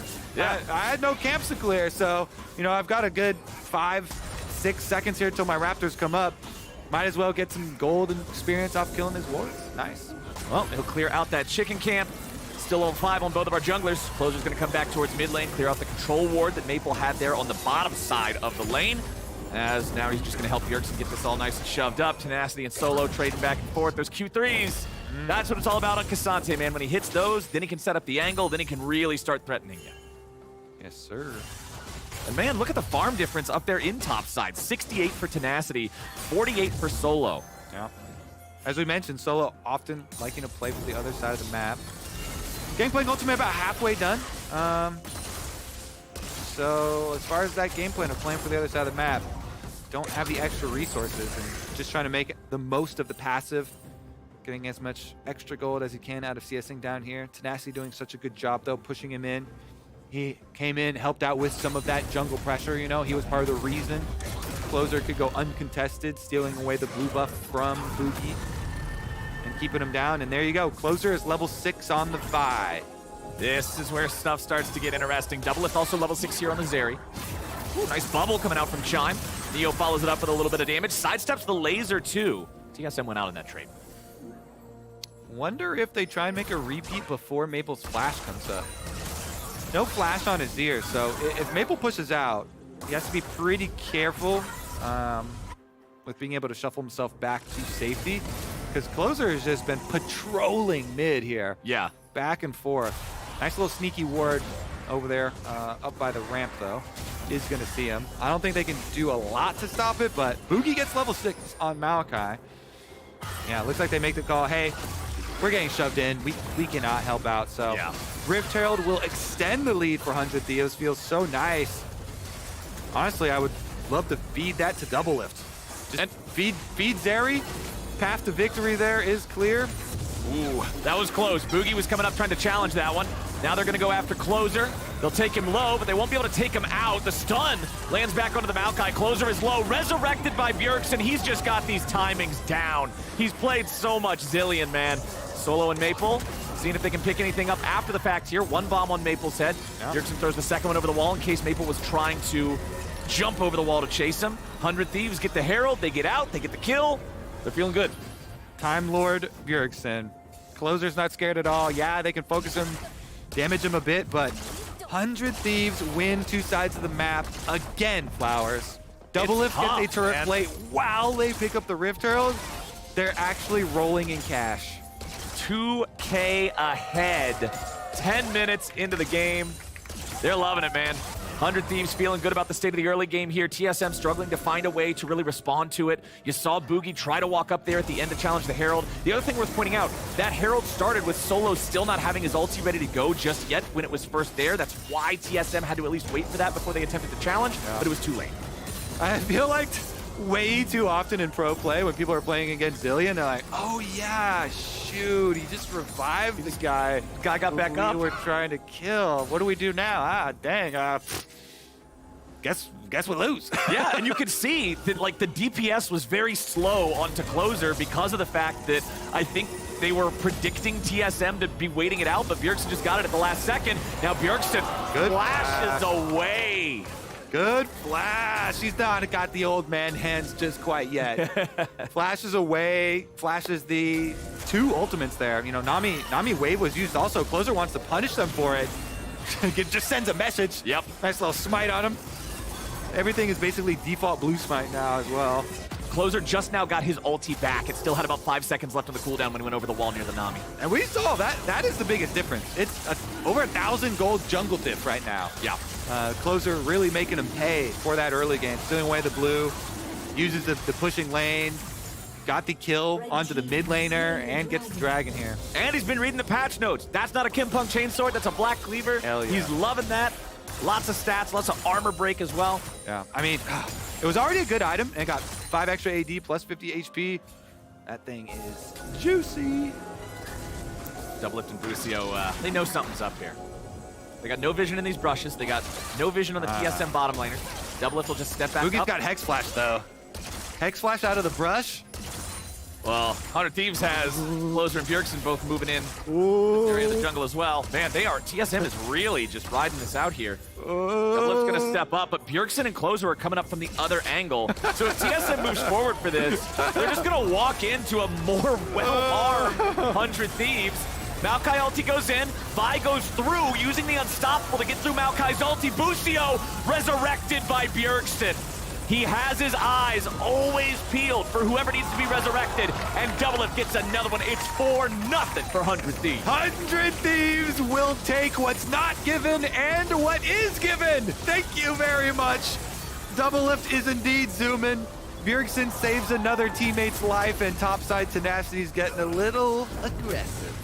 Tenacity up 27 CS in the 1v1 top while his team is just slamming the fight on the other side of the map. Look at those wards from 100 Thieves. I feel like we're about to see like a wave in the audience. The 100 Thieves fans are just wooing at all the extra gold they got, all the extra kills, but not really a chance for a rebuttal from TSM. I mean, they waited so long in that brush. In the end, their patience does not pay off. No. So they've got the flank angle, and they call in the teleport. Maokai ultimate starts it out. They're trying to run him down, but Vi, ultimate, you're unstoppable, goes right through that Maokai ultimate. They focus fire Maokai, gets polymorphed and instantly killed. And then again, you've got Bjergsen, Time Lord on your squad, so Busio not too worried. He flashes for better positioning upon resurrecting, so he's not under tower. And double-lift even sniping an extra kill under tower there as they're running away. Here's another look, though. Well, Maple just tried to go for play on Bjergsen, but Bjerg doesn't even need the ulti there. Maple just can't kill him. Damage dealt in the last team fight, 2,100 from double-lift. I would say this area is officially online, my friend. Yeah, double-lift is going to be having some fun this game. Already here, eyeballs on Chime, forces the flash. Closer making him sweat. Doesn't even have to use the Vi ultimate, so no flash Nami. Vi ultimate is ready again. This is tough stuff for TSM, man. double-lift jumps over the wall, pops the ulti.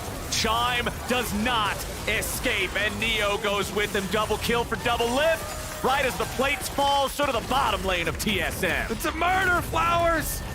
All over my screen, chalk outlines. TSM is struggling here. 4,000 gold down. Tenacity forcing the flash at a solo up here in the top lane 1v1 as well. Just continuing to control this part of Summoner's Rift 2. Goes for the W, goes for the all out, goes for the all in. Solo tries to stay alive and outplay it here. Where's the Q? Where's the timing? Needs a little bit more. Tenacity gets him. 1v1. He takes Solo out. Honestly, every member on 100 Thieves is having fun, Flowers. Tenacity getting into it with a little taunt afterwards as well. 0-7, winning the whole map. 5.5. Wait. This is where solo queue, you're like, all right, 3 more seconds, 2 more seconds. Slash that's fast. No, you already had it typed. You're just waiting for your hand exactly. over the No, we're on the same page here. That's one where, you type it in, but you instantly see like 3 other green votes. You actually voted third. Yeah, there were everybody else did it. There were other people typing, already had it entered. Whew. Man, our games today have been pretty one-sided, my friends. Yeah, once a team gets ahead, they just go straight for the jugular. Let's see this 1v1. All right, one more time. So, Cassante, Q3. The first one, boom, flashed away from solo. Tenacity kills the barrel on the way out. Let's look at this barrel. Does he get this one? No. Nice explosion there from Solo, killing some minions. He's trying to kill the minion wave, you see. He doesn't want it. Q3 hit this time around. Ults him out of tower range. See about the timing here. Now this one, even though it is a little bit before, it charges up the Q3. Yeah. Because he hits the minions. And he's like, haha! Still gets it with the Q3. Nice shot there from Tenacity. Yeah, the Q2 miss ended up not costing him at all. He was still able to get himself to play nice and easy, didn't even require his own flash. And now his team has come back up to the top half of the map because Closer is looking for the next Rift Herald. Tenacity just has another wave shoved in. Solo is permanently stuck underneath this turret. You can see the objective bounties are already armed and ready as TSM needs all the help they can get. I don't know if this is too mean. Go for it. Have you been in a game where you've been getting bashed so hard and you're like, please, how come they don't allow the objective bounties to turn on before 14 minutes? We need them earlier. Just like, man, I need some help right now. You need them earlier, and then they finally turn on, and you're like, well, a little too late now, buddy. We're down 6,000 gold. Solo's about to die in the 1v1 again. Tenacity just charges through him. All right. Maybe the other side of the map, huh? Well, there's no way for a Gangplank Cannon Barrage to come help this dragon fight now. Tenacity also has Unleashed Teleport, so if there was a deeper ward, he could even join the rest of the squad, come have a little fun with somebody else. Pick on someone your own size. Well, that Drake goes down. It's a Hex Drake and an Infernal Drake for 100 Thieves early, so both are the ones that give you extra damage. They also got that. Now Boogie's going to be found here in his jungle as Busio and Bjergsen are going to lead the charge, and Closer's ready to follow up. They do not lock down anybody from TSM long enough, though, and now 100 Thieves are in retreat. They still got the Bjergsen ulti, as they're going to throw Bjerg right back in with the Azir ult, and Devil is ready to fire back. He jumps up the wall. He's trying to kite out and outplay, but he's stuck inside the Raptor pit. TSM may have finally found something here. It'll be a 1-for-1 trade, but Tenacity's ready with that Unleashed Teleport like you were talking about, buddy. He'll go after Maple, wants to charge up the wall. Whoa. Goes for the Q, doesn't have Q3, so Tenacity won't get anything out of it. Yeah, ambitious there. He really wanted to make his teleport worth chases him over the Krugs. Closer actually doesn't stick around for local gold, so he leaves it for one of his carries. I'm gonna say that is... That's the plan? Okay. Yeah, I'm gonna say the comms right now are, yo, don't touch my turret. I need that turret gold. I want the gold. Get out of there right now, Closer. Get back in the jungle. Chickens are up. Yeah, exactly. Go farm your camps, man. All right, let's take a look at it, because this is TSM's first kill, baby. All right, we got Maokai ultimate and Nami ultimate crossover here, and the bubble all hit Closer at basically the same time there. Bomb on Boogie's head. We'll see him go for this. He twisted advance in. He knows it's a one-way mission. He goes down while they get the revive. But the revive's already been used, so double-elimination doesn't have it here. He's in the back of the chicken pit as he jumped over aggressively. 100 Thieves were feeling so powerful, so rich, that they overreached just a tiny bit. Yep. And they give 1 kill back to TSM. It is the most important one, though. Yeah, they were able to at least get the kill on double lift. Maokai ulti flies out. So here's the answer to the question, can Bjergsen just outrun it? He barely got caught at the last little part of the ulti there, speeding up to catch him, but he got far enough away that nobody from TSM could follow up and do anything about it. So unfortunately for them, it's so difficult to find a catch on this 100 Thieves squad. Yeah. All right. I'm looking towards next neutrals that spawn. 20-minute Baron, anybody? We had a couple today. We got control wards already, 3 members for 100 Thieves. They move on over. Mid outer is down, top outer is down. The prerequisites have been met. All they have to worry about are, of course, fighting in these small corridors where maybe they can't fully dodge. Nami, Maokai ultimates coming through, Gangplank ultimate, some big AoEs. Fortunately for them, though, on the side of 100 Thieves, they've got a huge item advantage. Massive. And you can see Archangel Staff completed with a 348 out of 360 on the mana charge. So 4 more spells, and Mr. Bjergsen's going to be feeling great about his Seraph's Embrace being completed. Everfrost also done. Man, Everfrost on Zilean, just setting it up so you hit your double bomb for free. That is tricky to deal with. That's definitely the polite way to put it. A lot of control. Yes, sir. My control mage is exercising control over the game. Coming from Zilean. All right, let's see. Busio went with the last recall here for 100 Thieves, so he's heading back out. He's got 2 more control wards in inventory ready to come over, and yeah, they're just going to keep on sweeping this Baron area. They've got pretty good turn with the Zilean speed up on Vi and Cassante here. They can definitely charge forward, look to pick off TSM members as long as they avoid the big AoE ultis. And Gangplank trying to get that objective bounty. Look at the bottom of the map. Yeah. Solo wants to get whatever he can here. You can see Bjergsen moving in to stop him, is not going to allow him to be able to get away with this. There you go, Everfrost. Another bomb thrown over the wall. Oh, they're just setting him up as a loop pinata for double lift. Hit him with the stick. There it is. When it's a Gangplank who has his own cleanse and still can't move, you're like, all right, that's a little excessive. Yeah, most fun CC chain to be on the receiving end of there. As one thing I'll at least point out, Navori Quick Blades are done for both Solo and for Neo. So if they can hit that StarCraft Grandmaster APM and weave all those spells back and forth the way they need to, maybe they can do enough damage to kill somebody again if 100 Thieves overextends, but they are dependent on 100 Thieves errors at this point. The Thieves have just built such an insane lead in the first 21 minutes. All right, Quick Blades to victory. Let's see it. Let's see the outplays. It's very difficult because they can't really tank any damage themselves, and if TSM group up inside Baron Pit, that is a very, very risky decision with very little upside there. If you pin yourselves inside Baron Pit, only disaster is going to be the outcome.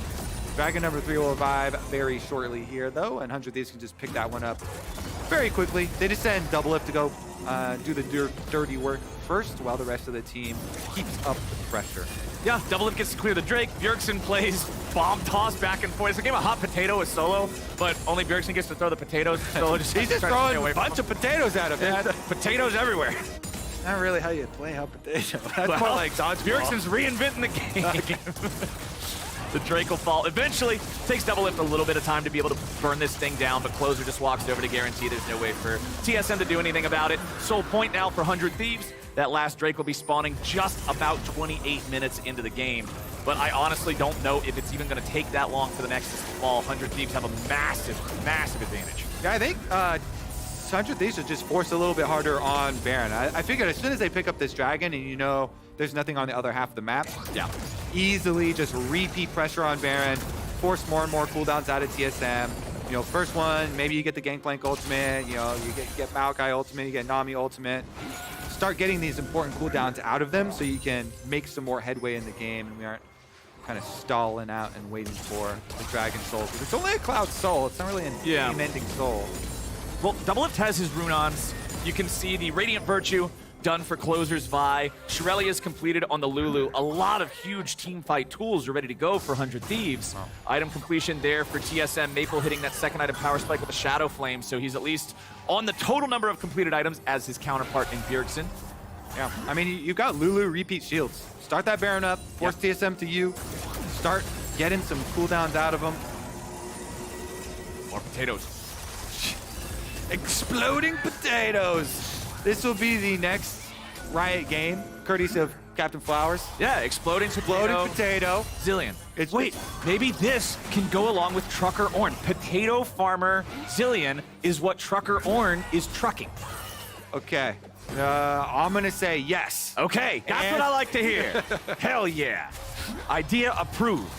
Now, can 100 Thieves manage to approve a way to do this Baron real quick before TSM can find anything else to do in this game? Because they're so far behind. I want to see 100 Thieves just push this forward. Also, this is good defense from TSM. 100 Thieves have not really extended their lead aside from taking that dragon, you know, for the last few minutes here. And TSM pretty safely keeping their knowledge of Baron within an acceptable range. They're starting it out again, I guess in an effort to get a teleport out. All right, there's a teleport, definitely pull off. That's what they want. Tenacity's there. Bjergsen's coming in now, too. 100 Thieves are ready to force it. Closer goes in. Bombs over the wall. Neo under pressure. Double-lift coming in for the flank. Nobody dead just yet. Boogie tries to get back over the wall as Double-lift kills Neo. Double-lift kills Chime. Double kill. Double-lift. Back over the wall goes Boogie. It ain't gonna matter. He's dead. Maple's dead. Everybody's dead. It's Solo, the only man standing, and 100 Thieves clean him up like a mopping bucket. So remember earlier when they started up the Baron and I was like, that's a really risky idea. Yup. They weren't able to sweep all the teleport wards, and getting teleported on behind them is exactly the risk you wanted to avoid. TSM, though, they run face first into 100 Thieves, starting up the Baron themselves, and they pay the price. You see Closer just Vi ult right in. Bjergsen attaches some bombs to him as he's flying by, so he arrives on the Lucian with the ult and bombs. Here it is, a look at it. Closer goes in, Bjergsen attaches 2 bombs onto Neo, and then he gives the ultimate to Closer, so Closer can revive, Neo cannot. Double-lift flashes in, he's able to get the good Zeri ult off, finishes off Chime as well as the Lucian, and it is just another sweep. 100 Thieves don't drop anyone, Lucio even survives, they pick up the Baron, and now they can really take out the rest of the turret. They will bulldoze whatever is in their way now. You can see TSM, they got 3 men in the base. They have their Lucian and Nami up there in the top side just trying to get an objective bounty, but their jungler's dead. Now they're 2v5 back in the base. Tenacity applying pressure here to the bottom lane tier 3. Closer's just inside TSM walls as mid lane tier 3 under pressure from Double-lift. Come on, we gotta get back. TSM, where's Lucian, where's Nami? I don't even know if it's possible for him to hold on once they get there. Still 20 seconds before Boogie is back alive. 11,000 gold is the difference between the two teams. First inhibitor falls back in mid lane. Second inhibitor now the target for the Thieves. That one's gone too. Nexus turrets are next on the menu. That's the only item on the menu too. Yeah, they ordered everything else. 100 Thieves are looking like, all right, we've got most of the map. I guess the Dragon Soul is an enticing item that they haven't tried before. You know, you see a new item on the menu, you're like, fancy dessert. I know the Nexus tastes real good, but what about we live a little, you know? It's dessert because it's optional and you don't need it, but it's still fun, right? And I think that's what 100 Thieves might go for here. Unless TSM just walks into this bottom side of their own jungle, which is largely controlled by the Thieves. Nope, we're just gonna go ahead and go for the Soul here. And Closer and Double-lift will finish that off. All right, will be one final reset, I will say. One final trip to the store, and 100 Thieves fully outfitted trying to pick up a little extra stopwatch here and there, and they're going to come to finish the job now, fully geared out with all the extra money they just got, plus the soul. Still only 1 kill the entire game for TSM, and it was when double-elimination went completely ham in the enemy jungle, ended up dying there in the Raptor pit. But Cassante 3-0-3, Vi 2-0-7, Zillion 2-0-9, Lulu 1-0-6. And the Zeri, who died once, is absolutely the kill commander here with about half of the team's total kills. double-elimination 7-1-3 on that champion. Still no pentakill yet. Maybe that's why they needed to go back and shop and get the soul. They're trying to get the penta for double-elimination. Okay. I like it. I like it. He's got the quick blades. He's got the hurricane. He's ready, man. He's ready.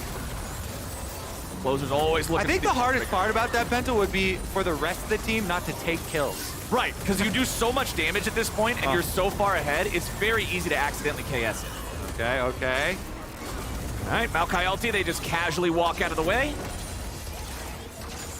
Only one left here. All right, TSM, they're praying for some God barrel chain from Solo. Gangplank here, baby, level 16 acquired for him, so he's got the rank 3 ultimates. If he can get a God barrel chain on both Bjergsen and double-elimination and Busio. Okay.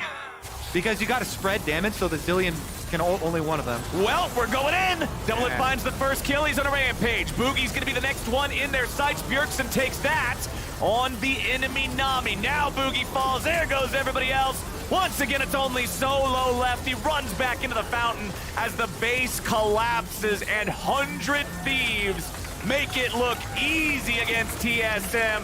30 minutes into the game, 19 kills to 1. Can they make it 20? Not quite. Yes, there it is. 100 Thieves, 20-2. Take the win. What the hell? Yeah. 100 Thieves, Mark. TSM chat disappointed. Let's go, boys. Yes. You can just see the anguish on chat's face. Oh, no, he did him like that. 100 Thieves, always known for their style. We'll see the players come on stage now to take a bow. Celebrate a dominant victory here over TSM. You know that's got to feel good. Going up to 3-1 in the standings. So, nobody's interviewing him? What? How do you feel, Mark? It's easy. I know, it's easy. Hey, we good. We got a mic on him. Okay. Yeah, you hear me? Too easy, yeah. I can hear you. Honestly, defeating your big rival, TSM Jat, finally getting some vengeance here. Obviously feels great for him. He's cleaning up his peripherals and everything. Yeah, he's really committing. I like it. Yeah, I respect that. Well done. 100 Thieves. Landing a nice win here today. Yeah. Every game so far today, you mentioned it. You called them one-sided. I'm saying they're an avalanche, man. Yeah. This has not been close games of League of Legends. Down Friday. Yeah. Well, wait. Shouldn't it be like? We got to workshop. What's wrong with it? I like that. What's wrong with that? We got to workshop. Not everything has to rhyme. No, it's a B and then it's an F. Those aren't the same. We got to. Not everything needs alliteration. Well, I like alliteration. A lot of alliteration. C-A-L-A-L. Anyway, I'm done for the day. Kobe's not. He's going to be here later for a live version of this or that. But up next, it's Team Liquid versus Golden Guardians. I got to do it with loser TSM Jat. Yep. Sorry, buddy. We have to tell everyone that we just switched to Verizon's new Welcome Unlimited plan for just $30. I've already told everyone. Wait, did you say Verizon for just $30? It's their best unlimited price ever. $30? That's awesome. Yeah, and it's from the most reliable 5G network in America. For $30 a line, I'm switching now. Yeah, it's easy. And you get $960 when you switch the whole family. Wow. I gotta let my buddies know. We're already here. The network you want, the price you love, only from Verizon.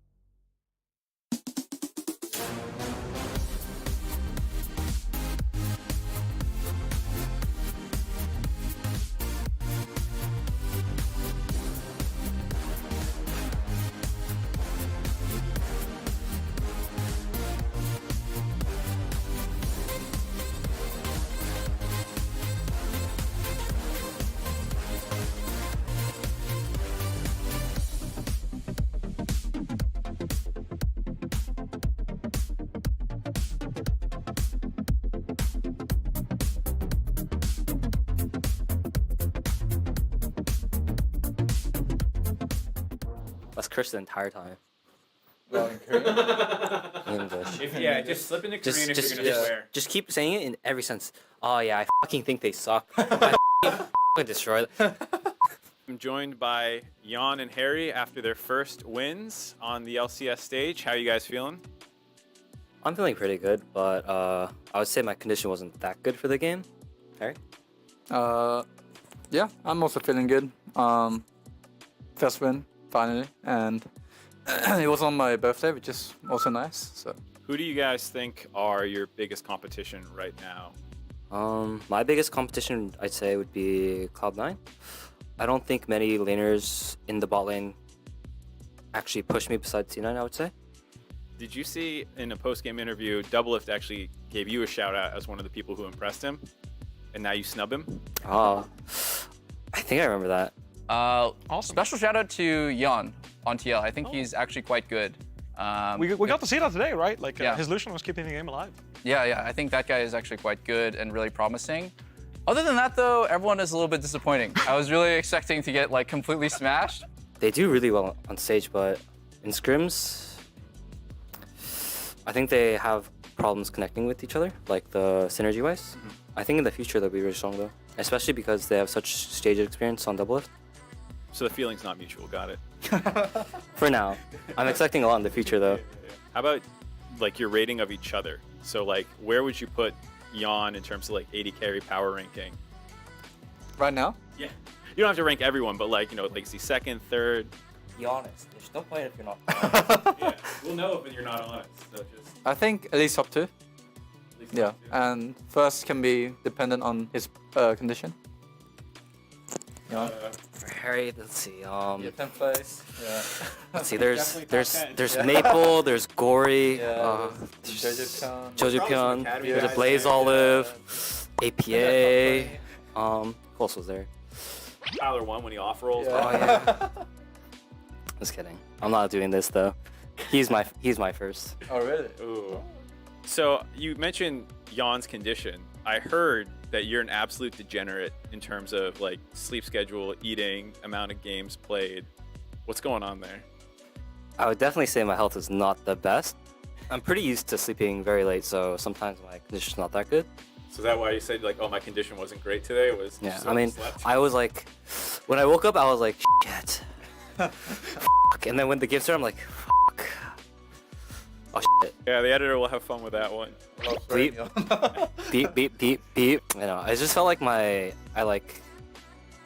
wasn't focusing on what was in front of me, more like brain fog, so I was playing off instinct like most of the game. Who's been the best like older brother of the veterans on the team? Summit's the only one in the room right now, so if there's any pressure to say Summit.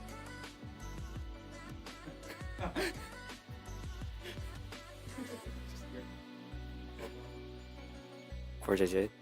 But that's because he's in your lane, right? It's just because he's in your lane. Yeah, Summit's like such a He's just on nice the far brother. side of the No, map. no, no. Summit's such a nice brother. Yeah.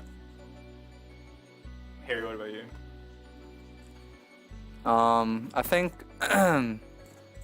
I think Summit is the funniest. Best For looking. Yeah, best looking and nicest. You know, can cook, can drive, can do everything. Kind of brother. Yeah, makes ramen for me. No, but I think Kors feels like the biggest brother because he's very like a leader on our team and he's also the oldest. And Summit's definitely the funniest. And then I would say Project feels the most like a friend kind of vibe. Yeah, and he's also similar age as me. So. All right, so final question. Who are you guys playing tomorrow?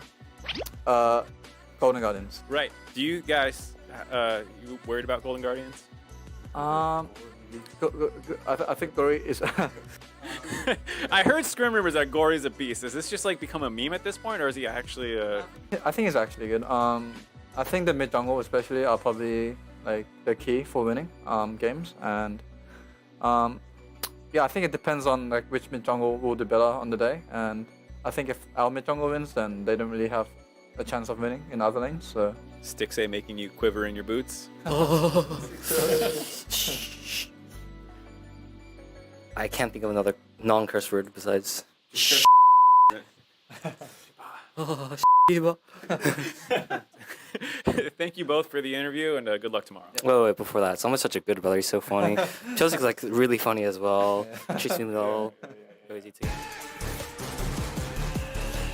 Hey, yo, what's up, everybody?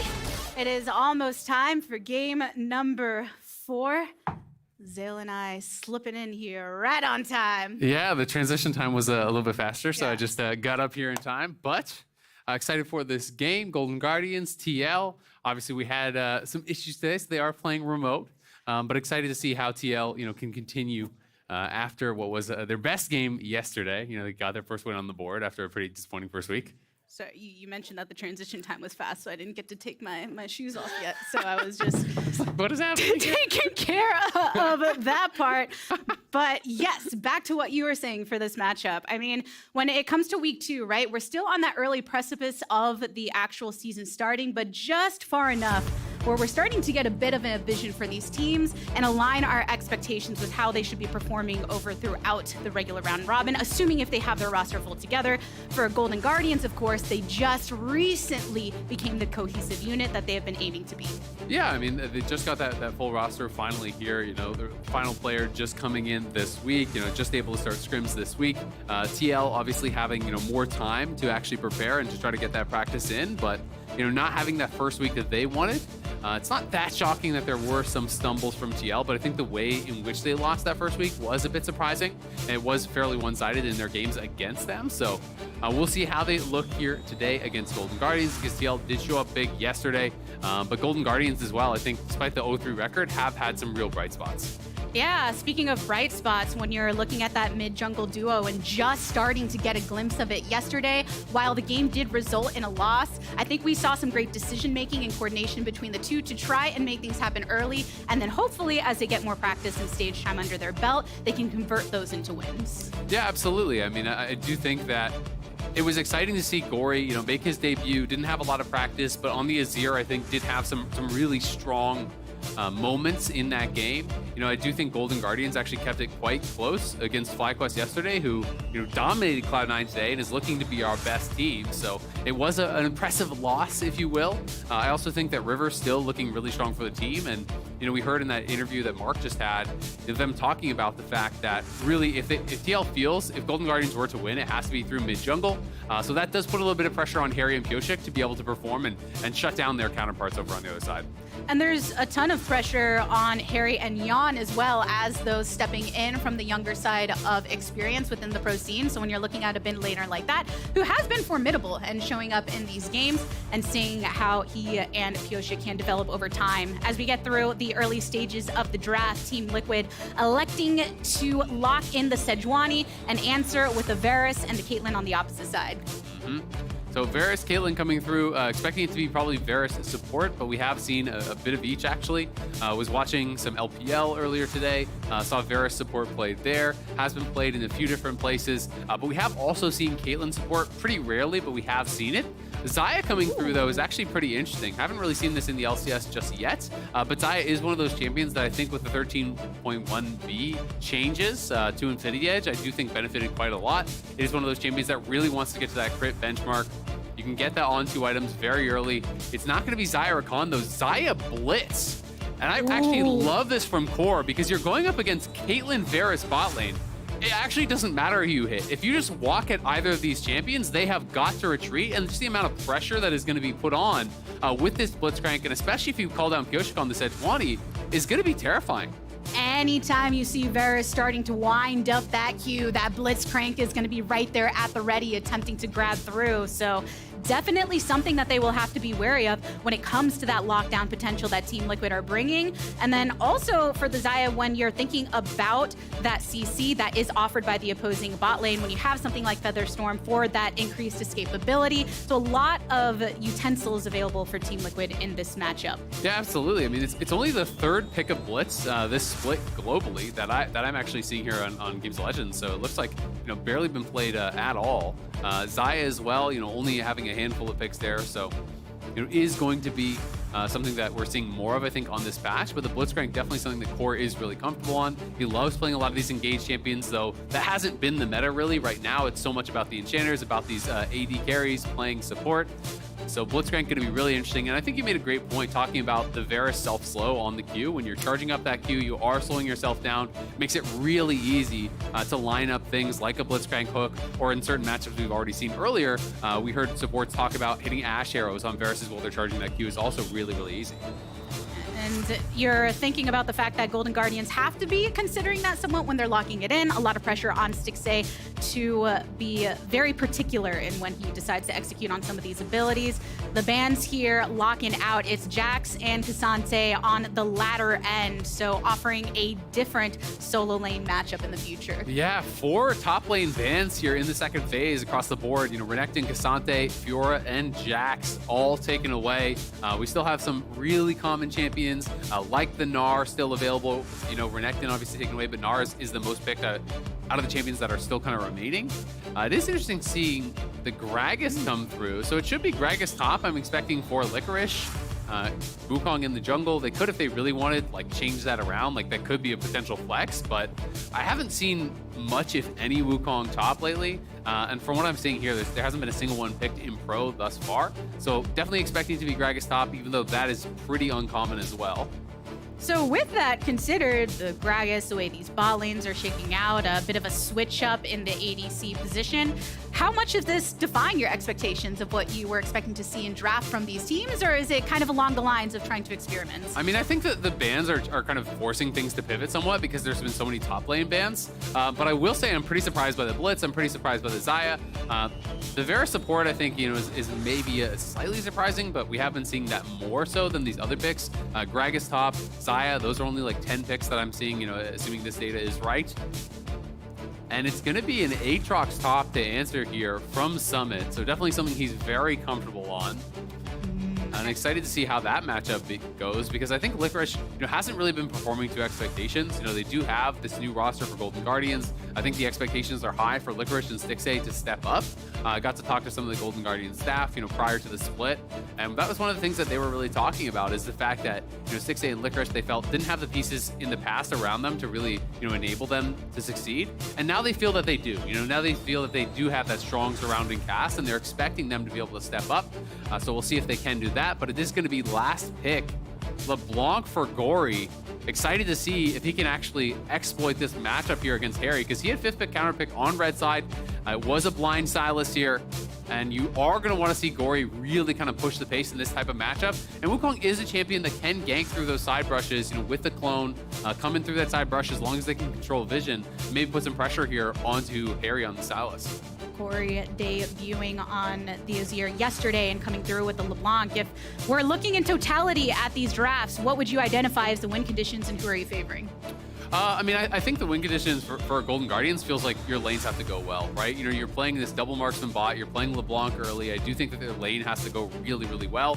On the other side, you know, I'm looking at Core JJ, you know, the ability to actually pick so many of these relatively squishy champions out on the bot side. It feels like their bot lane duo has been playing incredibly well. You know, they can easily win through bot, but I also think they can play this game relatively slowly. They have, I think, a more well-rounded composition. They can go towards 5v5, they can look for picks. I think they have a lot of different options. Golden Guardians feels like if your bot lane is getting blown out, there's not going to be, you know, much of a fallback pattern. So I'm expecting, you know, Gory to try to get a lot done early and move that pressure from mid lane towards the sides and see if they can snowball the game. Which does lean into what many want to see from Gory and River specifically in this matchup. TL going for a different strat, but we're getting into game number 4 of the day, second to last of the weekend. Team Liquid looking to get the 2-0 for the week to offset week 1's results, whereas Golden Guardians want to get that first dub on the board. Yeah, trying to get that first win. Definitely not the start that they had wanted. Some of the other teams, you know, that were expected to be more around them in the standings, already picking up a couple wins. We have seen some upsets from teams like TSM that have put them ahead in the standings, of course, above Golden Guardians. But I'm just really excited to see how Core does on the Blitz, because I think there's going to be so much action around this. Jan and Core, even in the games that they have lost, have performed really well in the 2v2s. So expecting them to put on a lot of pressure.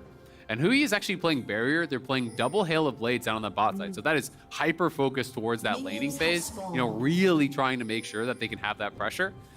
The difficulty becomes when Blitz walks forward, you basically can't both just run. You have to be able to actually return damage and put some sort of a threat onto him as he's moving forward. And that's going to require them to be able to sidestep hooks and kind of, you know, really fight aggressively at level 1, I think, especially. So even with that threat of that hook, yeah, you have to think about the fact that's a melee going into these double range that you have. So if you're giving up opportunities to poke them down and punish him for stepping up and really whittling down that HP, then it can be very dangerous for you when you throw that power over towards him. But Core JJ getting a hook right now, right off the bat onto Huhi, but it's early enough and over in the bush side, so just intended for some poke. Yeah, absolutely. You know, getting that hook down. And Hui's playing barrier, and he's just going to use the barrier level 1 here on the Caitlyn support. You know, use that out, absorbs a lot. He did hit the Piltover Peacemaker, the previous one, onto Yon. You know, so trying to get that damage down, trying to make sure they're using their double Halo blades here. Every time that is off cooldown, you want to be stepping forward, getting those positive trades here to really keep pressure on Core. Because if Blitz can be chunked out, if he can really not have the ability to look for all-ins, then this champion is useless. But if he's able to keep that threat onto them, it's going to be really, really difficult for Stixxay and Huhi to farm effectively.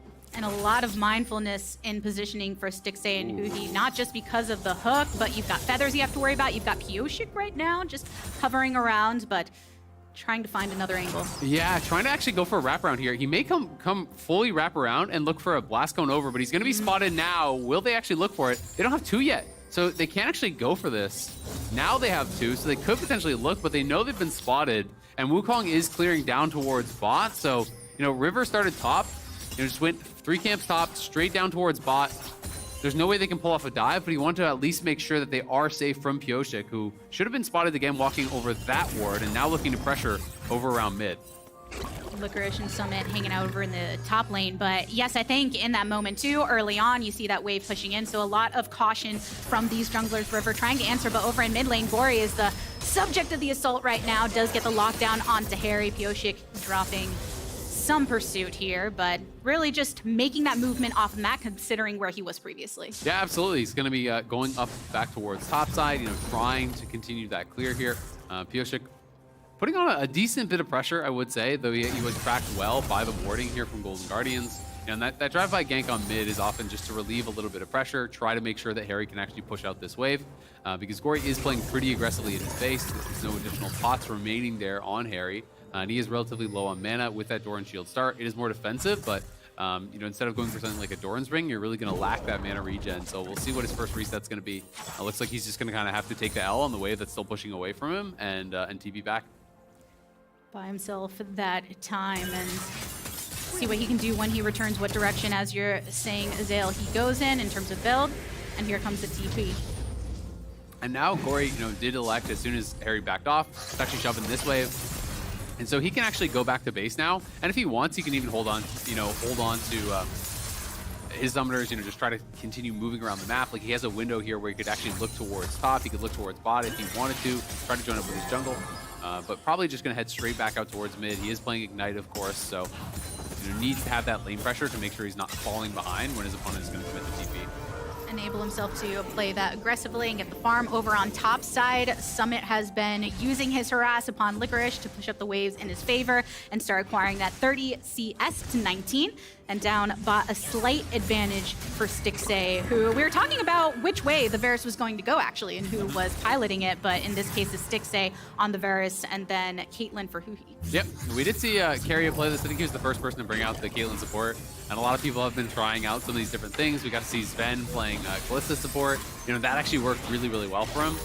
Core Day, interestingly enough, is another one of those role swapped ADCs. A lot of people actually forget that he was an AD carry for Dignitas actually, you know, way back in the day, before he went back to Korea, went to support, won a world championship, then came back here. So we actually have a few different role swap supports. You know, Busio came from mid, Core came from AD, Sven came from AD. So some of these supports, who having experience on these different types of picks, can be really nice, as Core is a little bit of a swing and a miss there. Gori comfortable on that side step.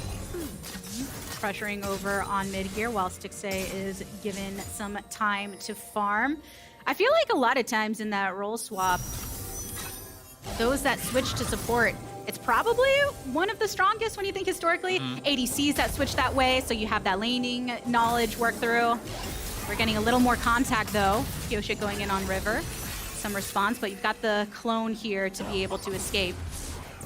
Yeah, and Gory answering the roam from Harry. Harry's got to be careful because River and Hui are closer than his team. He's got to flash out or he's dead. Druid collapsed upon and killed River. First blood going with the early play for Golden Guardians. Yeah, really poor pathing from Harry. He wanted to come and support his team, but his team had already retreated out down towards bot, and that left Hui and River on one side, Gory on the other, who had already matched that roam. And Harry tried to continue to walk down towards bot instead of trying to fight his way back through Gory or flashing over the wall early or something. And just kind of, I think, losing track of where his teammates were and where it was safe to walk. He gets punished pretty heavily here. Seemed almost as if there was a thought process of, oh, a lot of congestion in the fighting is going to be happening over towards bot, but there wasn't really any movement there that allowed him to follow up. Instead gets caught out, and off of that, Golden Guardians also warding up the entire riverside. Dragon is still up for grabs, so getting that vision at this point at the line of scrimmage is always going to be an advantage and something that they're able to acquire off of that first blood. Yeah, absolutely. Maintaining that line of vision down from mid lane, is going to be really important to actually keep that bot lane safe, right? Because you have to be pushing when you're playing Caitlyn and Varus here. This double ranged bot lane wants to keep the push going. Licorice is really hurting for mana though. Yes, he has a tier, but look where he is, and he's got no TP back. So even if he just gets chunked out, he's in trouble. Yeah, getting frozen in place and stunned, and more blows his flash in the final moments. Oh, yeah, definitely not what you're wanting to see here on the side from Golden Guardians. Look at the wave too. The wave is absolutely horrible for him. Because he already spent his TP, Summit could push it if he wants, but if he doesn't, it's going to be a 1 to 2 waves denied. Looks like he is just trimming that up at least a little bit here. But this full wave will be denied. We'll see if he holds on to the range minions to try to keep that freeze, and he is for now. So it's going to be a lot lost. The flash down, the TP was already gone. Golden Guardians are going to be way behind on the top side off of that. And multiple control wards over on that top side too to ensure that Summit can still continue on his pursuit safely. And a lot of people are looking at Summit in the way that he plays because he's one of those players that dictates a specific strategy from a lot of the teams. They say, okay, we're going to attack top. We're going to try and deny him as much as possible. So you're seeing how he can flesh himself out on this team. It's most of Golden Guardians around this Herald though, trying to draw some attention towards themselves. Pioshik lying in wait. Blast cones into the bush, but there is a ward here, currently getting swept out. Yeah, there is potential for a 4v4 if Harry moves as well. Both ADs are staying bot, and Harry is cheating up towards topside, but Pioshik's going to engage as 3v4. Poor JJ on the outskirts gets hooked onto Licorice, and some of them are fallen. We've lost Licorice immediately off the bat. Pretty low for Gory as well, so Team Liquid pushing them off. River separated from the pack, and this is a Rift Herald over to Team Liquid. Yeah, they had one less member when that fight started, but it just didn't even matter. Nice chain, though, from Gory. Ooh, the Feather Storm in a response to try to go for the invulnerability, uses the heal as well, but it's not enough for JJ and Harry. Consider rotating over, but they don't make it in time. Yeah, they do get that kill back in mid lane here. They take down Yon, get his ult, get his heal. That is big because Stixxay's been pushing down on this bottom side, so at least one play taken. I'm not sure if that previous play had already been knocked down, but Golden Guardians getting about as good as they took there, in that exchange, everything considered. But would love to see that fight one more time because, it was Harry who was kind of that late man to the play, did join as that fourth member for TL.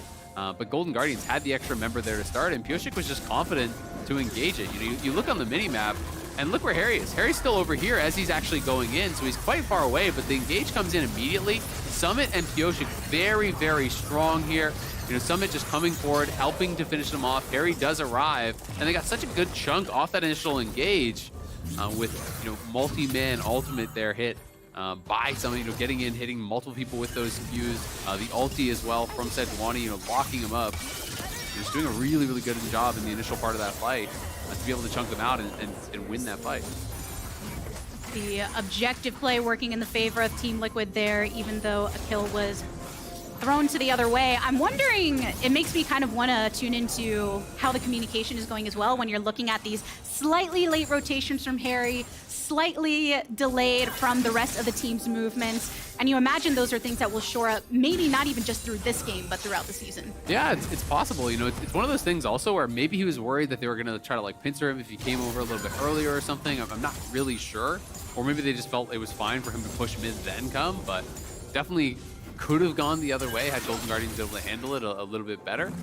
But that being said, Licorice now massively behind on that top side, and Pioshik just going to get right back up there. Nice sidestep, though. Immediately collapsing upon Licorice. It feels like Licorice is not having a good time as of late. A good long downtown hook on Hui. Has to use both summoners. Throws down damage onto Yan. Goes for the ace in the hole, but Core JJ is there to block it. Yeah, and 6A not able to connect with his ulti. Nice engage though from Harry. Trying to grab onto Gori. Doesn't get the chains to connect just yet, and both popping some pots as well. Rift Herald getting dropped over on the top side too, so action across the map as Golden Guardians make that cross-map play to take the objective for themselves here and get the first dragon. Yeah, gonna be able to get that first dragon for themselves, but it's gonna be tough for Licorice to have much effect in this game whatsoever. He's now down 2K individually here, and it is so early on in this game. There's just nothing he's gonna be able to do against someone in this 1v1. He's down 2 levels as well. It is really, really brutal. And now an additional 800 there. He's basically has double the gold of his opponent. And Summon is just such a dangerous laner. And you know, his greatest strength is kind of also his weakness, where he plays so aggressively. He plays past the wave. He really exploits these 1v1s, which requires you to play hyper aggressive. But that's also at times why he gets picked on heavily by junglers, because they know he's going to be positioning aggressively. They know he's going to be looking for the maximum advantages. He's not playing to just trade waves. So he can fall prey to a lot of these ganks. But when things are going well and when he gets the support of his team, he can open up leads unlike any other top laner in the league. And that's why he won MVP when he was here last time around with Cloud9. And it does feel, Azale, like we saw more attention from Pioshik over towards that side than we saw from River. Up, flash forward from Gori going for the ultimate from Core JJ to kill him off. LeBlanc down. Yeah, if he got the chain pop, he might have been able to kill Harry. Would have been close at the very least, but trying to make something happen, going for the aggressive move here, and Core is there. Lands the full combo, knocks him down. Licorice again back up towards this top side, but he knows he can't even get near Summon. Pioshik is coming, uh-oh. Yeah, Sejuani's here again, goes for the prison. Licorice always has to use flash, it feels like every time it's back up. Can he joke it? Can he not? Summit gets the kill credit. But it's been a lot of Pioshik action here, Top, to make sure that advantage. Stop, he's already dead. Licorice is taking a beating in this one. That is just brutal. He's gonna lose the wave as well. This is why I think sometimes top laners have some of the best mental, sometimes some of the worst mental, but some of the best too, because in this situation, it's one extreme or the other. Yeah. I mean, there's nothing you can do in the 1v1 for quite a while now, right? So basically you're just trying to get XP and hopefully clear waves and not die, but like when it's this extreme, you can just get solo dove practically. There's really not much he can do. He was playing over the wall to just try to soak XP and steal away some minions, but there's no way they're gonna play towards topside, right? Like it's fully just abandoned ship. They got no vision up there, they got nothing. Oh, the 1v1 coming through, a little bit of a route. River was on the outskirts as well as Pioshik. If they decide to bring something through Summit, because they took down that first turret over on the top side, you unlock what has been growing into one of the largest threats on the team. Yep. Summit's gonna just use that pressure, move down towards mid. If he's not comfortable pushing the tier 2 and looking for a dive or getting chip damage on that tower, then you just move down. You're not gonna miss any minions up towards top really, so he's just gonna rotate back up, catch that wave. And now Licorice will move down here towards mid lane, see if there's any opportunity for him to do anything, because he can't walk up and actually continue farming that wave unless it's at his tier 2, or he knows where somebody is, because there's no shot he can stay alive. And that's why he's kind of just hovering Gori here to try to answer a play from TL, and they are going to look. In for it. When jungler meets jungler over in the brush side, everyone else becomes a little more static and reverts to their opposite sides. But speaking of what happened in the top lane, you could really see the impact of it, considering that around 11 minutes, Golden Guardians had a few hundred gold in their favor. Then you saw the Rift Herald go down. You saw those kills. That was all before 14 minutes. And now Team Liquid up 2.2K as a squad. And you know where a lot of that's coming from. There's the one top laner. Here's the other top laner, right? Like, oh my God. That is pretty rough. That's, now I understand why Licorice reads a lot. You see him meditating when he comes onto the stage. You need to calm down after a game like this, for sure. It's a true testament to his character, and because of that, Team Liquid if they continue just pushing those advantages over on that top side, they've had plenty of time to burn before the 40 seconds for this next Drake. It was still early enough in the game where Golden Guardians, we'll have to see. Do you think they just continue trying to find advantages elsewhere? Are you just abandoning top and seeing what you can do? I think that's all you can do. I think any sort of play up towards top lane is almost doomed unless you're sending like your whole team. But this is the problem. They have no vision, right? You look at the top side, it's like there's not a single ward from Golden Guardians up there. There's nothing that they can do to actually look for that sort of a play. So if you go up there and you try to gank him as River, you probably get 2v1. So you have to almost bring a third person, and then if Pioshik's there, you probably lose the 3v2. So it's really hard for them to really get much done.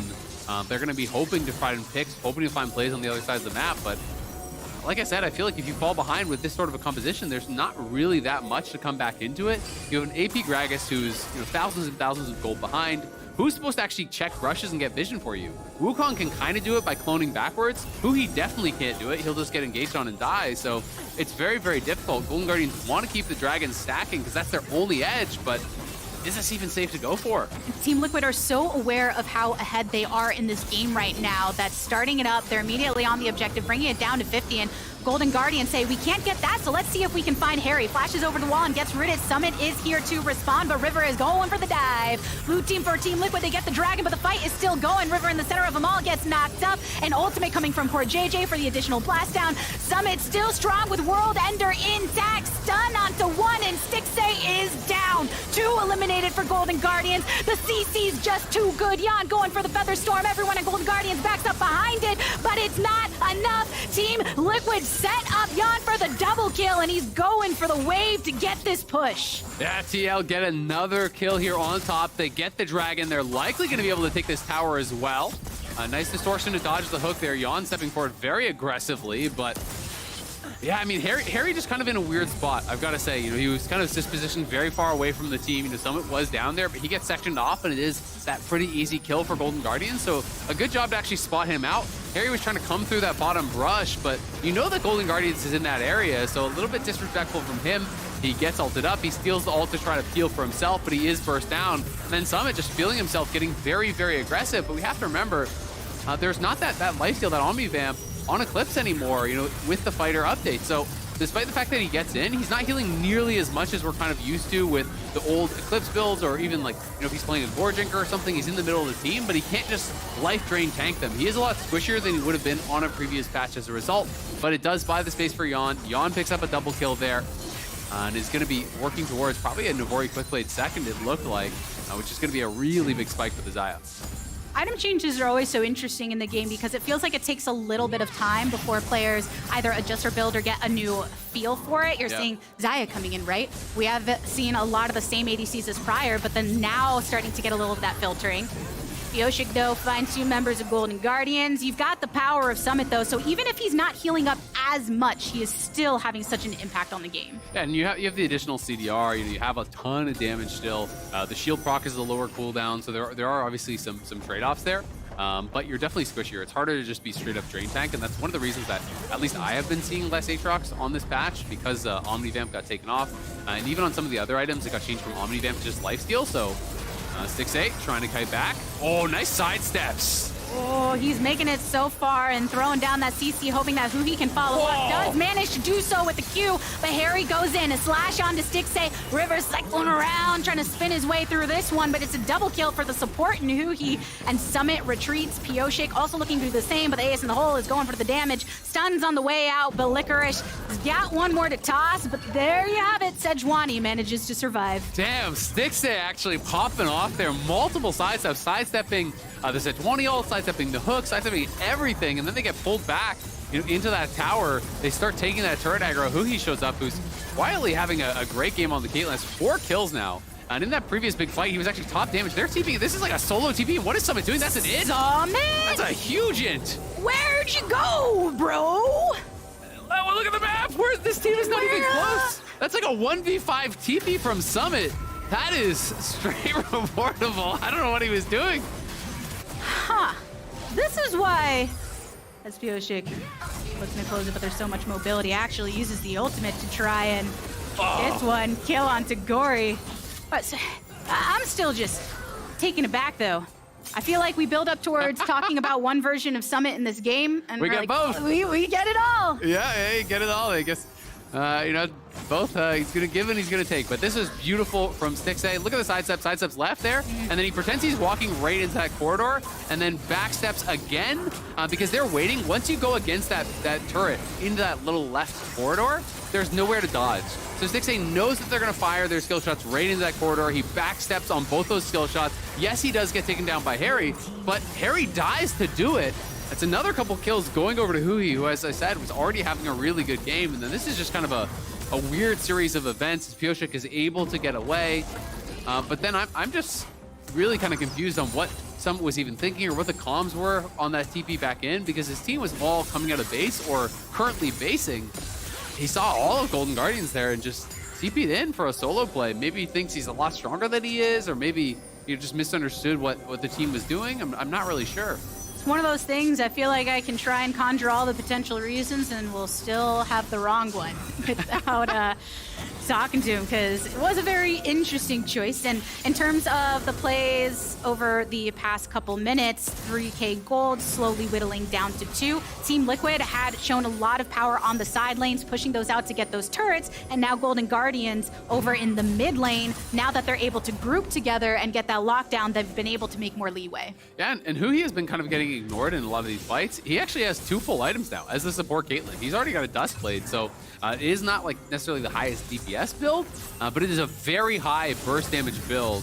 These lethality Caitlyn's, if you do get caught in a trap, if you do get hit by those Peacemakers, its high lethality is really a lot of burst on some of these squishy characters if they do get tagged by that. And there's no armor on Summit, there's no armor on Yan, so those characters in particular, if they're getting tagged, are going to be feeling it big time. So if you're looking from the perspective of Golden Guardians, then the fact that Huhi's got a couple items and all of that and beyond Azale, how do you think they continue to push this momentum that seems like they're starting to build? Yeah, they're building up a little bit of momentum. I think they still have to be really, really careful, because if TL gets one good engage, I think these people are just going to instantly die, right? Like, support Caitlyn is so squishy, but they're going to look for a pick on Harry in the side lane. Was looking for Gory, but there's a river in the jungle, and the punishment is good onto Harry. So Golden Guardians still standing strong with all members. They're making the call to try and assist some of the push over towards mid. Yeah, it's a great pick in the side lane, but Harry has just been playing kind of disrespectful with a lot of his positioning, right? Doesn't particularly have a lot of vision over in that area, had no one behind him. He's pushing up past the river with his team all in that top quadrant of the map, and does get picked off pretty easily there by Gory and River, who have been a good duo, in the 2 games that we have seen them thus far. Golden Guardians, they have that man advantage. They're going to look to try to invade, and they will be able to steal away that red buff. Won't push for anything more. Playing with respect to the fact they don't see core, they know that Yan could move, so didn't want to overstay their welcome there.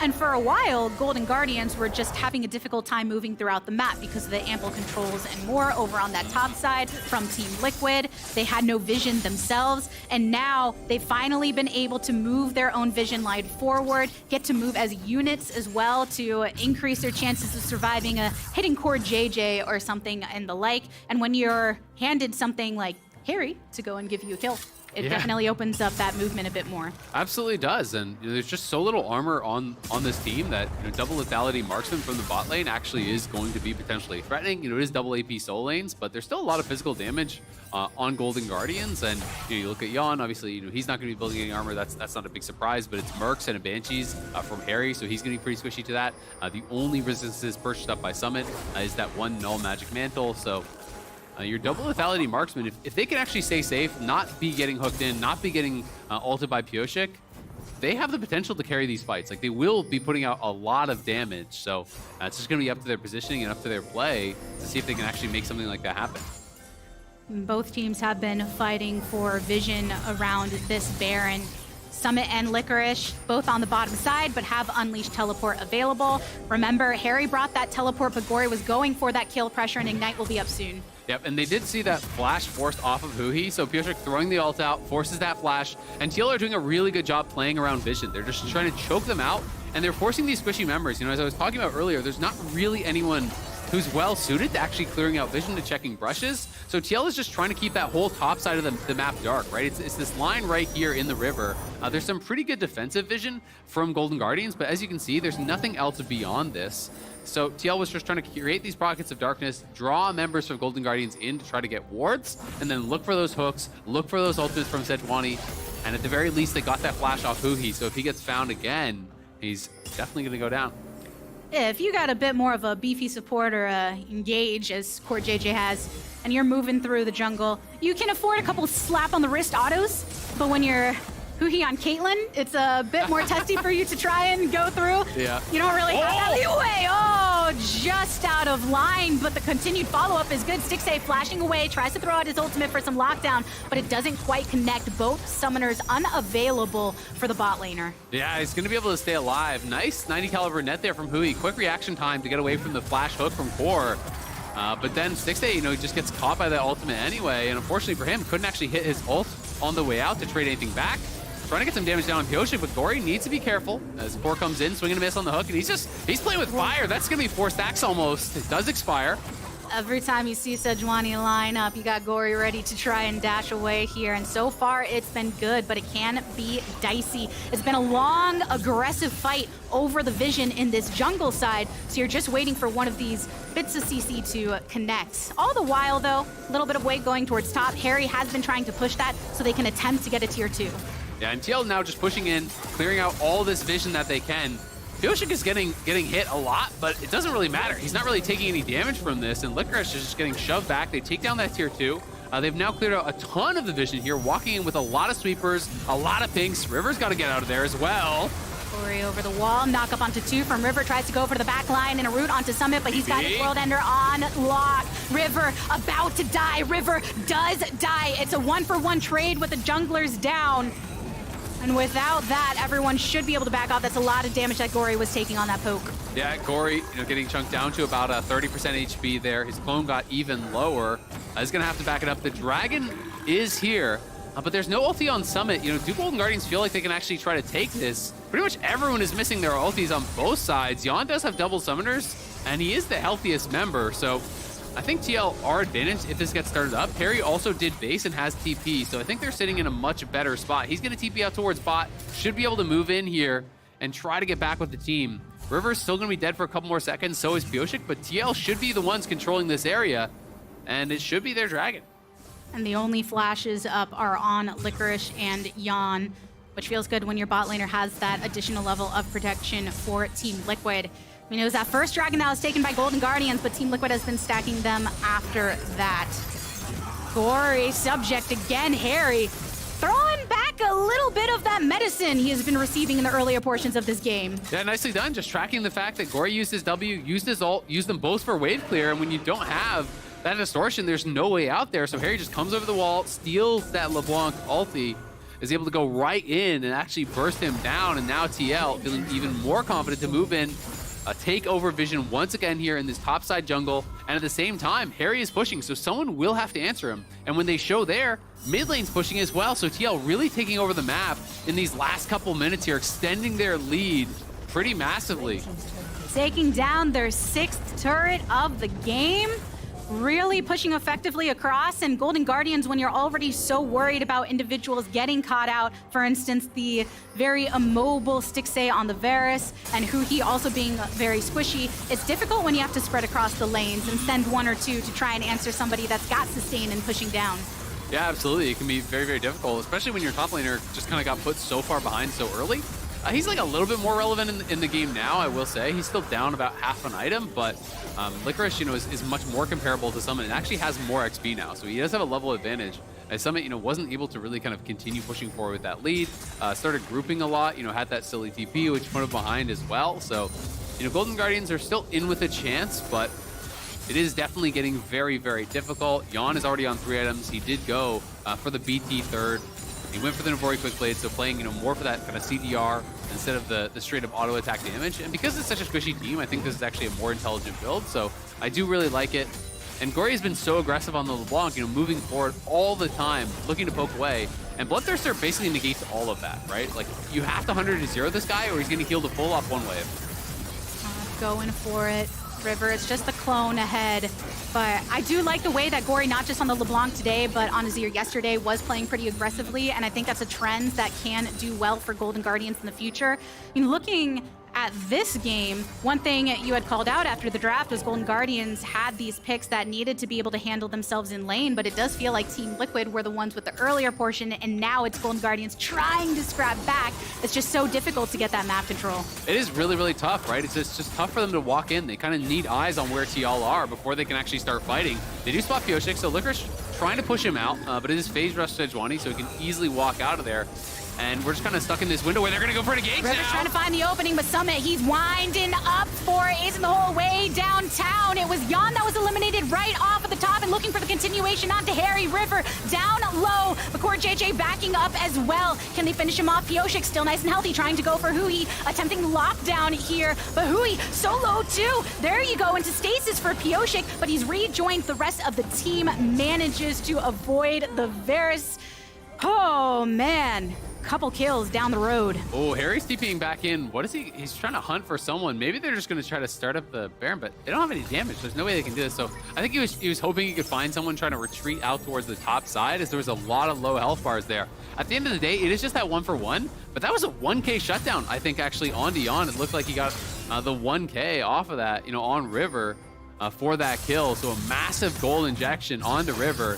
Really close fight back and forth here. You saw, it was looking pretty good for TL because Pioshik is coming from behind. When you have these members coming from multiple sides, it can be quite threatening, but Harry a little bit far up here. When the engage comes in, he gets caught a little bit with Jan. The flash back there from Jan, but River is able to get that kill. 1K going over to River, sidesteps out of that Q3 from the Aatrox, and then trying to escape out the back, but Pioshik coming in, finishing him off with Summit. We're right back to live, and Jan's able to flash out of there this time, or Gale Force, excuse me. Oh yeah, here we go again. River on the outskirts, teleport coming in. Summit thrown on back with the Gragas ultimate, so the disengage for Golden Guardians to keep themselves up.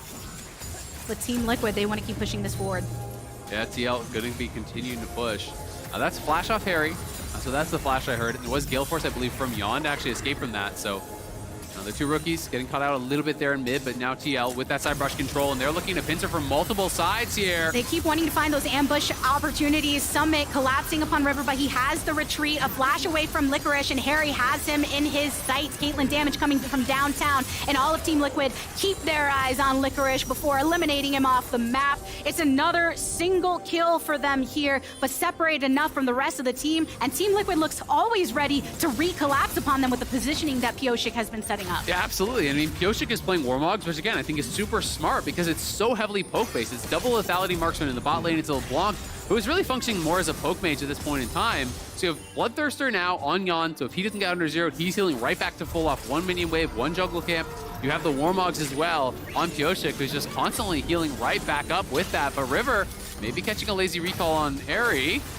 Tries to respond with the answer. Harry, he's got too much on him. Caitlyn looking to finish it up, but River gets the kill credit. Pioshik wants to throw it downtown. Gory ends up falling. Jan with the credit on this one. All the while, a turret has fallen, but the root here onto Core JJ. Summit over the wall, slashes onto Hui. He's looking for the squishiest member in Caitlyn and gets that prize that he was looking to end with that world. Team Liquid out on top with the fight. 3 kill. They trade their mid laner, but they go for the objective. Yeah, he's gonna get that big kill to shut down off of Hui. The barrier did nothing, killed him through it on the Q3, and now Golden Guardians know they're on the Baron. This is a long shot, but I think you have to try. They're already so far behind. If you give the Baron over as well, there's no shot in this game, so they look for that steal. Whoa. Not gonna find it though. Yeah, Core JJ was laying in wait to hook Licorice as soon as he stepped up, and while a little bit of survivability for this top laner for Golden Guardians, going golden ain't gonna do it even if you got golden in your name. Team Liquid really getting the job done here. Yeah, really nicely done from TL. They finally create that advantage that they need to close this one out. Golden Guardians did a commendable job, hanging on for a really long time here despite getting put down so far on the top side of the map early. But it's hard to see what they can get done now. TL just has so many ways to win out in these fights. If they can get onto these squishy members, if they can get flanks coming out, it's very, very difficult for Varus and Caitlyn to put out effective damage. They can't win in sort of like 1v1 scrappy situations where a Pioshik or a Summit is coming from behind them and getting in on top of them. And TL has done a good job of trying to create those windows where they can get these beefy characters into the backline to really punish those squishy marksmen. And now, Team Liquid, with a bit under 2 minutes left on the Red Bull Baron buff, setting their sights on this Dragon Soul. With all the power they have accumulated thus far, and then some, Golden Guardians feel no window to be able to contest, so the Soul goes to Team Liquid. Yeah, gonna grab that Cloud Soul. Always feels really nice on Aatrox in particular. Love when you can get that bonus move speed, already getting that from your ultimate as well. So gonna allow you to get on to some of those low mobility marksmen in the backline very, very easily. And Golden Guardians, you just gotta hope for some sort of a pick, but it's very tough to actually find it. And Team Liquid right now still with the Baron buff. They're just gonna spread some of their pressure across mid lane and bot lane to get onto these inhibitor turrets. Corey put on Summit duty, but yeah, it's tough for Golden Guardians just not finding any opportunities to be able to step past the lines that Team Liquid have created here. I mean, their wave clear is pretty terrible at this point. It's just they just don't really have anyone that can actually knock down these waves. You can see Gory is struggling with that pressure. They can't actually clear out that bot wave. At the same time, they can't clear out mid wave either, pushing them back to the base. So 2 inhibitors are going to be cracked here. And you look up towards that top lane, and the top lane wave is already coming as well. That's been prepped. So this could be 3 straight inhibs here for TL. I feel like Golden Guardians, you just got to pick your moment, go in for the engage, hope you find something, because if you give up triple inhib, there's definitely no chance at all. It's a Baron buffet of minions just crashing into this base right now. It feels one of those slow drip drips. You get the stun, you get the hook, you get more. And Team Liquid, oh, they're having a hard time right now with, our Golden Guardians are having a hard time right now offsetting their onslaught, just throwing clones out, throwing anything they can. Here they go.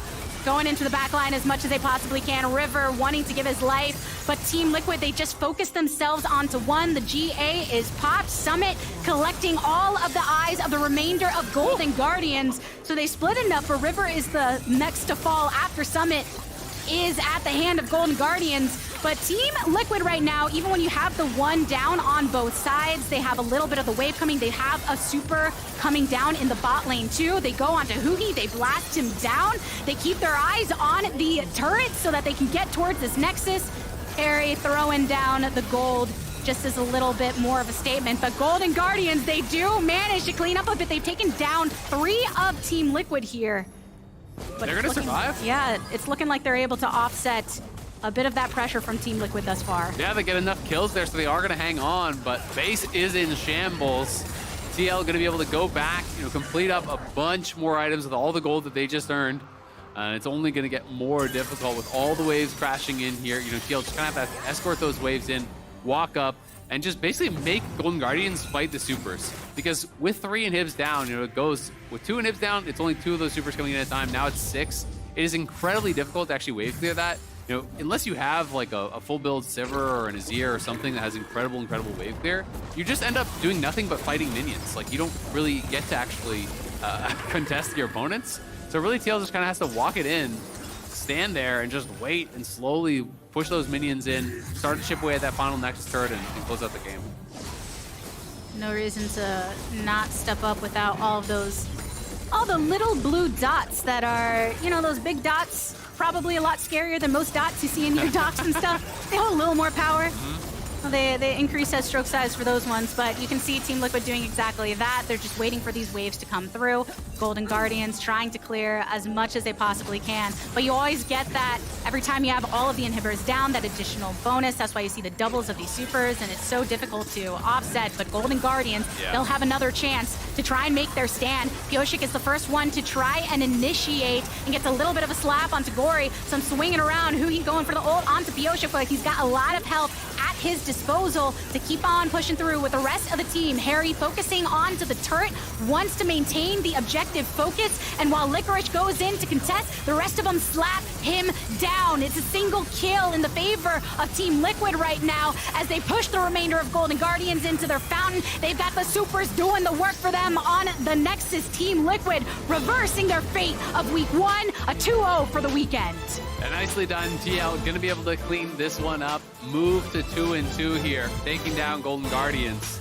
are going to be feeling good about the result, but I'm not sure how good they're going to be feeling about the way in which they got there, because they opened up, such a massive lead early. It looked like this was going to be extremely one-sided, but definitely I think a lot of sloppiness, a lot of execution errors from TL that allowed Golden Guardians to kind of stay around in the game and make it a lot closer than it looked like it was going to be.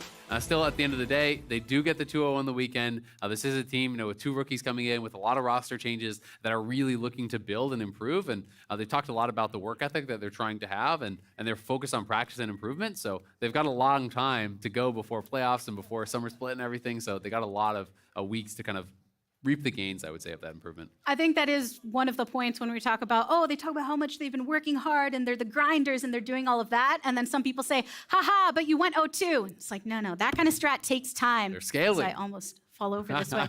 Yeah, it takes time to be able to develop and really identify the areas in which they can shore up, but still we're able to get the 2-0 for this week. But coming up next, we got This or That live. CLG abducts Kobe, and then it's CLG versus IMT.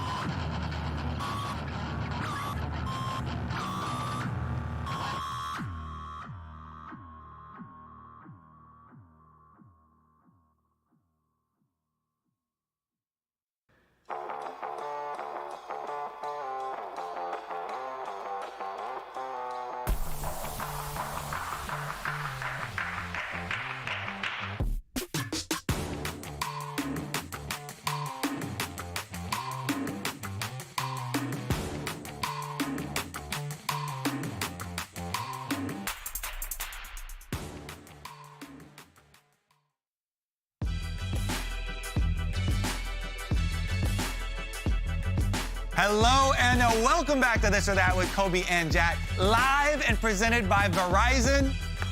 Very excited that we are always doing this live now during the LCS days. That's the You can update. still, of course, find us on YouTube and go leave your comments in the YouTube, under the YouTube video, because our producer is still looking through them for viewer-submitted slides. Yeah, maybe we'll see some of those next week. Slide number 1. Who had the better bounce back? Evil Geniuses or Team Liquid Honda? They did technically 2-0. They just finished bouncing. I would say that EG had a better, stronger bounce back. This bounce back was a little precarious. Yeah, I mean, they're on the way. They're still bouncing. Yeah, they're like still bouncing. They went into the trampoline and went really low, and they're like here now. Yeah, okay. Whereas EG, like, they were able to troll Dignitas well enough with this 100-man gank on Jensen mid at the start of the game and the Twitter trash talk afterwards. So definitely, I think this is for sure EG. All right, next slide. What we got? More slept-on addition to the team, Gory or Boogie. Oh. So, okay, this is not better addition to the team. This is more slept-on. Who is getting more credit? Boogie is getting more credit, I feel like. Yes. Not like a tremendous amount, though, and I feel like Boogie is a better addition.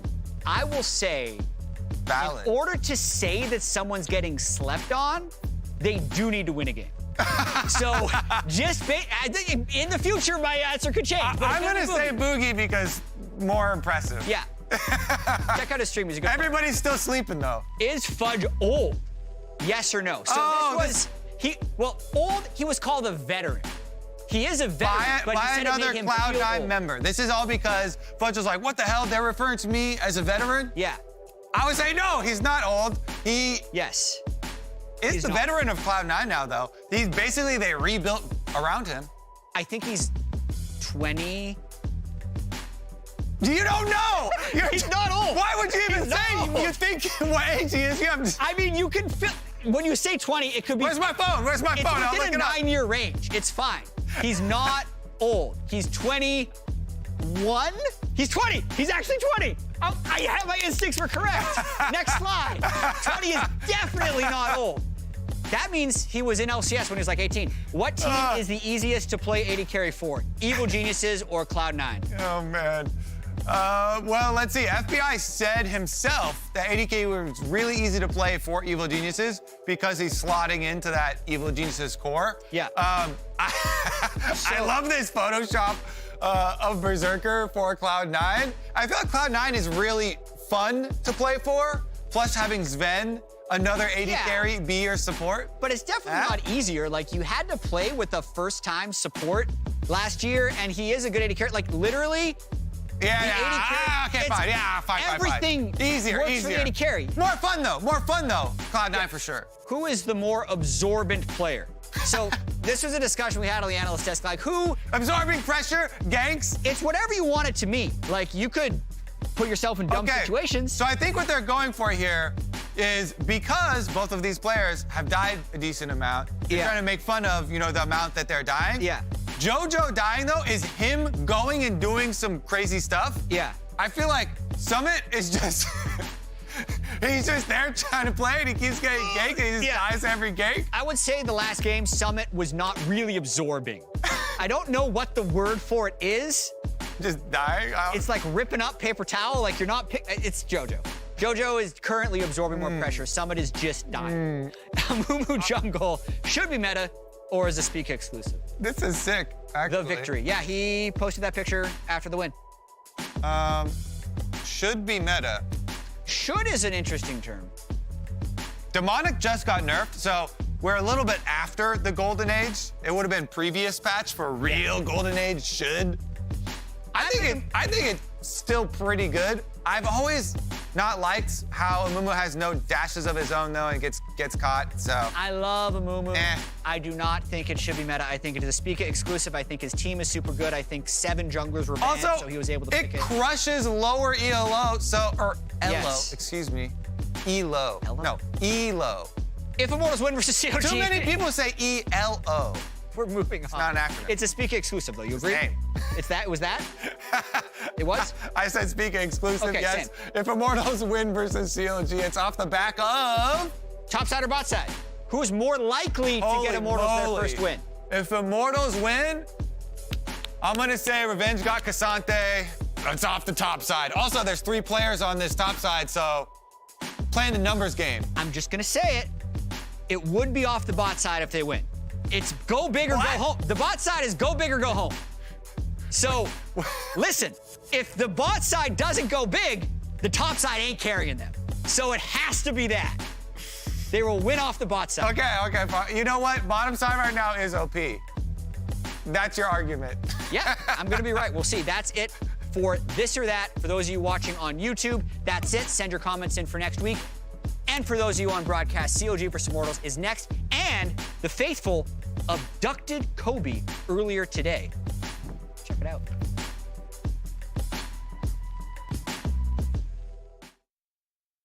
Sam Hartman Kensler. Kobe. Our most hallowed fan, you have come before the Council of Counterlogic to answer for your crimes. Why have you forsaken us? Forsaken? What do you mean? I had you 6th this season. That's higher than anyone else. 6 is a pittance. You know what would happen if I put you first, so. Kobe, this is your one chance to redeem yourself. Redeem? Are you kidding? I've always believed in you. I used to be you. I literally played for CLG. Excuses, excuses. The strength of your belief seems weakened. Are you not faithful? Faithful, faithful, faithful, faithful. Really? The chanting again? Didn't you already do that for the start of season promo? Do not concern yourself with our previous endeavors! Now, where is the faith? Right here! And what does it do? Remain? Then why are we 6th in your power rankings, Kobe? 2-0 opening week? Not good enough for you? Those are pre-season rankings. Only the faithful shall be rewarded.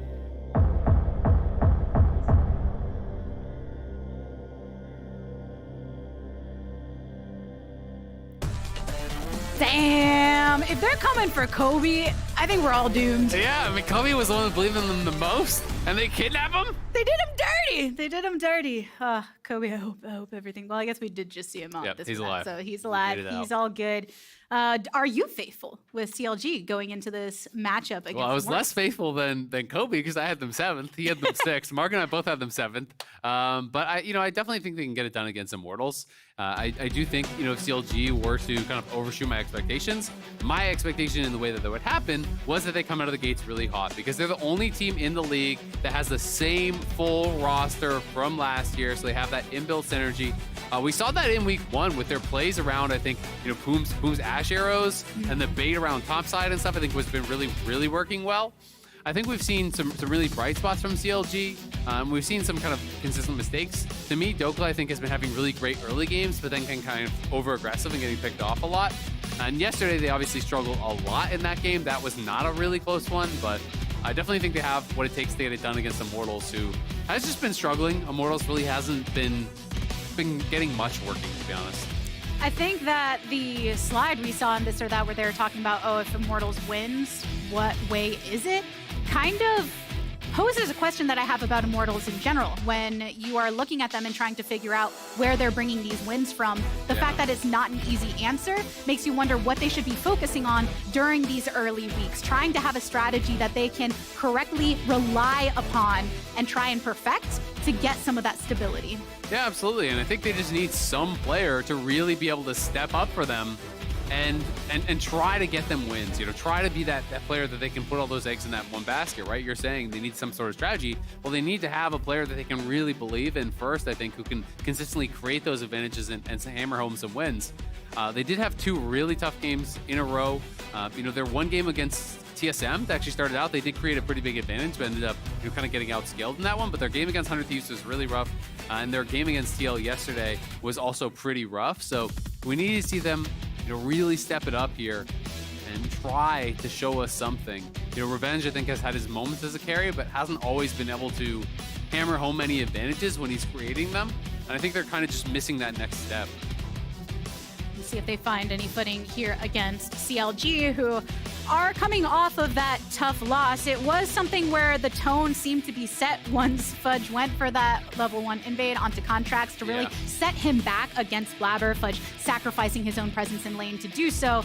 And maybe today, as long as CLG avoids moments like that, they can get a better footing under them. Well, I mean, C9 had such a good early game plan in that game, right? Because it was the level 1 invade with the Fiora that puts Contracts down, forces his flash. Now he's starting about a minute late leafless on his top side. And meanwhile, there's bot lane is already getting dove, right? So I just think that was such a high level of execution from C9.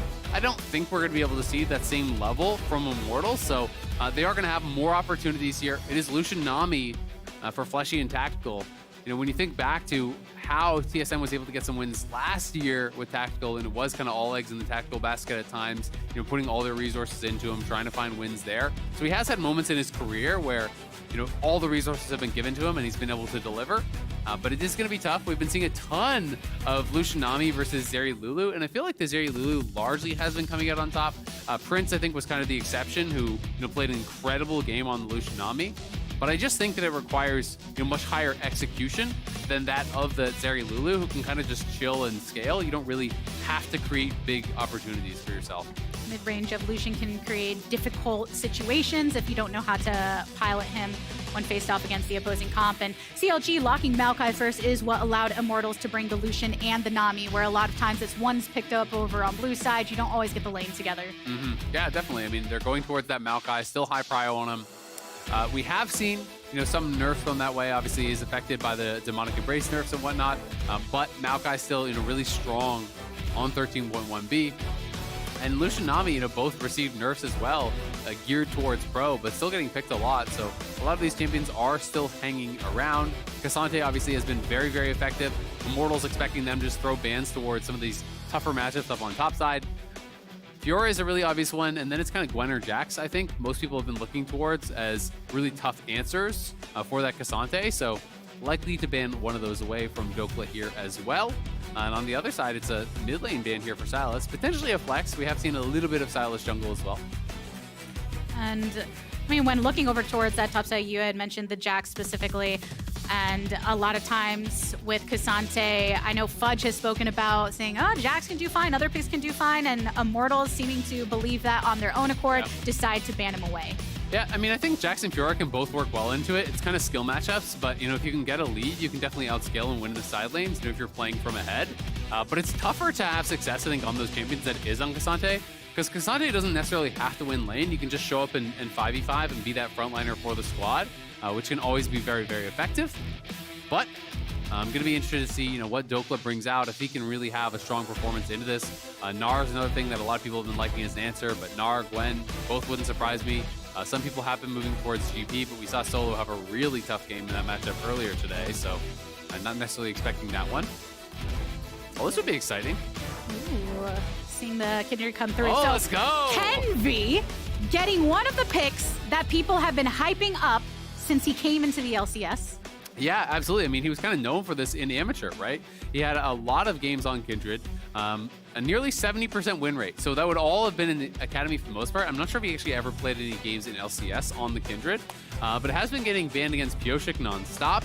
No one else has really been picking it or getting it banned against them, at least in the LCS, but we're going to get to see Kenvi bringing this out.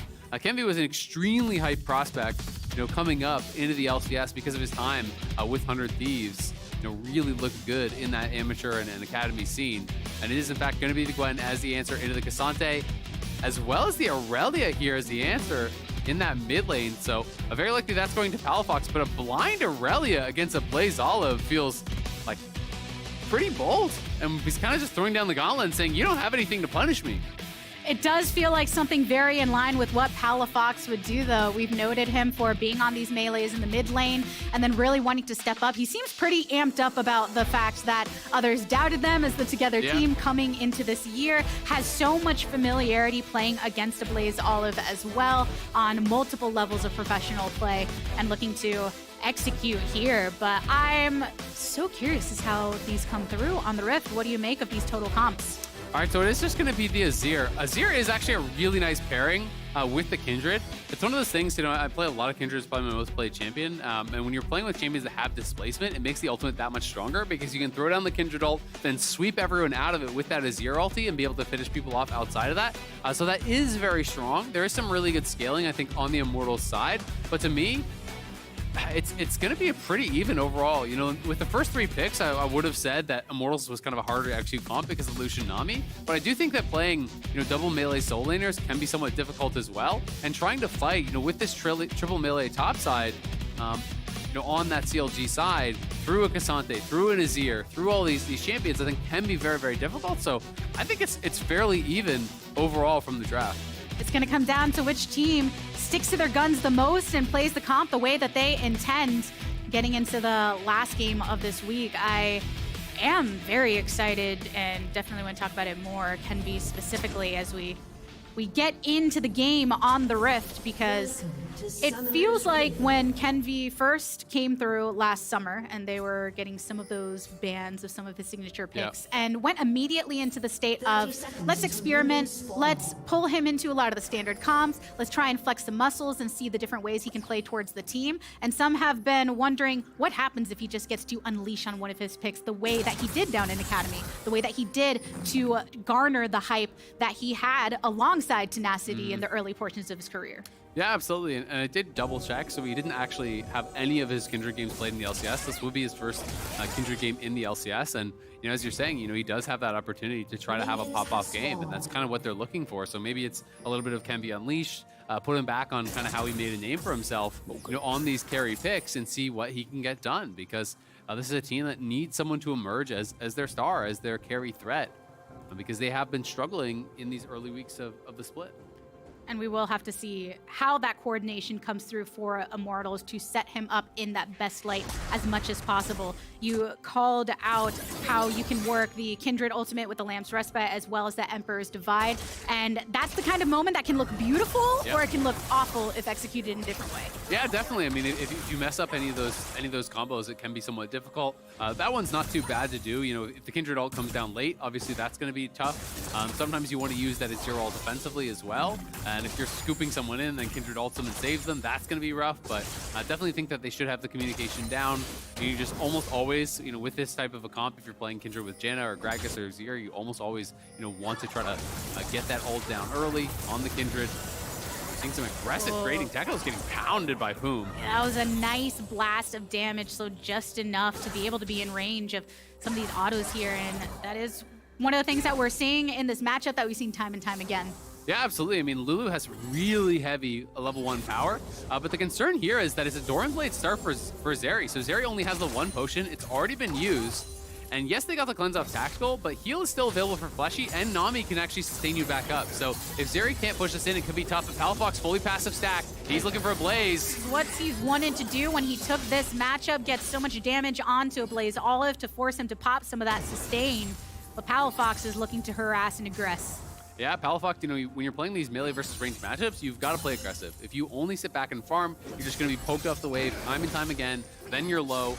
If you don't have all-in threat, you basically have nothing in these matchups. And now Contracts, he's pulled into the tower! Showing in the bot line, goes in for the root and has to back up. Luger taking so much damage. Under the cover of these bushes, he can survive. But that was a lot of Summoner's Blown, both on Fleshy. That's a good flash on Luger if he's not careful. If he gets a Q through the wave, like, he could just die. They're trying to reset this so heavily. Will they hold the wave? They should hold this wave 100%. Yes, they're going to take a lot of damage, but then Fleshy can reset. And you can just hold this wave until the next one comes in here and then try to thin it out a bit. Poom and Luger are going to stay around as a result. But this means that this whole wave could be denied here. Tactical's got to be careful, though, of the brush because he doesn't actually know wherever it is. So Poom is going to stay around. Luger's going to stay around. If Tactical finishes his base, they will crash this wave, and this will end up actually not too bad for them. And so that will be the result here. Smart play from CLG, you know, faking the base here, staying around. They're going to be able to crash it. Kenvi going for his first play of the game here on Dokla on the opposite side of the lane. Revenge in pursuit. The guys is good for Dokla to circle around. Yeah, Dokla able to create that space. He actually couldn't get the E on that Kindred down on him. He needed that slow, and now Revenge is kind of in this losing 1v1. Kenvi can hang around. He may just want to try to help him push out the wave and just get this reset because Revenge is quite a bit down on health. He's down on mana as well. But it's Kenvi who's actually just going to take a quick base and maybe go down towards that bot side for Scuttle. So Dokla on the, nice flash. Grabbed from a Blaze Olive here in the mid lane. Palafox was basically keeping up with the exact strategy he had laid out. Needed to be aggressive, needed to harass in this melee versus ranged matchup. And doing just that while keeping somewhat even in the farm. There's some more presence over here on the top side. Dokla getting flashed upon, getting dashed upon, and a little bit of a sliver. Do they go for it? Revenge. Can't quite get in reach, but they have the wave here.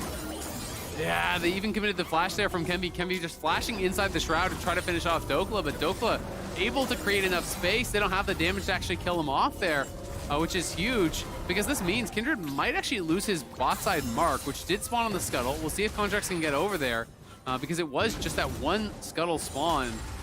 When there's only one Scuttle alive, it's going to guarantee the Mark does spawn on that here. So he is heading out, but they spot it, and Nami's moving up. Contract's elected to clear out his Raptors first. Maybe didn't know if the Scuttle was actually still even alive. So if Kemby can grab this would be great. You know, grabbing that first Mark off of a Scuttle is always going to feel really, really nice. He already had one, so he actually is going to get double marks off of purely Scuttles, because I think he got that first one off that top side Scuttle and then leaves the bot side Scuttle alive because Contracts was spending so much time trying to gank around bot. It just respawns that second's mark, and it's 2 quick marks here for Kemby, so that's an incredible start, honestly, for the Kindred. I can't wait to track how Kenvi performs in the rest of this game, because seeing him not just on the Kindred, but while there weren't complete perfection moments in those, right? Going for the dive or going for the kill up top and then not quite getting it in completion. You're still seeing that strategy of the early Kenvi going and playing towards tenacity. I'm going to keep referring to that because that's what a lot of people actually think of when they think about Kenvi at his peak. That really got people excited about him. Playing on 100 Thieves. Yep, playing on through, and then now in the LCS, it feels like they're starting to give a bit more of an opening for him to be extremely expressive in the role, but can't get too excited just yet. See how the rest of the game ensues. Down here in the bot line, slight CS lead for CLG. Yep, gonna be having that small advantage. You know, they have been playing really well in 2v2, but Kempi is here, so they're gonna be pushed back. Yeah, for a moment, Technical didn't have that much man, but he's got a friend on the side. Poom has to flash away, but there's some range against him. Gets the slow in response and throws out the Q. Luger wants to follow up, but just go ahead for some of this wave clear, because all the while, Contract ready for the collapse. Tactical attempting to escape, but a good bash in response. Fleshy doesn't quite hit with the Aqua Prison, and a Blaze Olive is on the way down, and because it doesn't connect, he doesn't continue his pursuit and knows that Palafox is on his tail. Yeah, great cleanse there from Tactical. You know, overall, I think CLG has been doing a really good job, you know, in this 2v2. They did get a lot of help from Contracts, which I think Immortals handled very, very well. But because of that play with the fake base, they created so much of an advantage. And now Palafox, he missed on the E just barely. If he lands that stun, I think he goes for the all-in, potentially. But because he did not, he didn't want to commit the ulti. But that small play where CLG just faked their base and then got the crash, that's really what created the CS advantage completely. And now, you know, Tactical has been chunked out here. Contracts is going to be able to invade, take away that blue buff, which is really nice for him. And Kempi's got to be careful. Oh, flashing forward. Contracts wants it. Contracts looking for Kenvi again. Needs a little bit of Palafox action for the help, but all the while on the bot side, Poom falls to his death. Yeah, Poom goes down. We missed that as they were chasing off of after Kemvi. I feel like Palafox could have just flashed the wall and killed him almost 100%. You know, maybe didn't have the actual timer on his flash, but you know, Kemvi, his last dance of arrows, that Q was on cooldown, and now Tactical getting really aggressive, trying to push Luger away because he knows Palafox is behind him, so if the wave crashes, he's 100% dead. Fleshy is threatening to come back here, but they might both just die. Oh, right on the outskirts, Luger. The battle of getting them so low in HP, and it eventually faltered, and you saw that, okay, Fleshy was around, but it's so difficult for him to step up with Palafox there. Yeah, you really can't walk through that Aurelia, you'll just die. So Blaze is trying to actually crash through mid, should be able to make that happen and then back it up. Poom is on the roam, try to answer. Nice sidestep from a Blaze, you know, back steps towards Palafox, actually dodge that stun, but pretty action-packed early couple of minutes here. You know, a lot of scrapping, a lot of skirmishing, despite the fact there's only those 2 kills. There's been so much action around bot lane. I do enjoy the fact that nobody seems like they're kind of sitting back and putting their lo-fi music on and just making their way through the laning phase. Lo-fi beats to farm to. Yeah, I feel like if you're playing a scaling comp, right, it makes sense to have lo-fi music early on, and you're just like, let me keep myself calm. Let me not. You're playing early game then. Some wub, you know. Yeah, some dubstep, high some BPM. like, yeah, Armin van Buuren just like going in the ears. This is the secret to becoming a pro, y'all. Align your music with the comp that you're bringing through, but you can also try and align your shots over to the bad side, like all the shots of the calling, but nice dodge in the last moment. Luger managing to survive, but the ultimate utilized by Tactical, a great attempt. Yeah, it's kind of that game of chicken. Luger knows he doesn't have his ulti. Tactical knows it too, so we can watch this one more time. Kempi just walked into that sapling that was pre-placed, and then Contract was like, oh, he got hit by that empowered sapling. I can just straight up kill him. But he's cutting away here. The thing is, when you're inside this W zone, your Q cooldown is much lower. So this last Q that he used is now not reduced on cooldown. So that one is actually a long cooldown there. So I think 100%, if Palafox flashes the wall, he Rs him, he's dead. But, you know, didn't feel confident to do that. I think that's a missed kill. But at the end of the day, you know, it's neither here nor there because he didn't get it. And we'll see what they can actually make happen because Kenvi, you know, has had a strong early game on the Kindred, you know, farming well, takes away a dragon, has those 2 early marks, hasn't been able to extend that any further, but if he can get to his 4 marks at a decent time, Kindred is a really strong team fighter and also benefits from the fact that these 80 changes did happen on 13.1b. You can go straight towards an IE second if you want to really kind of be aggressive with it. Quickblade's also pretty good. And off of the back of those plays at 10-15, grabbing the first dragon of the game. So I feel like you see that comfort in the way that he's not just navigating these 1v1 scenarios and really clearly knowing his champion, but making sure to find these chances to not let CLG get too out of control. They've been getting a little bit up in CS over in the top side, and that bot lane with Zeri, Luger has been able to accrue a decent amount, and that's the threat that as this game progresses, you're going to be worrying about. But CLG are looking to set this up.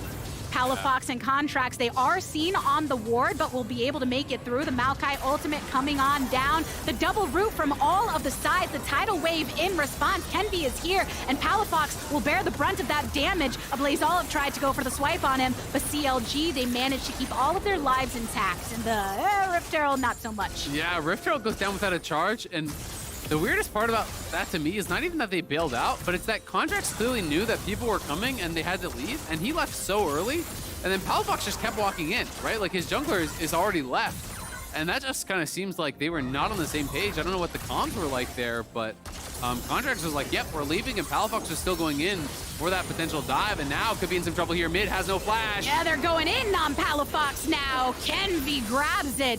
CLG losing their mid laner. And it did feel like, you know, that's the follow-up off of that last engage we saw where an ultimate says one thing, but then the movement says another, and then Immortals punish by collapsing upon the melee mid. Well, and then that's the forced flash from that bot lane play where Palafox was going in, and the rest of his team is kind of pulling out. You know, I'd love to see the replay on that bottom lane dive, or the attempted dive, where they forced that flash from Palafox again, because to me, that's really what set up that mid lane kill. And it's another mark off Scuttle here from that Kindred, so that is really, really good. And when you're in these matchups where you can win the 1v1 as a Kindred against the enemy jungler, it's so much easier to actually just go and establish your dominance on the map to fight for those marks. That's why a lot of the more tough matchups for Kindred are the ones where you just can't win that 1v1. Because if you can't win the 1v1, often the other jungler will just show up to every single mark on the map and they'll just wait for you, get a jump on you, and push you off that, which can make it very, very difficult to get to your 4 marks unless you can just get them purely through teamfighting or ganking, which is pretty rare. And that difficulty felt not as much in this scenario as you're calling out. When you're a kill ahead, you've been able to make it through your jungle more safely because of that. And starting to become a formidable opponent here. Immortals grabbing. It's not quite at 1K yet, but for a while, CLG were the ones with a little bit of gold lead in their favor, and now starting to see it slightly swing. Yeah, absolutely. You know, they are out to a decent lead, and they have that early dragon. So, you know, Mortals, I think, definitely the underdogs in this matchup here today, but looking really good. Revenge gonna go in, he's gonna get caught. On Contracts, try and make the play. The root doesn't get the needle work on one, and the attempt to run it back, but Revenge takes damage on the second throw, but still can remain under this turret. They do manage to break through a plate. Yeah, Revenge, you know, was able to get close enough back to the tower that I didn't really think that was going to happen. And then again, it seemed like there was a little bit of miscommunication or hesitation from CLG's side on, are we fully committing this? Are we not fully committing this? You know, are we going to go back? What are we doing? Because the Bramble Smash from Contracts actually knocked him back towards the turret instead of away, unfortunately. And that definitely makes it difficult. But Revenge going to be able to complete that Mythic, TP back, and just push in this wave. Dokla likely close to completing his Riftmaker as well, and that's where things get a lot more difficult for these tanks in this matchup, where the sustain gets really high. So we can watch this one more time. And we see on the minimap, we know that Azir is coming, and that is known. And look at Contracts. Contracts is already left. Contracts is already out there, and in goes Palafox, right? So it's like, there's a lot of, I think, confusion on what was happening. Contracts ulted, and then they realize, oh, Azir is coming, and he just insta leaves. And Palafox spent another, I don't know, 4 or 5 seconds walking forward, looks for the ult, then he's kind of caught out, has to flash, and because he had no flash, he immediately gets ganked mid and dies, right? And that does cost them quite a bit, so CLG definitely going to want that one back, but they are completing some key items here. Blade of the Rune King done in mid lane, Demonic Embrace just got finished in jungle, Riftmaker just got finished in top side, Shield Bow just got finished on bot side, so both teams now, Mythics and first items really coming through for pretty much everyone. some of the gold beginning to accumulate for the majority of the members of Immortals, with Luger shooting above the rest, though, because of that farming focus he has been up to. And Immortals looking to get the second dragon here. CLG still spread across. It doesn't look like they want to contest this yet. It's not really till Soul Points that you start feeling some of that pressure. But Tactical wants to go in on it. Tidal Wave thrown out as well. So Immortals using a couple ultimates there on the extended pursuit, but they get the objective, and that's what counts. Yeah, I mean, CLG really is not down much, but I don't know. They just look really out of sorts to me today. You know, they didn't want to contest there, or at least Contract's in. Contract's is farming his Krugs, but again, why is Palafox standing behind the pit if they're not going to contest? Why are you not just pushing out mid lane and denying a wave? Looking for a little bit of chip damage on the tower or something, right? So it just feels like Contract's and Palafox, but also, you know, other members of CLG are clearly having different ideas about what the correct play is in the moment, and they're not really seeming to be able to get aligned on it. So a bit concerning watching this CLG game. It feels like their coordination was such a strong suit for them in week 1, and here in week 2, it's definitely not seeming up to par. I think this is what makes CLG sometimes. Oh, they try to go for it. A Blaze Olive using all he can to get on out. Enough distance before the Polymorph hits in. Doka slammed by Revenge, but they know the rest of the team is here. But yes, looking at CLG as they focus down on this Rift Herald is what makes them difficult to evaluate, because you see some moments where, oh, their coordination is so on point. Look at Dokla basically pointing where they should be ulting, but never mind, let me pause on that thought. Palafox at the whim of Fleshy and Tactical on top of the Asper Prison he goes. Tries to get a bit more of that durability with the Defiance, but eventually falls, and this tower is ready for teetering. Yeah, trying to look for that 1v2 play. Almost got it, but Tactical has the flash available. Flashes back, and Palafox gives up another death, and the tower goes down anyway. So, you know, maybe reaching a little bit farther, trying to make up for some of the previous mistakes. You can get in that mindset of, okay, I've got to get something back. I messed up earlier. I've got to make a play here, and that can put you in a precarious position where now Immortals, all of a sudden, it's a 2K lead. They're up 2 dragons to none here, and you know, that fourth mark will be coming in here pretty soon, likely for Kenvi if he doesn't already have it. So things gonna be getting, I think, kind of tough. First turret in favor of Immortals as well over on that bot side, which is tricky when you see that CLG are really hoping that Luger will be in a position to carry late in the game. Yeah, we can see this one more time. You know, he is full health, he goes in, he does land that initial stun, and then the ulti there, nice flash from Tactical. You know, ulting backwards there is, I don't think that's like inherently wrong or anything from Palafox, but I think if you ult out towards the right, it's a small thing, but then the only way he can really flash is almost like back towards your turret, which would be kind of, I think, advantageous. So potentially, if he angled the ult differently, maybe could have taken down Tactical, but tries to go for the big play, not able to make it happen there. Immortals bot lane had the summoners, and gonna be able to get that kill. But I do want to continuously see that attempt, always going for the big play, and we're at that point where you don't want to be reserved too early, and seeing how close it was hopefully gives Palafox a bit more hubris when he tries to go later on. But Immortals, the thing is, with the pressure that they have been able to allot themselves, they can rotate out this bot lane. Tactical and Fleshy now bringing some of that power towards mid to push up the wave, and the team can start joining together once more. Yeah, it's kind of interesting as well, you know, to speak about the Lucian. It's very atypical now on this patch to actually see this build. This feels like an old build that we used to see more, where it's Gale Force, Rapid Fire, you know, they get this rated Dirk for the early power spike going towards that. But this means it's going to be a very delayed Navori or IE, right? We've been seeing almost exclusively Navori quick blades as that second item. So the earliest it can be is like 3.5. Contracts, though, maybe going to get caught. Sweep on a Contracts, but he returns a favor onto a Blaze Olive. They set their sights on Boom, who is the first to fall, had to use the Wild Growth on himself. And Dokla teleporting in, but it's a loss of the support, and Revenge pushing over on the top side to punish that teleport. Yeah, going to be able to push in there. Get quite a bit done. You know, Kembi is doing a lot of damage at this point. You know, has the early mythic complete. Looked like he was going towards potentially a Black Cleaver here second. But generally, this build from Lucian was like super kind of early game, trying to power spike really heavily, goes straight to Dirk, Rapid Fire second, go into Collector third. I don't expect him to do that, but if he does, it means his quick blades are going to be so late. So maybe he's going to go IE instead or something. I'm not sure. It's just kind of like not the new build that we've been seeing. Here we'll definitely have to track that and see the direction that Tactical decides to go with his build. And so far, it's accumulated 3 kills for himself in a lot of these team skirmishes. And CLG, having acquired the second Rift Herald, can drop that down here in mid. They couldn't get the charge on the first, so this will already be more value for them to break down a little bit of that gold lead that Immortals have brought, but unfortunately cannot finish with the charge. Yeah, I just need one more auto on it, so they should be able to pick that up later. CLG really want to get this dragon. They don't want to allow Immortals to just get 3 straight, but Immortals don't seem like they really care about the dragon. They're just going to try to push out towards mid, get the pressure there, and they're actually pinging over towards Baron. They do have crazy Baron damage. With double AD plus Azir, there is that threat of just starting it up. But, they do have the blue orb on it, and Immortals maybe going to look for some sort of a pick here. Hard to do, though, when you're playing against Zeri and Maokai, honestly, because it's so easy to just constantly throw saplings in the brush, and the Empowered Laser can also reveal you in that brush as well.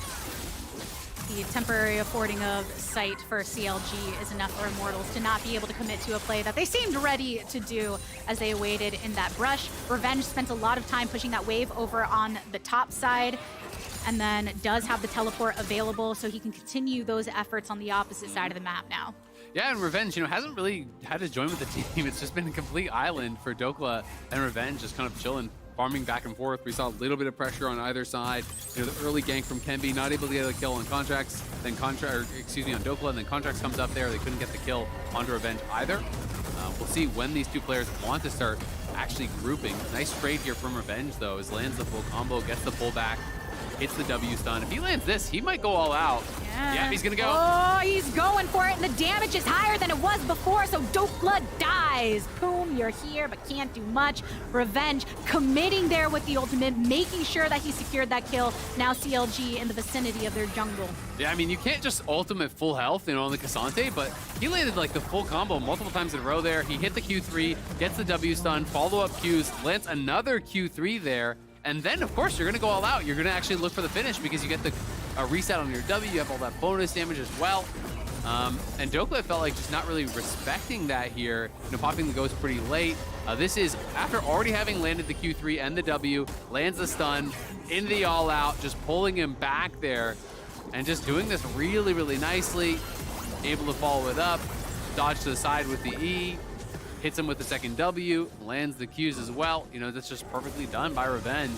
Big kill in the side lane. He's working towards that stone plate, and Gwen is picked much more, for this 1v1. Gwen can be a really strong team fighter, but again, I think it can be pretty difficult to team fight into what Immortals have drafted.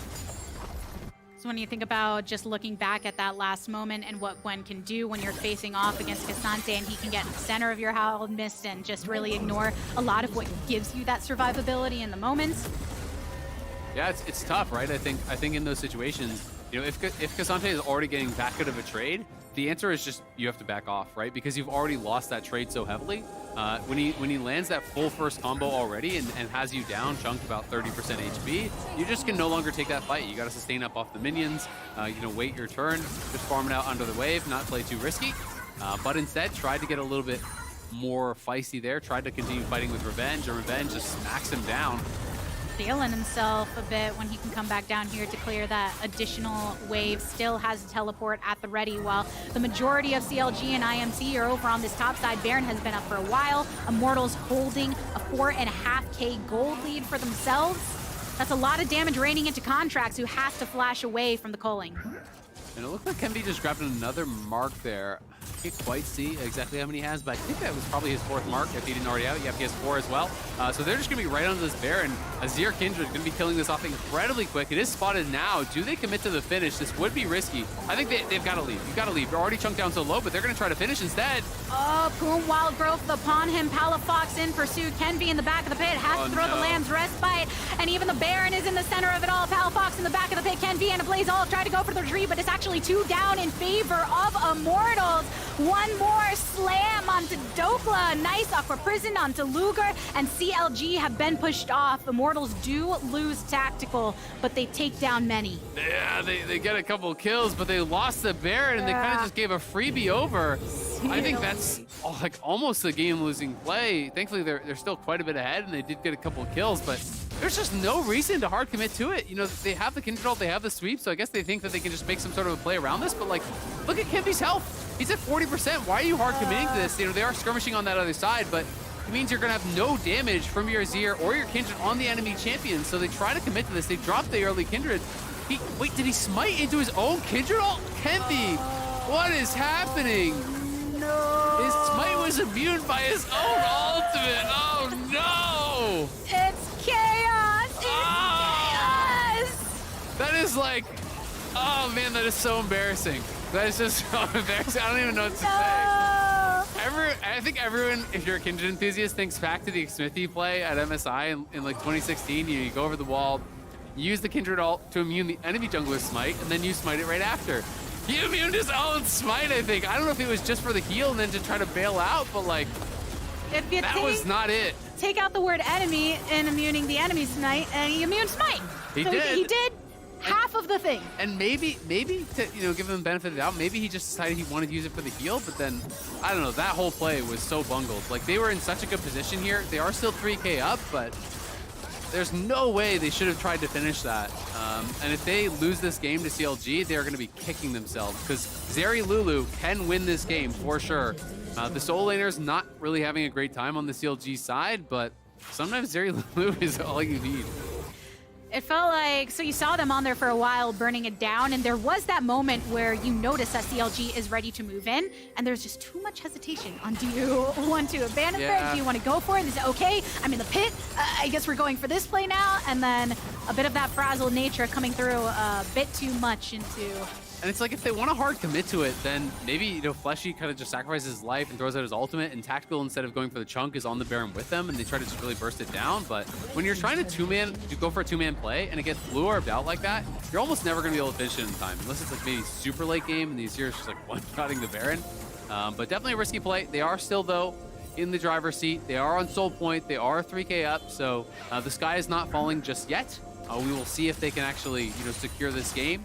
But they've got to play clean. They've got to be aware of some of these mistakes. You know, this is going to give me a little bit of a flashback to their first game that they were, you know, way up against TSM and ended up throwing that game. So they've got to show us that they can be clean in closing these out. And for CLG, though, you're looking, you're able to deny that play. Baron buff expired. A Revenge still taking on Dokla here on the bot side, who's throwing out the needlework, has Boom for some assistance if needed, but Revenge positioning in a way where he sees the majority of his team ushering through the jungle.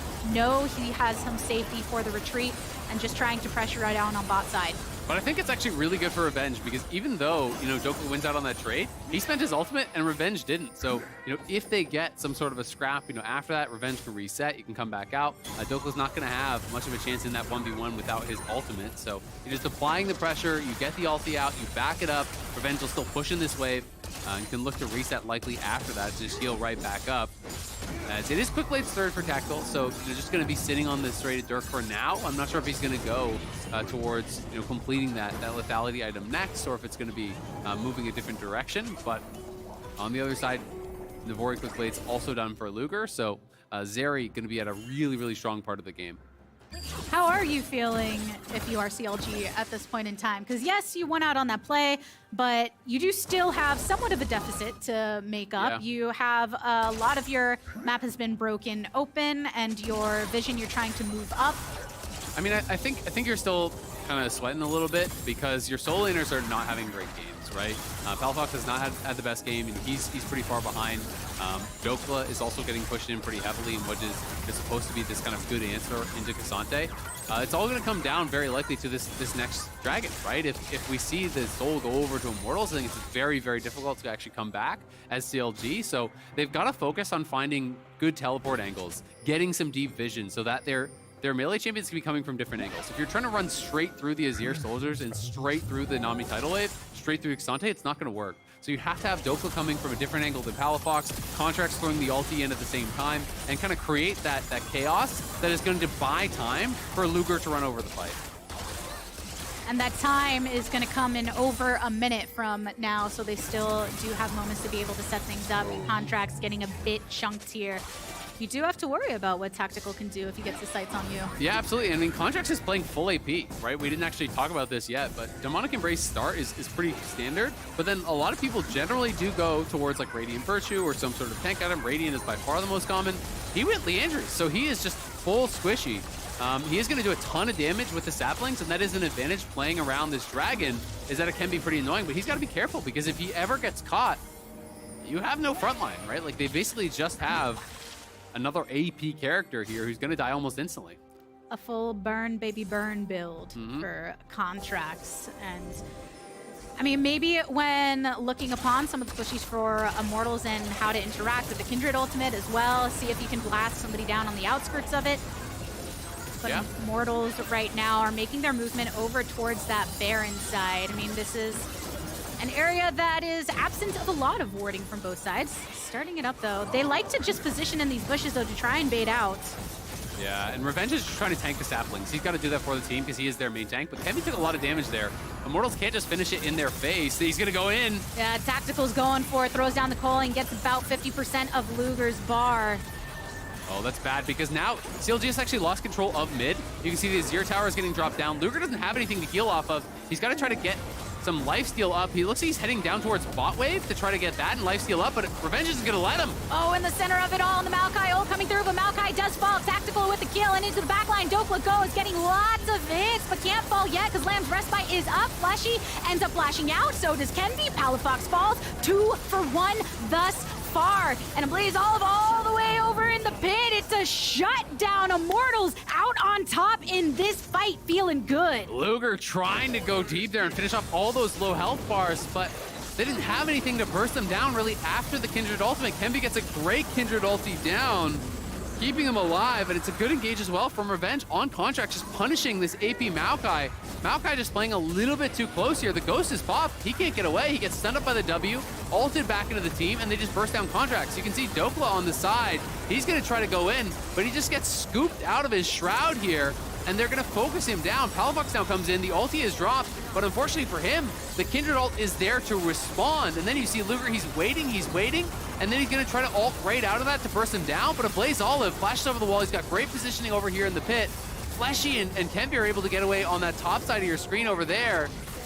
And as Luger goes forward, he's kind of just in this 1v3 by himself. A Blaze Olive, gate keeps Poom away, kills him as he tries to reconnect with his carry. And now that is Ocean Soul for Immortals, Baron as well. They've got everything, and this Cassante is just going to be a brick wall. Immortals feeling good off of that one. Yeah, the way that you see that Maokai burn down, and it feels like when you don't have that tank to kind of buy that time, right? Just a bit more of the timing you need for the rest of the team to be able to rain down that damage was, yeah, I can throw out that ult originally, but then nothing to be able to follow up. Yeah, it's really tough, right? And that's the thing. When you are playing this AP Maokai, you can't get caught, but they're just going to go in, and he's just going to be dead.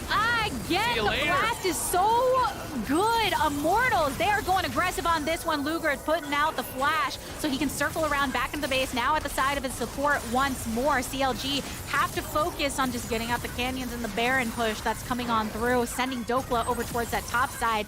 It's bounties right now for CLG while Immortals take down the tier 2 bot. I mean, it's going to be almost impossible, I think, at this point. The push is never going to end. That's the problem with Ocean Soul. You just hit him in and you heal right back up. They have the wave in bot. They have the wave in mid. 2 inhibs guaranteed to go down. We'll see if CLG can defend the Nexus here. Contracts is up in 10, but they can just continue moving forward. It can become that never-ending push if they want it to be. Kenby, though, is pinging over for a mark, so gonna go for a 7th mark. That would be the 2nd range upgrade of the game here. You can look for Revenge, but there's no shot you're killing him. Immortals happy with what they got here, want to take the reset, just continue to build upon their itemization, try to guarantee this win, because they are very, very close towards doing it.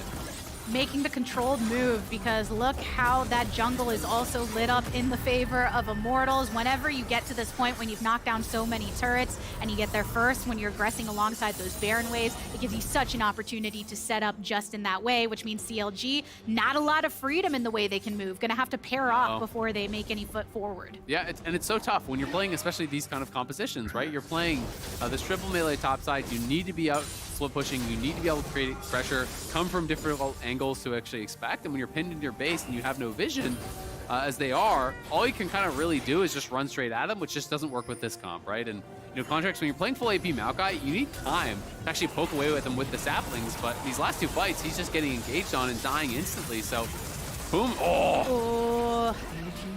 We'll just go back to the fountain for now, but Immortals got exactly what they wanted. You throw down that damage and we can take another tier turret, throw up the 0 turret as well. And Immortals, in the way that they backed off after getting those 2 inhibs, they clearly know the power that they have with these pushes, the lack of power for CLG without being able to set up that wraparound positioning, so they have no problem venturing on forward. Kind of that back and forth like they've got now. Dokla tried to look for the angle, gets rooted back. There's a route over onto Revenge, soaking up the majority of it, and Contracts goes in before it flashing out. The Nami wave as a result, and Vanguard's Edge also for Palafox trying to get the kill, but Kenvi goes down. 1-for-1 trade thus far. Blaze Olive duking it out with Luger over in the fountain side, but CLG, they only have their bot laners remaining. They only took down 1 in the process, and Tactical, even though he flashes forward for the kill, Luger manages to dish back a bit more damage. Can they keep the pressure off though? Immortals stunned up, get it done.